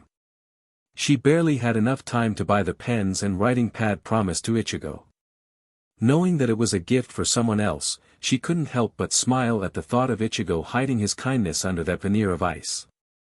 Instead she had got him another present from herself, a pack of juice poppers she intended to share with him. As she opened the door, a field of chappies greeted her sight. Just from the doorway, she could see Chappie on her bed, her dresser, and her wardrobe. The white bunny filled every other flat surface imaginable. Her jaw hung open as she struggled to find air. Surprise changed to jubilation as she ran out to find her brother. Ni-sama, she watched her manners. You're back. Byakuya was as bland as ever. She knelt beside him, keeping a straight face. Thank you for the gifts. Ni-sama. She knew that he knew she liked Chappie. His reply however, left her muddled. They were not from me. Who? They are gifts from Kurosaki. He opened his eyes and carefully observed her reaction.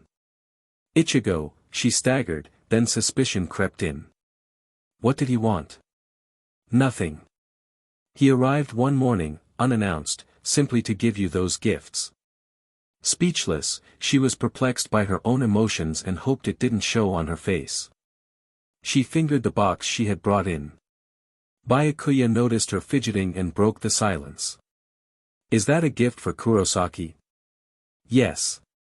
Byakuya motioned for one of the maids to enter, instructing her to deliver the package to Ichigo. Rukia protested. Ni-sama. I wish to give this to him personally.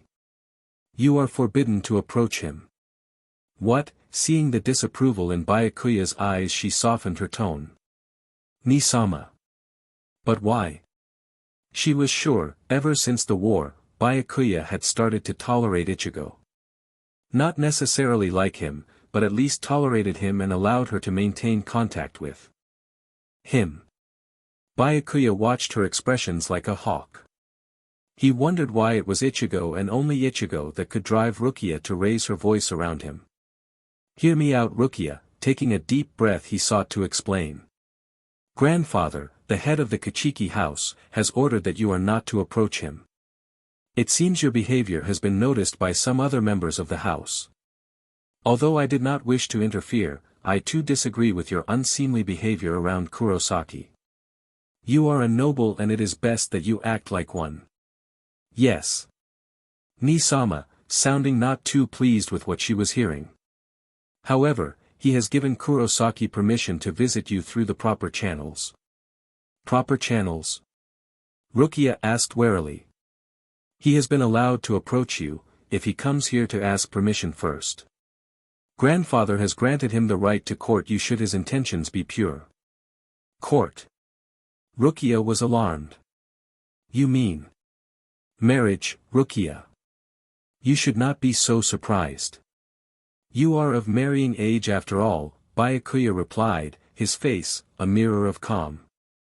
"Furthermore, Kurosaki has agreed." "Agreed?" Rukia was flabbergasted, not only at the sudden announcement, but also at the fact that Ichigo had agreed. She couldn't fathom why she felt a twinge of happiness, nor could she fight the pinkness spreading across her face. She quickly excused herself, leaving her box with the maids, and shut herself in her room. She was tired, but her conversation with Byakuya all but guaranteed a restless night. Renji met her early the next morning, outside the Kachiki mansion. He was surprised when she came out beside the imposing figure of her brother. He was even more surprised to see the dark rings around her eyes and her pale, haggard complexion. They spoke little as they made their way to the Godai meeting hall. When the pair arrived, all the captains were already present and stood in two parallel lines. Seated at the head was Captain Yamamoto Genryusai of the 1st Division and commander of the Godai. Renji and Rukia stood before the old man nervously. "Captain Abarai of the 5th Division. Reporting, Commander." Renji bowed.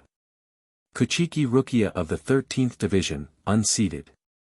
Reporting, Commander." Rukia knelt down on one knee, keeping her eyes to the floor. As was protocol, Yamamoto signaled for Renji to stand at ease while Rukia was to remain on the ground. "Commander Yamamoto-san. We arrived at the real world 1 week ago. Since arrival to leaving we faced organized hollow attacks twice in that time, both led by Jillian-class Minos." Renji went on to detail the fights, subsequent damages, damage control and an explanation of his limit lift request. Limit's lifting times from request to authorization had been dramatically reduced since the return of the Arrancars, but captains were still required to personally explain their reasons to the Godai if Arrancar were not involved. It was the subject of their meetings with Urahara Kisuke that he broached with more than a little trepidation. Although the former captain's treachery had been pardoned, there was still mixed feelings about him, especially from the older captains. As the official liaison officer between Soul Society and the real-world forces, it was Renji's job now to check up on him. "Urahara Kisuke has requested the assistance of more Shinigami, Commander. His forces are unable to act against the new wave of attacks. It seems someone who understands their world is behind all this and is able to utilize it to prevent them joining the battle," Renji finished. Whispered discussions ran through the hall. Yamamoto raised his hands, bringing on silence. Turning to Rukia he asked.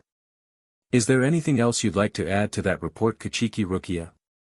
Rukia thought for a moment, carefully weighing her words. "It is as Captain Abarai says, the real world is in need of Shinigami support due to the nature of these attacks. They suggest that the enemy is fully aware of the real world's defense capabilities. Except for the first time, when Aizen attacked the real world he was careful to preserve lives in order to create the royal key, Oken, 1. This time the enemy is not interested in it. They are more interested in having Urahara-san's forces immobilized. Whoever in command is aware of all the sides of the battle, their movements and strengths, and is relaying all that information to the Arrancar. Are you suggesting traitors among the Shinigami? Kyoraku Shunsui, captain of the 8th Division asked. If there are traitors, I'll find them and execute them personally, an irate Soifin commented. Surely you don't suspect a captain, do you, Rukia? Yukitake Jushiro, captain of the 13th Division, Rukia's captain, asked. I did not say that, Captain. I'm merely saying whoever it is has a lot of in-depth information about Soul Society as well as the forces of the real world, Rukia defended herself. The old commander stared at Rukia through half-opened eyes. His forehead furrowed in concentration as he slowly stroked his long white beard. He sat thinking for a while, half listening to the discussions between the various captains. At length, he finally dismissed them all, except for Byakuya, who he had wanted to see privately. Tsukamoto Kenjimura sat at the tea house, absent-mindedly drinking his sake.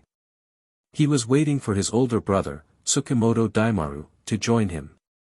It was late afternoon and the tea house, although small, was fairly busy, being located in the 3rd district of North Rakongai. Its patrons consisted mainly of the nobility or minor nobles here to relax after a hard day at Siriidii. It wasn't long before his brother walked in. Like himself, Daimaru shared the same chocolate-brown hair and square jaw line. Unlike himself, Daimaru was gaunt whereas he was muscular.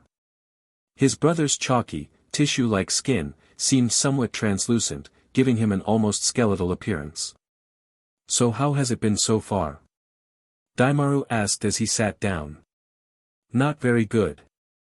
Ni-san.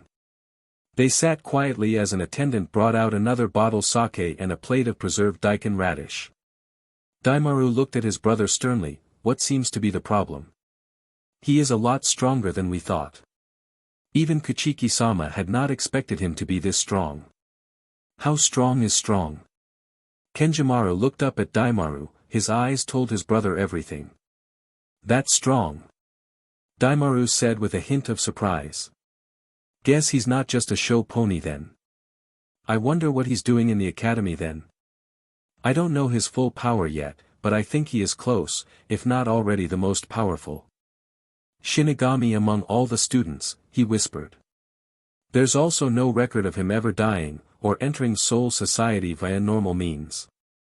Daimaru knitted his eyebrows in deep concentration. Well, that may explain a fair bit, but I'll need to confirm a few things first. If I'm right, that would explain why we've been given new orders. Read it in private then destroy the letter. It's from Kuchiki-sama. He watched as Kenjimura took the envelope and put it into his kimono before continuing. Do your best, Kenjimura. I know you can do it. Do not fail Kuchiki-sama and one day we can revive our whole clan back to the glory it once held. Kenjimura's eyes steeled over. Anger seemed to build up within him. Daimaru reached over gently and patted his younger brother on the shoulder. A look of understanding passed between the two. I promised father that I would revive the clan name, that I would make it glorious and well known throughout Siriidii. Daimaru smiled before leaving his brother at the small tea house.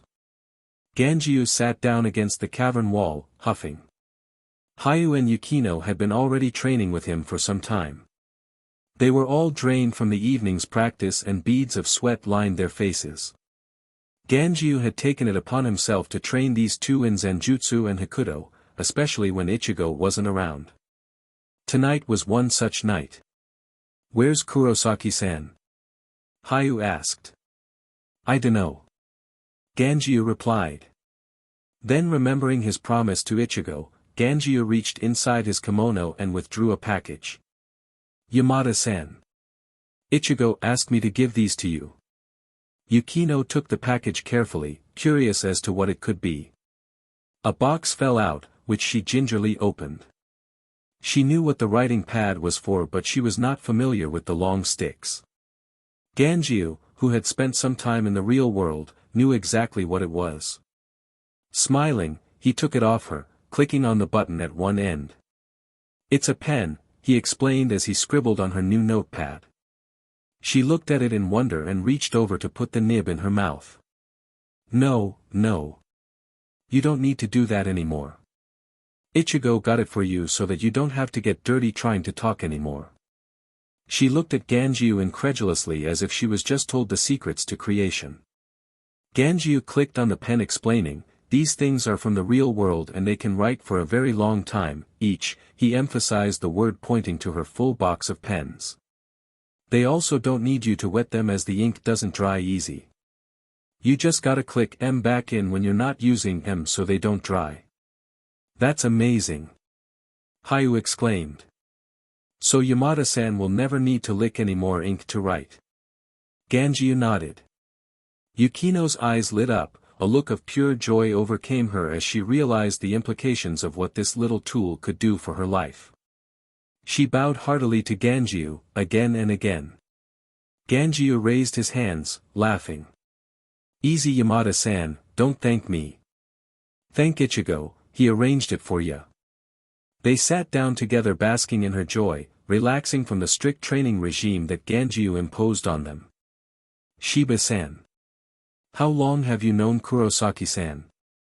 Hayu finally decided to ask. Ganjiu smiled, his eyes glazed over. 5 years now, nearly 6. What was he like back then? Ganjiu laughed a little. He was a real brat all right. First time we met, we fought each other. You fought? Yeah, it's a long story, but back then I used to really hate Shinigami. What changed your mind? Hayu asked, although that wasn't the first question that came to his mind. Meeting Ichigo, Rukia. Getting involved with certain people. A lot of little things, I suppose. Ganjiu sighed. Those days seem so far away now. What made you decide to become a Shinigami in the end then, Shiba-san? Hayu and Yukino sat closer to him, becoming drawn into his story. Well, if I had to say what most made my choice, I'd say it was about 2 years ago in the real world. My sister, she's really scary, well, she sent me into the real world to help out. Although the war was over, there was still some fighting going on. That's kinda when I met her. Her? Hayu raised an eyebrow. Ganjiu laughed a little. Nah. Nothing like that kinda, her. It's a lot simpler than that. I guess there's no harm in telling you. I met her at a park. Her name was Sanai Miyoko. She was there with her parents, I think. But then some hollows attacked the park. Ganjiu drifted to a time long ago, when he had visited the real world. The war was already over, but there was still the occasional Minos and above, taking advantage of the diminished power of Soul Society. More than ever, the real-world forces were crucial. Ganjiu remembered that day. She was only around 10, having an outing with her parents, holding on to their hands. It didn't take long for him to realize something was wrong when she started screaming. Mummy! Mummy! Stop that noise! It's scary. Her mother looked around but couldn't see the giant hollow before them. She turned a worried look at her daughter. Before she could say anything, the hollow struck. In one hand, it had decapitated both her parents. The girl stood there crying, not knowing what to do. What did you do to my mummy? Daddy. The metallic taste of blood on her face told her everything she didn't want to know. You can hear me, child, the hollow laughed. She couldn't respond, simply putting her hands forward and stumbling around as if somebody turned off all the lights in the world. As Ganjiu watched in horror sprinting to the scene, the hollow raised its arm. It didn't look like she could see it. The blood streamed from the fresh wound on his back as he rolled on the ground with the girl in his arms. He had just made it in time to snatch her from the clutches of the hollow. He ran, firing a firework into the sky. Don't worry, little girl. I'll protect you. The girl reached up and put a hand over his face. Who are you? Her eyes were clear and unfocused. She kept touching his face. Who are you? Where's Mummy and Daddy? They're dead, girl. But don't worry, I'm here to save you. Ganjio replied, looking for a place to hide, and hoping somebody had seen his fireworks. Save me. Mummy and Daddy dead. How? She cried. You can hear me? He wasn't in a jigai. Of course I can, I'm blind not deaf. Where's Mummy, Daddy, what did you do with them? She started getting hysterical. Shoo. Shoo. Please. I need to fight the monster that killed your parents. Can you trust me so I can protect you? She touched his face again. Her scream was all Ganjio needed to tell him he was struck from behind. A long talon through his shoulder poured more blood onto the poor girl. He held her close as he fell into the darkness. Don't worry. I will protect you. But you didn't die, right? Hayu interrupted. So who saved you? Well, let's just say it was a Dr. Ishin, but from what he told me it was actually Yoruchi that saved me and dumped me off at his clinic. Dr. Ishin? He's a great doctor from the real world, a nutcase most of the time, except when he's healing. Yukino was already developing the habit of chewing the butt of her pen. She held up the pad and Ganjio read the neat handwriting. What happened to Miyoko? Ah. Well, we were both injured, so I talked to her a lot and told her a lot of stories. It took me over a month to get her to smile again, but she did, eventually. By then I was coming and going from the clinic and helping out in the occasional fights that I could. Ganjio beamed at his self-professed accomplishments. She tried to make herself useful too, helping out Dr. Ishin and cheering up the other patients. But when her wounds healed, she had to leave. It seems it was the law in the real world. The law. Yes, she was too young to look after herself, so she was going to be sent to an orphanage. You must have been sad. Ganjio gave the young man a dreamy look. He leaned back, with his hands behind his head, and continued with his story. They had decided to go for a little walk together, with her clutching protectively at his hand. They had walked to an empty playground and the two of them sat down on the swings, gently rocking gently back and forth. Are you an angel? She asked. Ganjio was startled. Where had this line of question come from? Are you my guardian angel? I think you are. What makes you say that? Well, no one else can see you or hear you, except me and Dr. Ishin. All the patients always ask me who I'm talking to. They must think I'm crazy or something, she added sadly. Ganjio patted gently on her head. You're not crazy. I know. I know you're real. I can hear you and touch you. I can even feel you when you are around. I just know it when you're there, she confided. You are my guardian angel, aren't you? Yes. Yes, I am. Ganjio managed a smile she couldn't see. She grinned widely. My own guardian angel. You must be really handsome then. And really brave too. Ganjio burst into a hearty laughter. No, no. I'm just your average everyday guardian angel. Nothing special. You are special. I think you go and save a lot of people every day. To me that's special. She turned her sightless eyes on him and became glum. But you've been sad lately. I can feel it. Is it about me? Is it? She whimpered. Ganjio did the only thing he could think of at that moment, and pulled her into a gentle hug. Do you have to go now? She asked. Yes. I don't want to leave, but I have to keep protecting people. Other little children need protecting as well. Are you sad because you have to leave me? Of course I am, and he was. She touched his face, running her fingers across its broad features. You have a big nose. The two laughed. Yep. I sure do. She held out her fist, her little finger extended. Promise me you'll come to visit me sometimes and I promise to try to be happy. Ganjio linked his pinky with hers and answered solemnly. Miyoko-chan. I promise. Promise you'll also save lots and lots of people. I know you can do it. I don't want any more people to be sad like me. I promise. Hayu sat there, mesmerized by his story. It was a while after Ganjiu finished that conversation started again. So you became a Shinigami because of a promise to a child? Ha ha ha. Ganjiu roared. It's not that. She was more like the final straw. I was thinking about it for a while by then already, but certain things were stopping me. Yukino held up her pad. I think it's sweet. A promise is still a promise, and it's a worthy promise after all. She gave him a thumb of approval. It seems the possession of a pen had now opened the floodgates to her desire to communicate. Wow, Hayu stated wistfully. It's been a long time coming, from hating Shinigami to becoming one. So tell me, Shiba-san, who won that first fight, you or Kurosaki-san? I ran out of time, guffawed Ganjiu. Or else I would have won. Isn't it ironic that you almost beat up a Shinigami you meet and now 6 years later you're practically best buddies with him? Hayu laughed. Yeah. Funny how life works.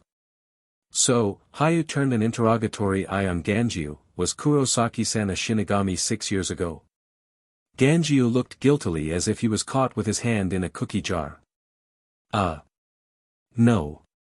Back then I beat him up 'cause he was a wannabe Shinigami. Hayu smiled and nodded and let it drop. He knew Ganjiu was lying. End chapter 12. One unlucky day. Ichigo approached the mansion apprehensively. The massive feudal castle still not losing its shock, with its perimeter surrounded by thick stone walls more than twice his height. He stopped by the imposing solid hardwood gate and rapped loudly on the hefty brass door knockers. The guards opened the gate and upon recognizing him, led him into the majestic estate, through an open sakura garden, toward the guest hall. 6 years ago, a little girl was ready to give up everything he saw around him. She was ready to throw away the lifestyle that accompanied it, to save him and his family. Awed, he realized just what a heavy sacrifice it had been.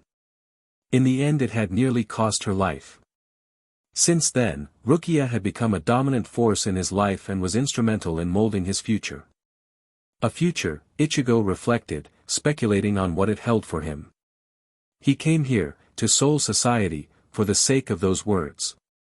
He simply came to thank Rukia for the pens and the notepad, but something in the air felt distinctly uncomfortable.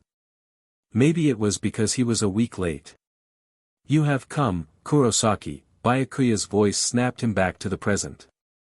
I take it you wish to see Rukia. Byakuya came with a small entourage of maids as he knelt down onto his usual cushion.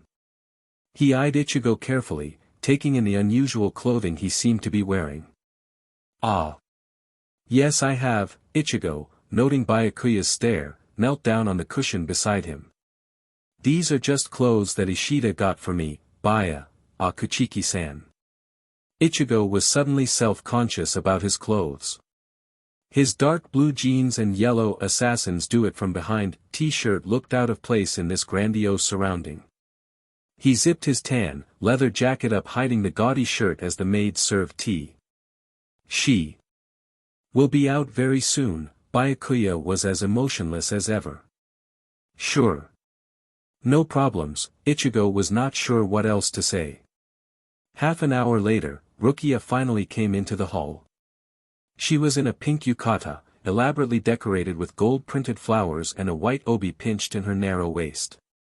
She bowed politely as she entered, to Byakuya and Ichigo. Ni-sama, Kurosaki-san. Kurosaki-san. What was she talking about? He stammered. Hi Rukia, I just came to say thanks for the presents. I am honored, she bowed again. I am also grateful for your gifts. He thought he noticed her blush a little. She's usually not so reserved around him, even in the presence of her brother. It was unnerving. Thinking to clear the air and to get out of the mansion, Ichigo asked. Do you want to go somewhere? Out, I mean. She looked to her brother questioningly. The sakura trees have blossomed in the rear gardens. You could pay a visit to Hisana's grave, Byakuya answered. Sure. Not really what Ichigo wanted, but at least it'd get him outside with Rukia. As they walked through the serene garden, Ichigo realized that Byakuya had not left them. He was silently walking behind them, never taking his eyes off them. Rukia walked calmly beside him, keeping her focus at all times. Ichigo turned around slightly peeved. "Are you going to be following us all day?" "Of course, it is customary." "What the hell?" Ichigo screamed. Before he could say anything else, Ichigo felt a sharp pain in his foot as Rukia planted her foot firmly across his toes. Pointing to the tomb before him, she gave him a warning glare. Ichigo quickly composed himself, not one to disrespect the dead. The three of them stood beneath the shade of the trees, paying their respects. They stood solemnly for an eternity before Ichigo finally found the courage to speak. "So this is your sister, Rukia?" "Yes," she replied quietly. "She was my wife." Byakuya turned a stern look at Ichigo. "I swore to her, that I would find and protect Rukia with my life, from anyone who wanted to harm her." Ichigo thought of bringing up Rukia's execution, but decided against it. Instead he took it as a challenge and scowled in return. "I would protect her too, with my life. No one will harm her. I swear that on my soul." As the two men stood defiantly, Rukia felt a wave of lightheadedness. She didn't even know she smiled. Excusing herself, she walked away, leaving the two alone. When she finally returned, she found the pair had settled into a sort of uneasy truce. Ichigo leaned against the sakura tree, while Byakuya had stood his ground with his eyes closed. Rukia held out her hand to holding gifts for the two. "Wow! Great! I haven't had one of these in ages." "I thought you might like it, Kurosaki-san," came Rukia's melodious reply. Again with the Kurosaki-san, Ichigo beyond curious by now. He would ask Rukia about it first chance he had. Byakuya bowed as he graciously took the box-like object from his sister. He turned it over several times before raising his glance at Rukia and Ichigo, happily sipping away on their own juice boxes. "Ah!" Ichigo exulted. "That hit the spot. I haven't had that in ages." "I'm glad you enjoyed it, Kurosaki-san." Rukia was pleased with herself. Byakuya glanced back to his own box and methodically tried to work out how to use the contraption in his head. He didn't want to act until he was certain he was doing the right thing. "What's the matter, Byakuya?" Ichigo grinned, taking pleasure at Byakuya's confusion. "Never drank juice before." "I do not drink juice." Returning the box to Rukia, he turned around and took a step to the grand hall. Ichigo snatched the juice from a shocked Rukia and popped the straw in. Dashing in front of Byakuya, he shoved the box in his face. "Have some." "Ni-sama," Rukia was getting irritated by Ichigo's rude behavior. "Try some. It is very good." Byakuya breathed out silently and took the offered gift. Mimicking what he saw the two do before, he sucked on the straw. He was pleasantly surprised. He would not admit it to anyone nor would he show it on his face, but he found he liked this juice. "What do you think?" "It is orange," Byakuya consulted his taste buds. "And something else." "Mango." "It's orange and mango juice." "So do you like it?" "It is just the juices of fruit. I do not like nor dislike it. Though nevertheless, I am grateful for the gift." He walked back slowly to the hall, sipping on his juice. Ichigo shrugged as Rukia smiled warmly at her brother's back. Seeing him in a good mood, Ichigo decided to test the waters. "So, can Rukia go out with me today?" As the words left his mouth, he felt like a 12-year-old asking for permission. "I am busy today." "So what?" "Rukia isn't. I cannot go with you." "So? Rukia's a grown woman. She doesn't need you to hold her hand." Rukia noticed her brother's subtle change in posture.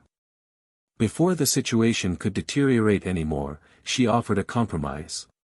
"Ni-sama. Ichigo is aware of the situation concerning Fujiwara Saito, perhaps he could. Byakuya stared at the two for a moment. Rukia watched the ants crawl over her toes as Ichigo scowled.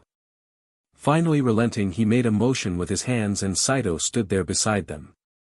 Be conscious of your position, Rukia. Be aware that you are a noble. Yes, Ni-sama. Ichigo turned an evil eye on Saito. You're kidding me, right? Kuchiki-sama does not kid, the man's reply was as flat as his master's. Fine, Ichigo sighed resignedly. Just stay out of our way. Of course. Kurosaki-san. The three of them left the mansion and found Ganjiu, Hayu, and Yukino waiting for them a few blocks away. Ichi bro, came the hoarse roar from Ganjiu. What took you so long? Rukia's brother, that's what. Anyway, where are we going? I know a nice place out at the 13th West District. It's got some nice sake and music too. Rukia sighed for no particular reason as she exchanged greetings with everyone. Hayu and Ganjiu were not dressed in their Shinigami uniform but in plain clothing. Yukino however chose to wear a pale yellow yukata with a red sash, matching her hair, around her waist. The people of Siriidii gaped at the two beauties within the group. It was not only Rukia and Yukino who stood out, there was an extra standing behind Rukia, which all noticed. Since when have you become friends with Ichigo? Ganjiu regarded Saito suspiciously. Long story, Ganjiu. Let's just say it was on Byakuya's orders. Ichigo rescued the embarrassed chaperone. Ganjiu shrugged as the group marched off towards the western gate, chatting and laughing as they walked. Saito let out a deep breath as he trailed behind the group, feeling like the proverbial fifth wheel. The little inn they arrived in was pleasantly decorated. It was half full, with patrons eating merrily at their oblong tables. Sake and wine was served readily and bamboo pot plants, scattered throughout the inn, gave the place an outdoor feel. Its greatest feature, however, was the raised stage set up at one end of the inn and the gorgeous view overlooking the balcony on one side, of a green, open meadow. How did you find out about this place? Hayu asked. Me and my sister used to come here a lot, Ganjiu reminisced. We used to drink a little and light up fireworks out in that field there. As they sat down at their table, Ganjiu, Hayu and Yukino began to discuss the menu and what to order. Saito had taken a kneeling position behind Rukia. Taking the chance at a little privacy, Ichigo edged closer to Rukia and whispered. So what's with the Kurosaki-san this and Kurosaki-san that? Her cerulean eyes searched the room before landing on Saito. It is only proper, she answered squarely. Ichigo pet an eyebrow. What do you mean proper? Since when have you ever been proper around me? You've always been improper. What the hell? Rukia shouted as she whipped a snappy back fist into his stomach. Realizing that all eyes were on her, she collected herself. I have never been improper. Saito closed his eyes and forced his laughter down. He had been spying on them too long now to be fooled by that statement. Ganjiu's rowdy laughter snapped the tension in the air. Ha ha ha. You guys sound like a married couple. Rukia seemed to balk at the statement as they both turned beetroot and looked away. I wouldn't marry him if he was the last man in Soul Society. Rukia huffed. Yeah. Well, I wouldn't dash. Kurosaki-senpai, the voice of Kenjimara startled the group. It's good to see you. Ichigo didn't know what to think about the impromptu meeting and the even more unusual friendliness from this rival. Kenjimaru excused himself and made his way to another table full of other students that the group recognized. How's Ishida? Ganji shattered the spell that seemed to hold the group in a trance. Well, when I went to see him off he was still trying to challenge me to a duel, so I guess that means he's back to normal, Ichigo smirked. That guy never changes, does he?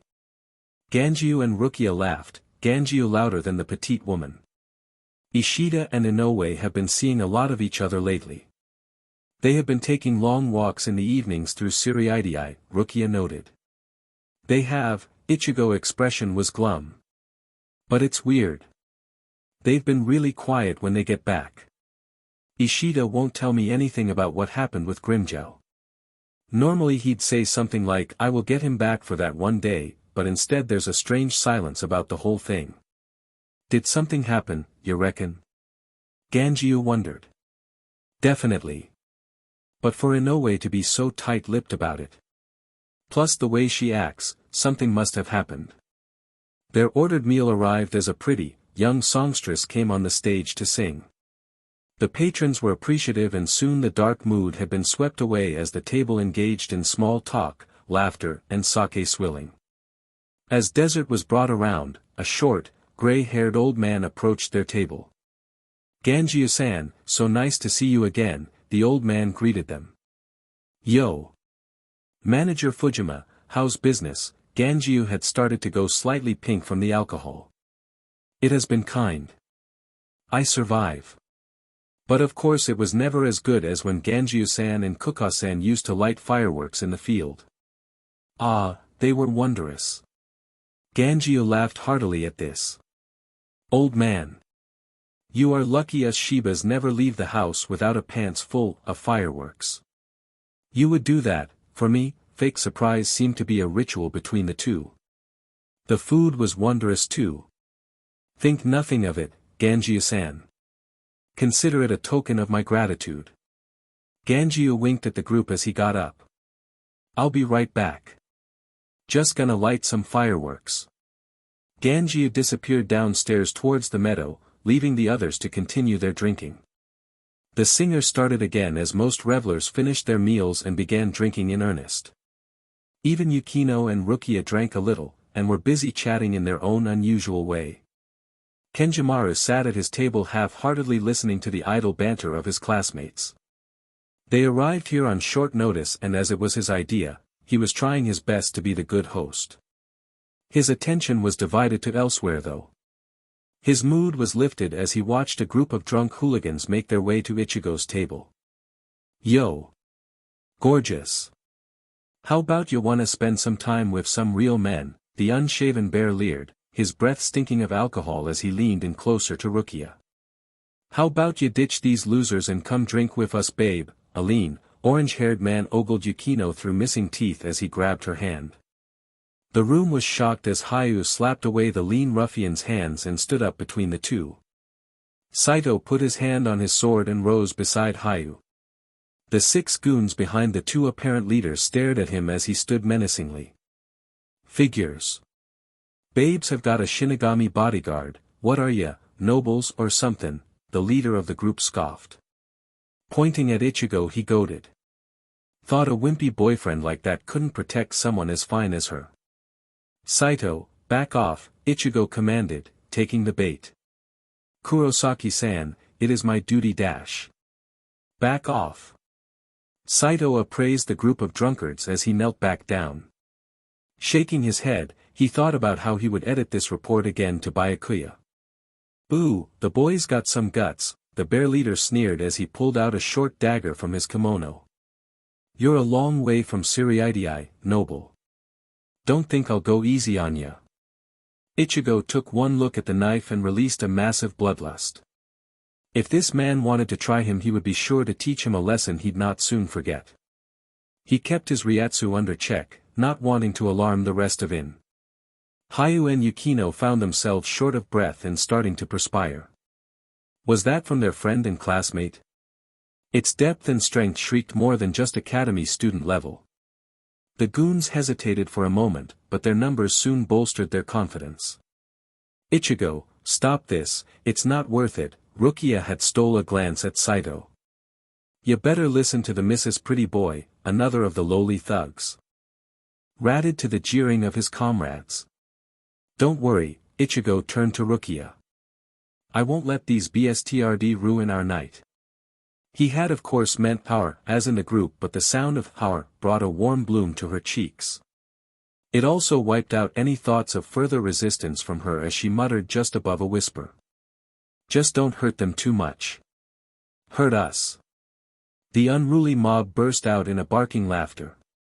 The manager of the establishment ordered the poor songstress to sing louder in an attempt to placate the group. As with the Titanic, the singing would go down with the ship. An explosion from outside jarred the scoundrels into action. The dagger moved towards Ichigo. Ducking, Ichigo spun around, elbowing the burly man in the gut. He straightened up as the ball of his palm found its mark at the base of the man's jaw, lifting him off the ground. Before anyone could react, Ichigo pivoted once more and using both hands he palmed the opponent in the chest. The amount of Ryatsu and Ichigo's strength flinging the fool out and off the veranda. Hayu timed the balled fist of the orange-haired thug perfectly. He wasn't the naturally aggressive fighter that Ichigo was, instead he relied on his training and technique. Weaving to the left of the jab, he returned with an uppercut of his own. Catching the target's jawbone, he allowed his arm to follow through as it entangled the arm of the man. Raising his forward leg high, he let loose as his kick axed its way down on the man's head, knocking him out. A bottle was thrown at Ichigo as he ran towards the group. Ichigo caught it, one-handed.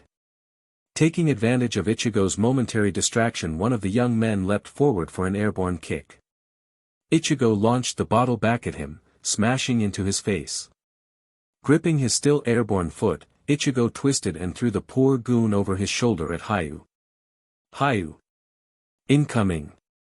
Ichigo shouted by way of warning. Completing the combo, Hayu used a move he had learnt off Yukino. Swirling in a circular motion, he took hold of the foe's flailing arm and spun him to the ground, face down. Pressing his foot into the man's shoulder, he jerked the arm backwards at an inhumane angle over his knee. Bone splintered through the other side. Rukia hollered at Ichigo. "I told you not to hurt them." "It wasn't me. That was Hayu." "Sorry," was all the usually polite Hayu could manage as he dodged a table flung at him. Yukino gentle tapped Rukia on the shoulder and flashed her pad at her. "Boys will be boys." Yukino shrugged as Rukia rolled her eyes and swigged back her sake in one gulp. Saito dearly wished, at this point, he was allowed to drink on the job. The patrons by now had started to flee the surreal scene. The group fought to the wailing of the singer, highlighted on occasion by bright splashes of color from the fireworks display outside. Ichigo paid them little heed as he ran the head of a punk through the wall in this violent disco. Kenjimaru and the group of students watched in a mixture of awe and horror as Ichigo and Hayu fought, back to back against the attackers. Ichigo had by now developed a reputation, but Hayu's skill had surprised many and even caught the eyes of a few girls in the group. A flung pillow threatened the pair. Ichigo moved instinctively even though the object had very little chance of hurting him. The thrown battle axe, however, had a very large chance of hurting him. Jinking aside, it continued on its path harmlessly, towards the back of Rukia's head. His body moving on its own, Ichigo flashed behind Rukia, catching the blade inches away. He snapped the object like a twig as he turned, gritting his teeth at the remaining three hooligans.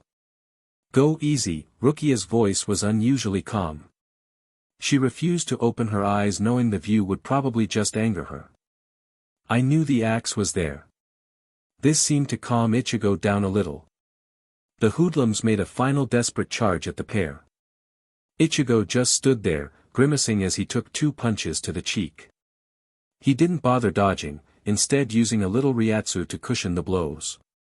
The pain angered him as he grabbed the 2 assailants by the tuft of hair and attempted to fuse their foreheads together at high speed.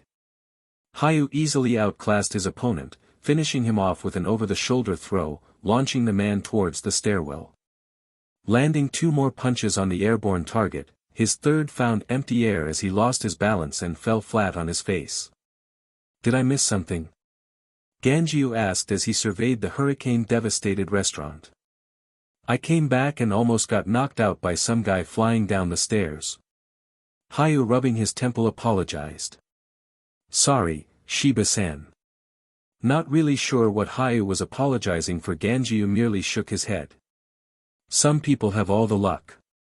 Kenjimaru and the group of students looked on at the casual way Ichigo and his group had approached the fight.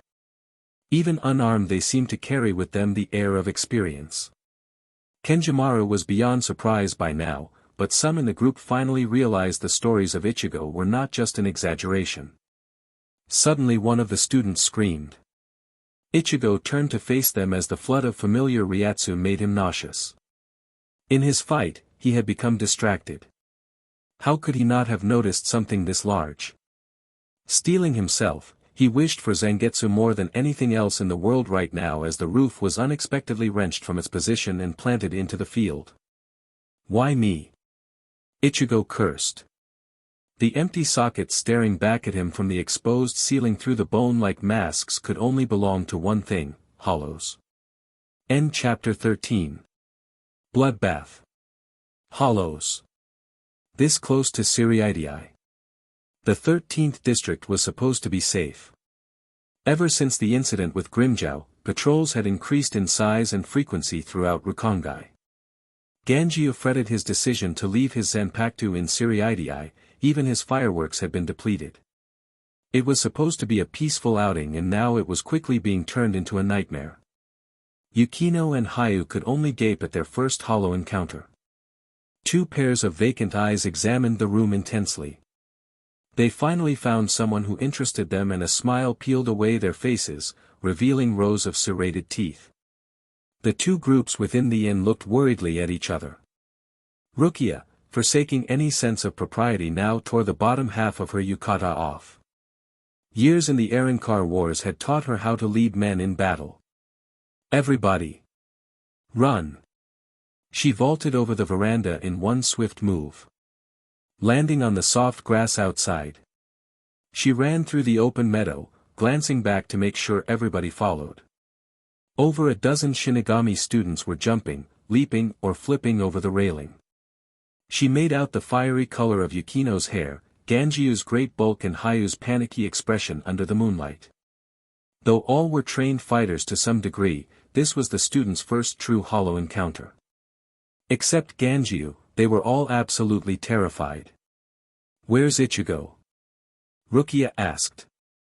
"He's holding them off with Saito," said he'll catch up soon. "That idiot. He didn't bring his Zanpakuto."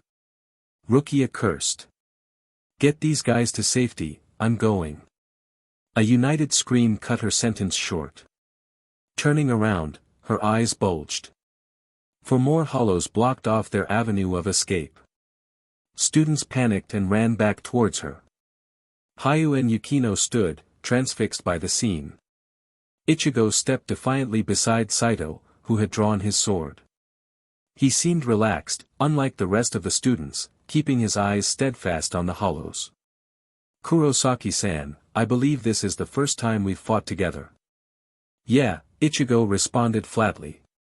"Let's hope it's not the last." "Kurosaki-san, I." Saito seemed to struggle for words. "Kurosaki-san, it is a great honor to fight by your side." Ichigo frowned at an embarrassed Saito, not knowing what to make of his statement. The hollows regarded them with a little curiosity. A snigger left its lipless mouth. "Ho ho! This will be fun. Looks like Ichigo will put up a fight." "Ichigo." The hollow knew his name. He shot forward, bouncing off the wall to gain height. "Who sent you? Why do you know my name?" Ichigo received an answer in the form of a large reptilian tail, lashing down on him. Covering his face with his arms, it hurled him back through the wall. Spurred into action, the other hollow lashed out with its talons. Rolling aside, Saito barely avoided the fatal blow. Turning around, he slashed with his Zanpakuto, its edge biting into scale and flesh, drawing blood. Rukia attempted to retain some semblance of order within the group.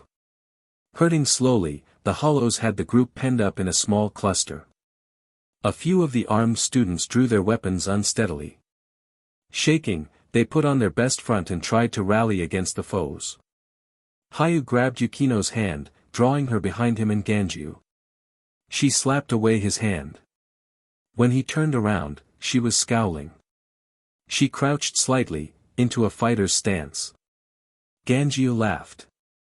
"Guess she wants a piece of the action." The hollows struck at once. One student died instantly when she couldn't leap away in time. Her head was squashed like an overripe pumpkin, spilling its juices over the soft, green grass. Fueled by vengeance, the armed students retaliated. Hacking and slicing blindly, they sprayed blood in all directions. A lucky move found its mark in the creature's eye and its body slowly disappeared. Kenjimaru dodged attack after attack, but without his Zanpakuto he was helpless. His Shikai still hadn't healed after his duel with Kurosaki. His Hakuto skills were average, but against a true opponent, he wasn't sure how long he could last. He skipped to the side as the hollow whipped its tail. The momentary pause allowed him to run up the beast's spine and to its broad back. Clasping his hands around the protruding horn on its mask, he clung for dear life as the monstrosity wailed in protest. Blindly, it clawed its back, trying to dislodge Kenjimaru. "Filthy soul. I'll kill ya. Then eat ya. Then kill ya again," the hollow cursed as it lashed out, crushing another student and flinging the body at Kenjimaru. Rukia swore silently, cursing herself for trying to act like a proper lady. Today of all days, when she needed her Zanpakuto most, it was not here. She had no choice but to rely on her Kidu. This had been third time she tried to cast her Kidu's spell. Each time a hollow struck, interrupting her incantation. There was no room to run. She needed space, but abandoning her position would mean more student deaths. She had no choice now. She knew she was close to doing it anyway. Stepping backwards, the huge knife-like claws clamped down on the ground before her where she had just stood. Stamping on the talon with one foot, she used all her strength to pin down the paw. Pointing her palm outwards. Demon Art, number 31, Shakahou, 1. The hollow shrieked in pain. It lurched backwards, its hand springing out of the ground as it went to cover its burning mask. The sudden strength of the hollow came as no surprise to Rukia. Following its momentum, she allowed herself to be flipped through the air.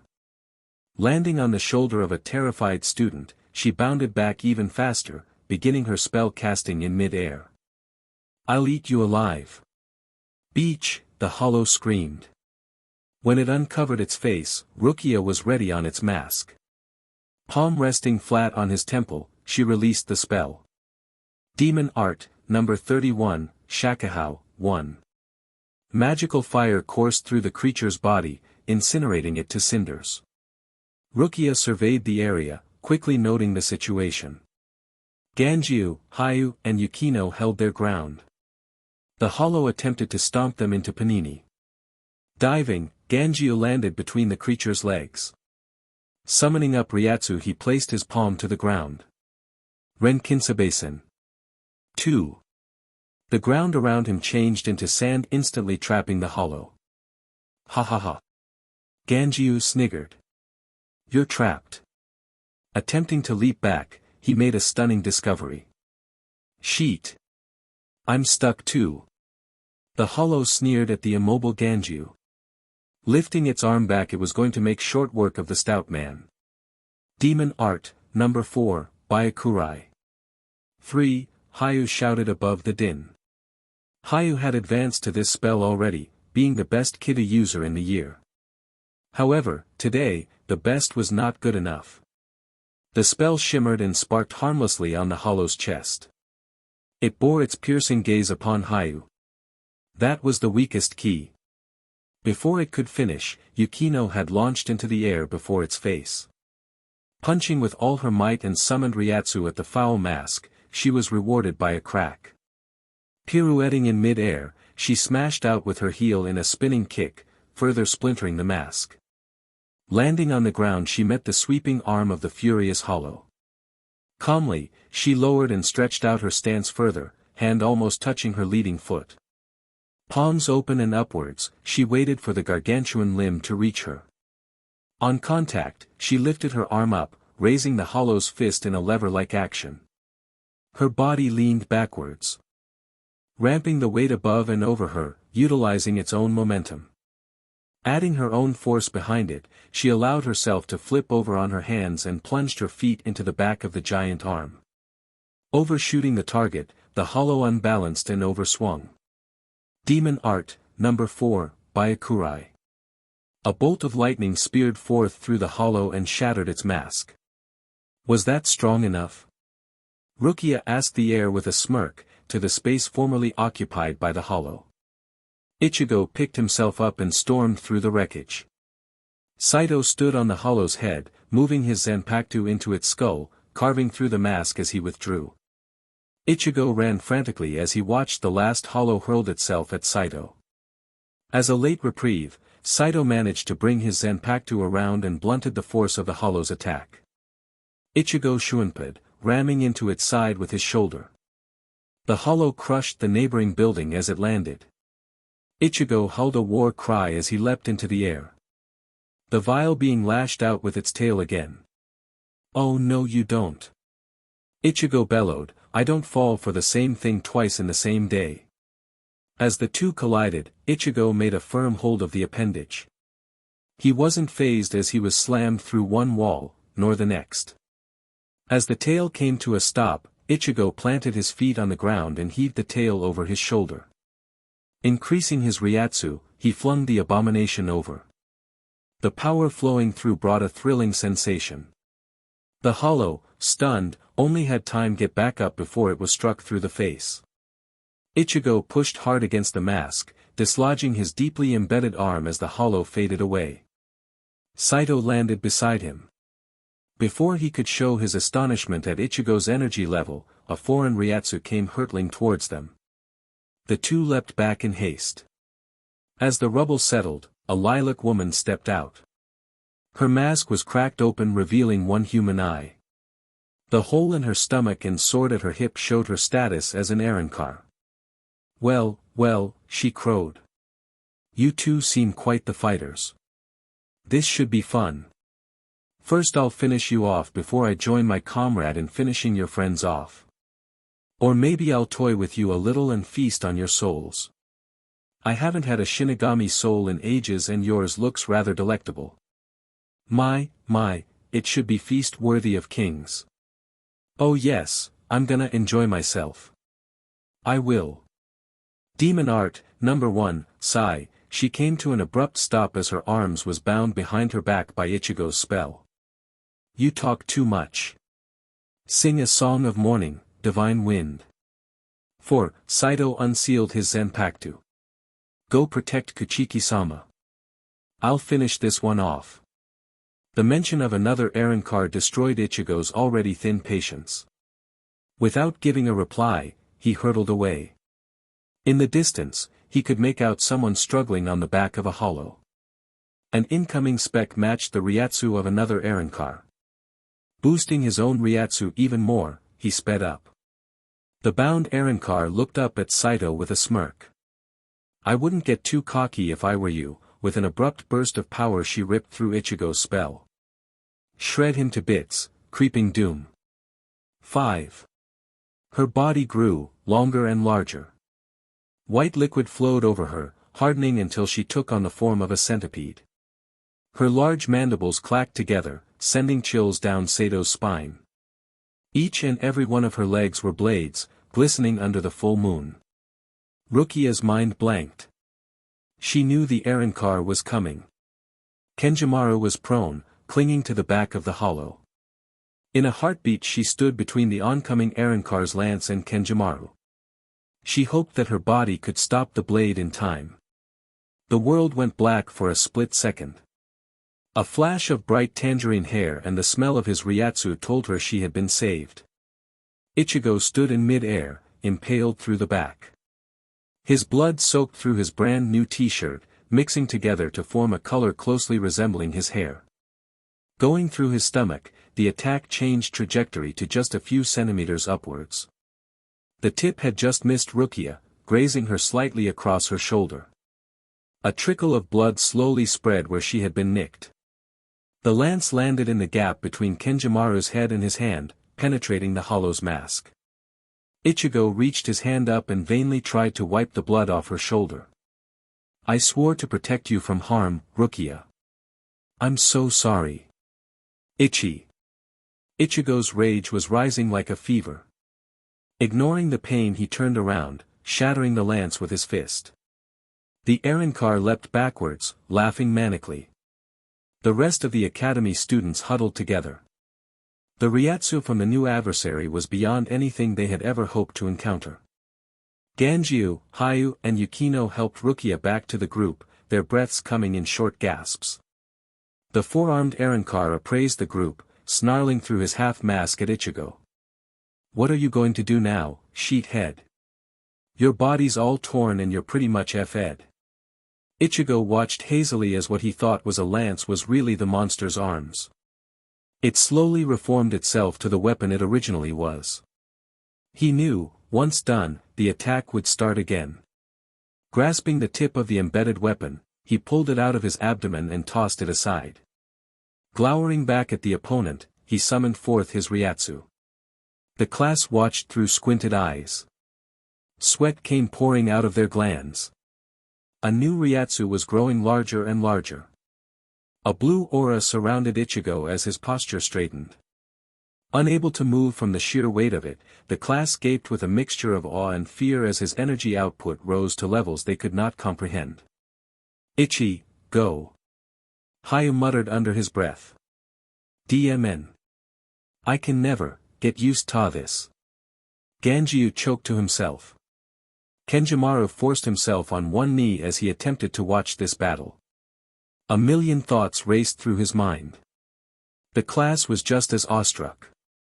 Quick as lightning, Ichigo was once more behind his aggressor.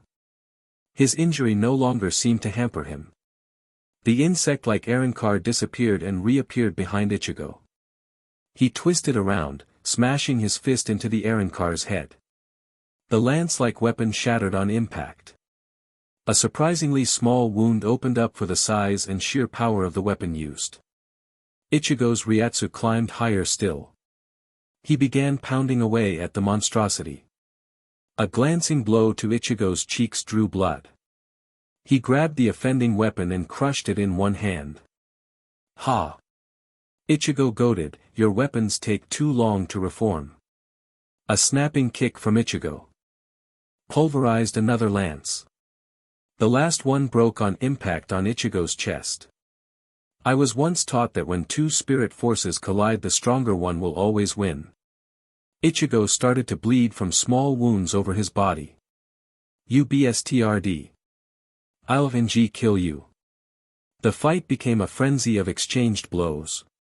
The Arrancar's mask slowly crumbling, but more wounds were opening up on the unarmed body of Ichigo. An explosion tore up the ground behind the students. Saito stood up, with wounds from several large gashes on his body. The giant centipede-like creature raced towards him. He held out the hilt of his sword, its blade missing, bracing himself for the attack. A high-pitched melody could be heard. The ground around the monster exploded. Nimbly it swerved and dodged all the explosions until it was almost upon Saito. "Your missiles of air won't work on me, weakling. I can sense their energy even if I can't see them." Saito wanted to move away, but his legs seemed to move at a snail's pace. A huge mass of energy and bloodlust pinned him down and crush out his lungs. All he could do was take one last move with his blade of air. The centipede wrapped itself around him like a boa constrictor crushing its prey. Hundreds of blades tore through him as he tried to bear the attacks with his own Ryatsu. The last he saw was the ground slowly rising up. Ichigo collared the Arrancar and swinging wildly, he threw it at the centipede. As their bodies collided, the centipede uncoiled itself. Ichigo had no time for grief as he saw Sato's bloodied body collapse in a ruby-red pool. "Sheet," he berated himself for leaving him. Launching his own tattered body at the two adversaries, he spied Rukia carrying the students away to safety. A couple had even fainted because of his Ryatsu. Ganjiu, Hayu, and Yukino looked on helplessly, unable to move. He swore at himself. He would have to finish this quickly before more casualties piled up. Kenjimaru tried to stand up. Hoisting an unconscious student over his shoulder, he intended to leave the frightful scene. This was more than he'd imagined. The centipede Arrancar cajoled the fleeing Kenjimaru. "Where do you think you're going? Dinner is supposed to be served." The four-armed Arrancar leapt at Ichigo.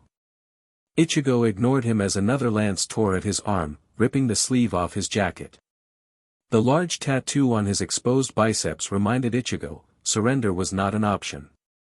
The death bloom covered most of his upper arm in an intricate Celtic rune. Plummeting onto the centipede's head, he stopped it just inches away from Kenjimaru. Kenjimaru stared in disbelief. At this proximity, he collapsed onto his knees. Pounding over and over again at the ghastly head, Ichigo was thrown off and stabbed in the back by the other Arrancar. Ichigo, bordering on berserk, whipped around and blindly struck out, again and again. Finding the neck of his assailant, Ichigo clotheslined him and brought him to the ground. Sitting on his chest he repeated his bone-jarring treatment on the victim's face. A crack, then two, started appearing. It spat out blood, its wounds formed bright rivers on the grass beside them. Die! Die! Die, he ranted. A sharp slashing pain shot through Ichigo's back as the centipede sped by him, its bladed limbs filleting his body. Ichigo ignored the centipede and hammered his forehead into the mask of the Arrancar under him, twice. It reverted back to its sealed form.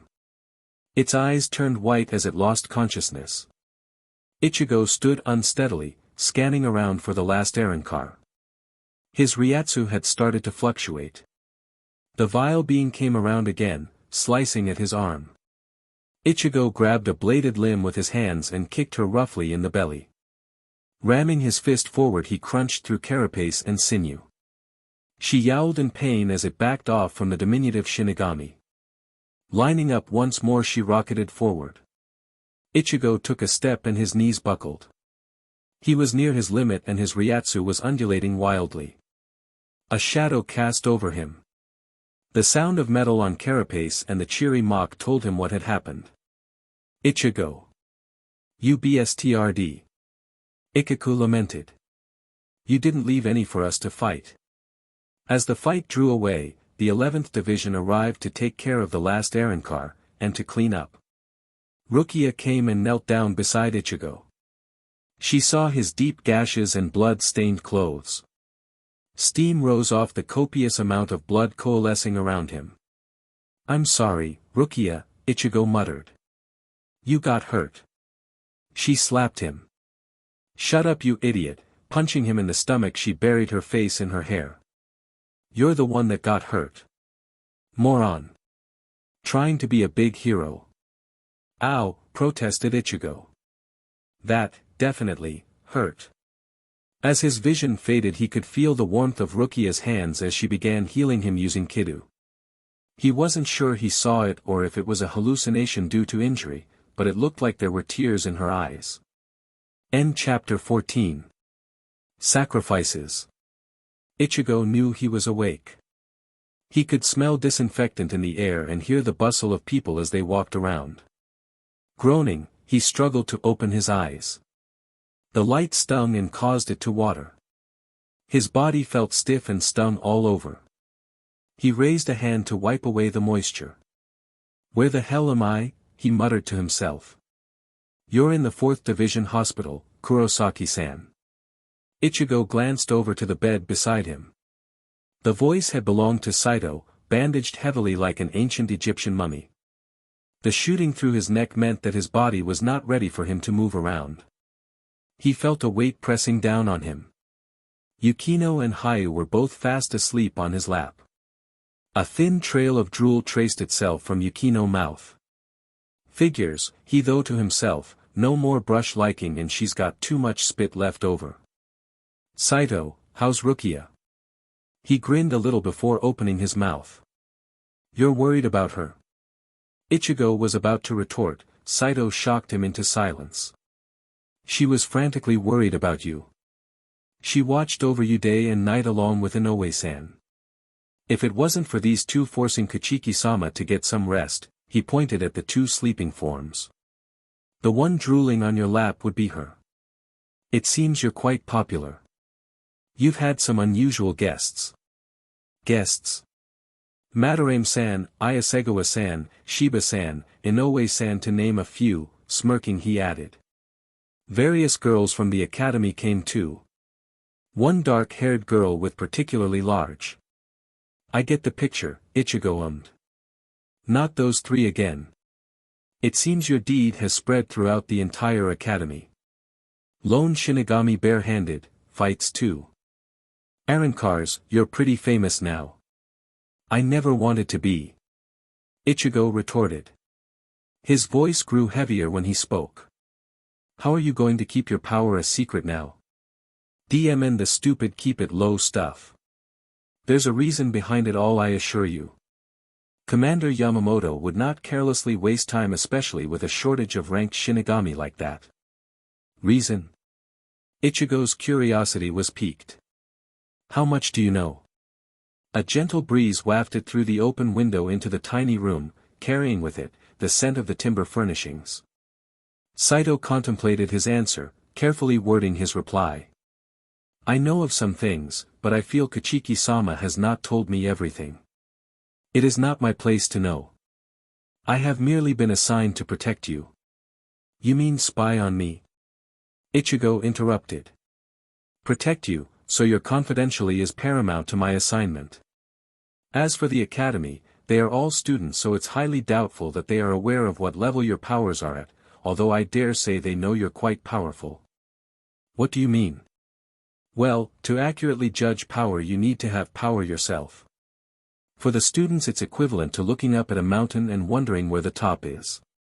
Taking up the analogy, Ichigo theorized, so in order to know which mountains are higher, you'd have to climb to the middle, at least. Exactly. Ichigo thought the situation through. Something Saito said still bugged him. You said there is a reason for me withholding my power. Saito sat upright, wincing against his pain. Looking around he explained in a low and even tone. You're a special case. I know you've led men into battle before, good men, most stronger than the average vice captain. However, you have known them all, and before they were your troops, they were your friends. Loyalty was never an issue. Here in Soul Society you'll be leading men you have never known before. You'll be commanding on position, not respect or loyalty to you. I think that's a big issue considering you don't have a reputation here yet. Is that all? Ichigo was a little perturbed by the simplicity of the idea. Not really, Saito closed his eyes. If anyone were to find out about your past, it would be difficult to command with that kind of respect. Ryoka are not particularly trusted here, as you can tell. Ichigo started to see the bigger picture. Saito further extrapolated, if you spend a year developing a reputation, bonds, gaining the respect of those who will one day follow you, maybe it would help alleviating their bias. Bias? You have some rather revolutionary ideas, Kurosaki-san, especially for Soul Society. The people here tend to be a lot less approachable to new ideas. Things haven't changed here in centuries. A year is very little time for a Shinigami. Commander Yamamoto must have thought a year was a worthwhile sacrifice to give you the best foundation possible for your future captaincy. If I decide to accept it. Yes, if, opening his eyes, he leaned a little closer and whispered, then there's you being a wizard. You know. Ichigo eyed his roommate with suspicion. Only the captains and a select few know. It's not a secret you will be able to hide forever. Especially with this upcoming round of warring that's about to happen. A knock on the door woke Hayu and Yukino from their slumber. Kurosaki-san, you're awake. How are you feeling? We were so worried about you. Hayu was the first to notice. Fine, thanks, Ichigo managed a smile. Yukino and Hayu helped Ichigo get up into a sitting position as the newcomer entered the room. Captain Unohana Retsu of the 4th Division stood by Ichigo's bed. She smiled plainly at the patient. How are you feeling? I'm good, should be able to get up soon, I think. She straightened her long dark pleated hair. It flowed over her shoulders and down the front of her body, highlighting her warm, gentle features. She cupped her hands together at her stomach and asked Hayu and Yukino for some privacy. Hayu and Yukino got up and excused themselves, deciding to find Rukia and Ganjiu to tell them the good news. Unohana nodded in acknowledgement to Saito, who greeted her formally. As the door slid shut behind them, Unohana turned to Ichigo. You'll have to stay here for a month for security reasons. What? But I'm fine. In a few days I'll be able to walk out of here. What I say here does not leave this room, she said, addressing Saito. I have been informed by Captain Kuchiki of your knowledge and involvement. I trust in your confidentiality. Of course, Captain Unohana, Saito cordially replied. Kurosaki-san's confidentiality is of utmost importance to my assignment. That's reassuring to know. Unohana focused her gaze on Kurosaki once more. You are to stay here for 1 month under my personal supervision. Personal supervision, Ichigo was aghast. Why? When you fought with the Arrancar, your body utilized a few powers subconsciously. We have to make sure he isn't getting loose again. In addition to your use of normal Shinigami abilities, it seems your body also activated Ryatsu damage absorption, and of more concern, your super accelerated hollow regeneration. This is just a precautionary measure. I see. So I'm basically under quarantine. Orihime wandered the noisy hallway of the 4th Division, lost deep in her own thoughts. Bumping into a trolley brought her stiffly to reality. The nurse turned around and dog-eyed her. I'm sorry. Orihime pleaded. Turning to leave, she bumped into something else and plopped hard on her rump. I'm so sorry, she ummed apologetically. Raising her head, she was met with a proffered hand. Its owner was Katetsu Aisane, vice captain of the 4th Division. Are you all right? She asked in a soothing voice. Yes, Orihime nodded and took the offered hand. I'm fine. Thank you. You look troubled. Would you like to come in and have some tea? I'm on my way to the office right now. No. It's okay. I'm fine, really. Orihime looked up at the tall, silver-haired vice-captain. 2 long thin strands of hair draped down the right of her face ending in beads. She looked imposing to Orihime, like a vice-captain should. Yet she was always kind and gentle to everyone. Aisane in turn regarded the young orange-brown-haired woman before her. The lines on her face spoke of worry and the haze in her eyes told her, her mind was elsewhere. It's Kurosaki-san, isn't it? Aisane asked. I'm just worried about him, that's all. Is he all right? Nodding, a tear came to Orihime's eye as she fought to hold it back. Aisane knew Orihime's prognosis was usually as good as hers. Obviously the girl just wanted to hear it from someone else. He'll be fine, Inoue-san. You worked on him for a full day. Short of Captain Unohana, you are the most gifted healer here. Come, let's get some tea. I insist. Orihime followed the taller woman to the other end of the hall and entered a small, fastidiously tidy office. Aisane signaled for Orihime to ignore the larger work-bound office table. Instead she found herself kneeling on a cushion at the other end of the room as Aisane went to fetch the tea. He saved a lot of people with his actions, Inoue-san. He is a very tough man and a survivor. I wouldn't worry so much if I were you. Most of his injuries were not too serious. Blood loss was what defeated him. I know, Orihime sighed. I'm happy he saved so many people. Returning with the tea on a tray, Aisane observed that Orihime had left the statement unfinished. Obviously something troubled her. And yet? A gasket blew as all the pressure from the past few days vented itself. He was so stupid, fighting those things, unarmed. And yet, if he didn't, he wouldn't be the Kurosaki-kun I know. Sobbing a little she found the strength to continue. I worry about him so much and yet he. Rukia was wounded, and he. Ichigo almost died. As a woman herself, Aisane understood the deep-seated fear that Orihime couldn't verbalize. Offering the girl a cup of tea, she tried to comfort the youth. You know, Kurosaki-san made short work of 3 vice-captains unarmed, a long time ago. I think the Arrancars were rudely shocked when they thought they found some easy weaponless targets. It was years ago that it had happened. Isane could still see the look of determination in Ichigo's eyes and the force in which he had struck her with nothing but his arms. Rumor has it among the captains that he's stronger now than then, but the whole subject was strictly confidential and no one was permitted to mention it. The girl was struggling with something, Isane could see that. She decided to give Orihime some time to organize her own thoughts, sipping patiently at her tea. Orihime barely tasted the beverage passing through her lips.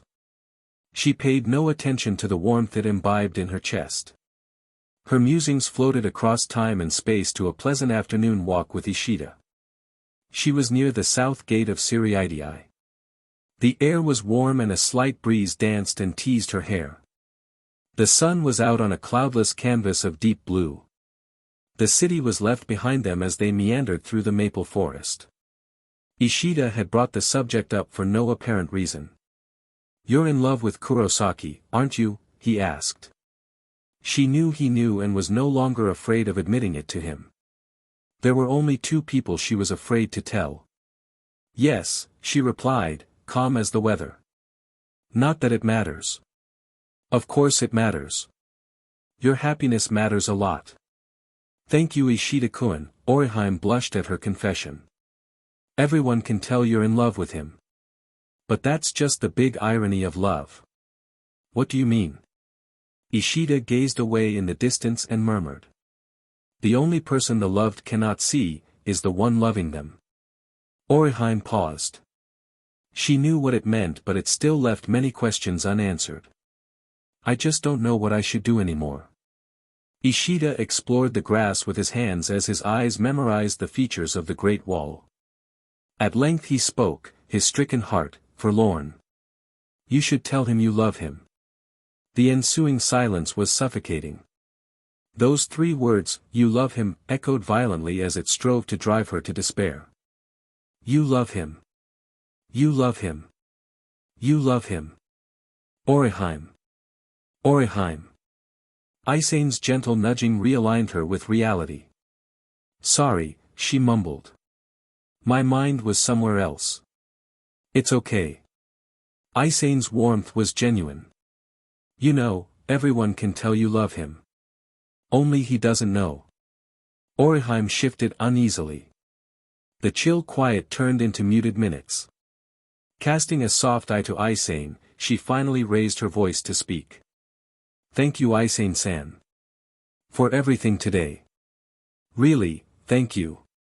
Orihime bowed in gratitude and Isane nodded back.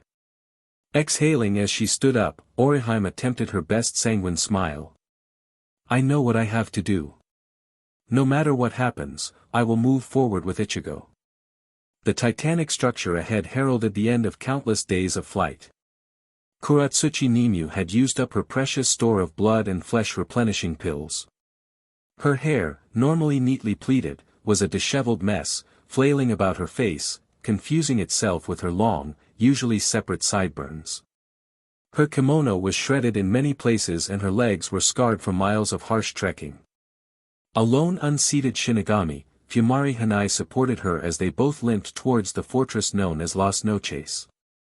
They dragged their weary forms through the gritty, soot-gray sands. It was eerily silent as they arrived at its heavy wooden doors. Two huge brass rings were set on the doors acting as knockers. Hanai pulled back the ring and rapped loudly. "Help! Anybody there?" he called out with what little strength he had. Little swirls of sand was kicked up as two pairs of feet landed behind the Shinigamis. A tall male stood in cargo pants, sporting a gray military crew cut. His simple singlet showed off his muscular tones. Beside him was a small girl with short, lime-green locks and sunglasses tucked in like a hair band. Dressed in a pristinely white jumpsuit, she looked rather like a retro drag race driver. The zanpaktas strapped to their backs indicated they were not as harmless as they looked. The man stepped forward, hand on his hilt. "What the?" "Shinigamis." Nimue looked up groggily at the newcomers. "I am Kuratsuchi Nimue. Soul Society. Vice Captain. 12th Division, injured." Hanai, seeing the pain in his vice captain, continued the explanation for her. Sirs. We were sent here by Soul Society to investigate the occurrence of new Arrancars attacking the real world and Soul Society. During our investigations we were ambushed and we managed to escape. We have come here seeking aid. Kensei, what do you think? The little girl asked her partner. I don't know. For now they look harmless, he replied, examining the pair. Let Shinji decide what to do with them. Okay. The young girl smiled casually as she screamed out, Hiyori-san. Please open the gate. At the mention of the name, the doors unlocked itself and swung open. A short pale blonde girl, with light brown eyes and freckles greeted them. She looked rather childlike in her red tracksuit and hair tied to either side of her head, pointing outward like a human bonbon. Her voice and mannerisms, however, were gruff. DMN. Just what we need, shitty Shinigamis. Sheet. Nimue was half carried, half walked to the large dining hall. A long ellipsoid table decorated the center of it. Rows of high-backed chairs surrounded the table and at the end sat a thin blonde youth in a golf cap. His sneer reminded Nimue of Jin's. He sat as if he was in charge of the group. A chilly, commanding aura emanated from the man. She deduced that he must be Shinji. Hirako, the little blonde, slapped him across the head with a thong and dragged him by the collar towards the Shinigamis. Do something about them. Hiyori. Please. All semblance of authority seemed to vanish from him. He appraised the state of the Shinigamis, motioning them to take a seat at the grand table. A moment passed as intelligence flickered back into his eyes. Hachi. Heal them first and then we'll hear their story. A large, rotund man with pink hair and a bushy mustache steeped out of the shadows. Fingering his bulbous chin, he inspected the two of them before beginning his ministrations. Time ticked on slowly, and as the color returned to the Shinigami's pallid faces, Shinji finally began his questioning. So, tell me what happened. And what you are doing so far away from Soul Society. My name is Kuratsuchi Nimue, Vice Captain of the 12th Division. This is my subordinate Furima Hanai. Nimue nodded as an introduction. We were sent here by order of Commander Yamamoto to investigate the appearance of new Arrancar in alarming numbers, attacking Soul Society and the real world. We began a routine sweep of the area, slowly increasing our radius of operations. We were ambushed by the former Espada, Grimjow Jaggerjack and 3 new Arrancars. Taken by surprise, we were annihilated. How many? Shinji asked. 12 of us came here. Only the 2 of us remain. Sha, grunted Hiyori. Pathetic weaklings. 12 on 4 and you lose. Shinji reproached Hiyori with a reprimanding look.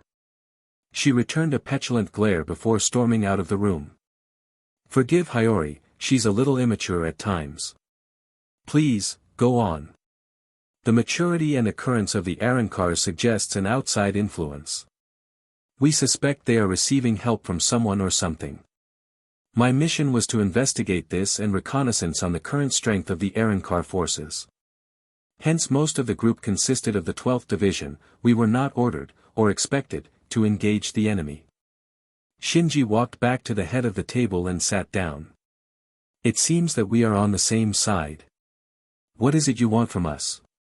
We wish for sanctuary to recover from our wounds and if it is possible, to send word to my captain, Kuratsuchi Mayuri, confirming our survival and current mission status.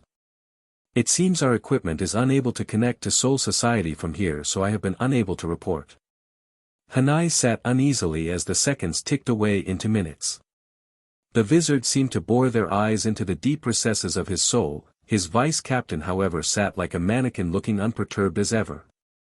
Finally Shinji stood up and bowed loftily. It seems you'll be a guest here for a little while. I guess introductions are in order. I am the leader of this little group, Hirako Shinji. The big guy in the tuxedo is Ashuta Hachigen, we call him Hachi for short. The man who greeted you outside is Muguruma Kensei and his partner is Mashiro. Pointing his thumb at the door he continued, the shorty sulking outside that door is Saragaki Hiyori. Who are you calling shorty? BSTRD, a voice behind the door rang out. And the rest are out and about doing stuff. Shinji fixed a serious eye on Nemu. Welcome to Las Noches, our base of operations. Tatsuki picked up the ladle from her simmering pot. She tasted her soup and approved. Tetsuya had flipped candidly through his collection of photos, organizing into different shooting sessions. His mind rested on the questions, many of them that his colleague, Reika, had brought up. She came over, not too long ago, and he had shown her the photos in his drawer. The disbelief in her face changed into satisfaction only after a long and arduous trial of his explanations. In the end, she seemed content and had commented that this was indeed the story of the century. Still, he hated this feeling of guilt as he sat here in Tatsuki's lounge room. Getting up, he shook the paralysis out of his legs and strolled over to her wall unit. Looking at the various framed photos, he had never known her to have many friends. He had never met any of them except that thin youth, Ishida Yuryu. A splash of color caught his eye. Who's this in this photo? Tetsuya asked out loud. Who? Tatsuki called out from the kitchen. Gimme a minute. The udon's nearly done. She finally came out carrying 2 bowls of udon noodle. Placing them on the table, she walked over to Tetsuya. The tall but narrow wall unit contained a variety of odd objects, usually purchased from the various places she had been while attending tournaments. A couple of photos sat in frames that she had long forgotten about. The sight of them brought back many memories for her. Who's this? Tetsuya asked, pointing to the tall, dark-skinned teen. Ex-boyfriend, he mocked, turning the question into a joke. No way, she jabbed him playfully in the shoulder. He's a friend of mine. We used to go to school together. Does this friend have a name? Why?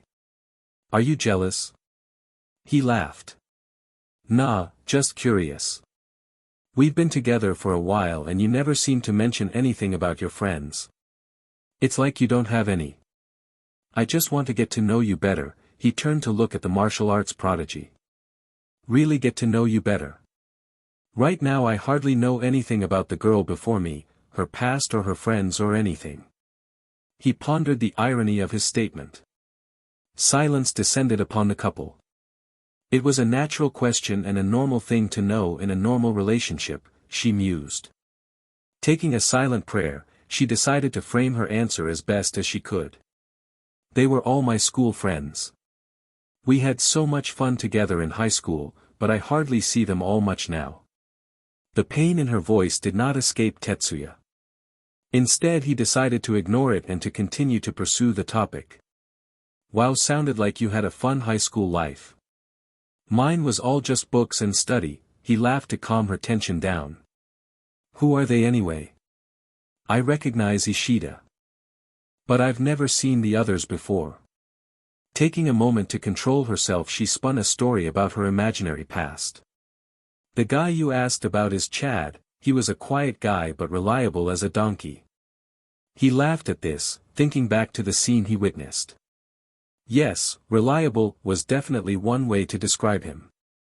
She saw him laugh at her joke and decided that maybe this wasn't such a bad idea. Pointing them out as she went along, she actually enjoyed reliving some of her fond younger memories. This is Oriheim. She was my best friend in high school. Where is she now? That struck a nerve. Tatsuki couldn't bring herself to say that her best friend was dead. She never considered her dead at all. She's overseas. She visits on occasion. Who's that? That's Ichigo. He was a childhood friend that used to come to my dojo. I gave him his first beating. He bawled his eyes out. You must have traumatized him, he laughed. So is he any good at karate? Ha! He could beat me now, she smiled, thinking about all the sparring sessions they've had since. He must be something to watch out for if he's that good. Where is he now? He died a few years back, her voice became solemn. A tragic accident. Oh, sorry. Who's this? He asked, pointing to the guy in front of Ichigo. He seems like a practical joker, flashing his butt like that. She smiled, that's Kigo. He was a bit of a pervert but he's funny. Who's that beside him? That's Mizuiro, he died a few years back too. Another accident. Tetsuya was surprised. Why did she have so many friends that were dead? Oh, sorry again. It's okay. Kigo and him were best friends. He took it the hardest, moving away from the subject. That dude there is Renji. He was an exchange student. The BSTRD kept on getting on my nerves. You became friends with him, right? He looked at the heavily tattooed redhead. As if. We fight every time we see each other. So she was friends with him too, he decided, maybe a karate rival. So where is he now? He's, out of the country. Anyway, that there is Hitsugaya-kun. As you can tell, he's a child prodigy, that's why he's in our class. Wow. He must be doing great things right now, at such a young age. So where is he? He's in Tokyo University, so he moved out of the area. Her responses were starting to get better as she felt more relaxed. It actually felt good for her to finally have someone to share her, albeit edited, life with. And that one there is Ranjaku, as you could probably imagine she was really popular with the guys. I can see that. That earned him another jab at his shoulder. Frowning she continued, that's Ikaku, just don't ever tell him he's bald. That's his best friend Yumachika. Who's the shrimp? Tatsuki laughed, Suya. That's Rukia. If she heard you call her that she'd pulverize you. Another martial artist? You could say that. How good is she? Very. Maybe even as good as I am, she strutted confidently. So where is she now? Is she competing?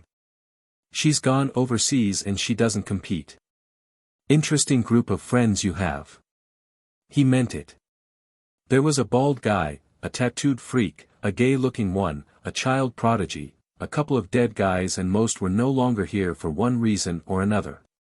Added to this fact, he got the impression they were all capable fighters or martial artists. Maybe he had photographed so many martial arts pictures he could subconsciously tell a fighter by his composure. This school was definitely worth investigating, and he filed away the names for further study. He finally came upon an idea that might be interesting. Hey, you know, our company is having a party soon, celebrating something or other. You should invite your friends along. It'll be great to catch up with them. Then I can finally find out what type of guys you usually hang out with. She looked at him mournfully. Her voice softened as she put on a smile he knew was forced. Not this time, maybe another time. He walked briskly over to the lukewarm udon and sat down. Now that I know something about your high school life, I guess it's only fair to tell you about mine. His words wiped away the damp mood. Yes, that sounds fair. She took her seat and began listening intently to the tales he regaled as they ate. End chapter 15.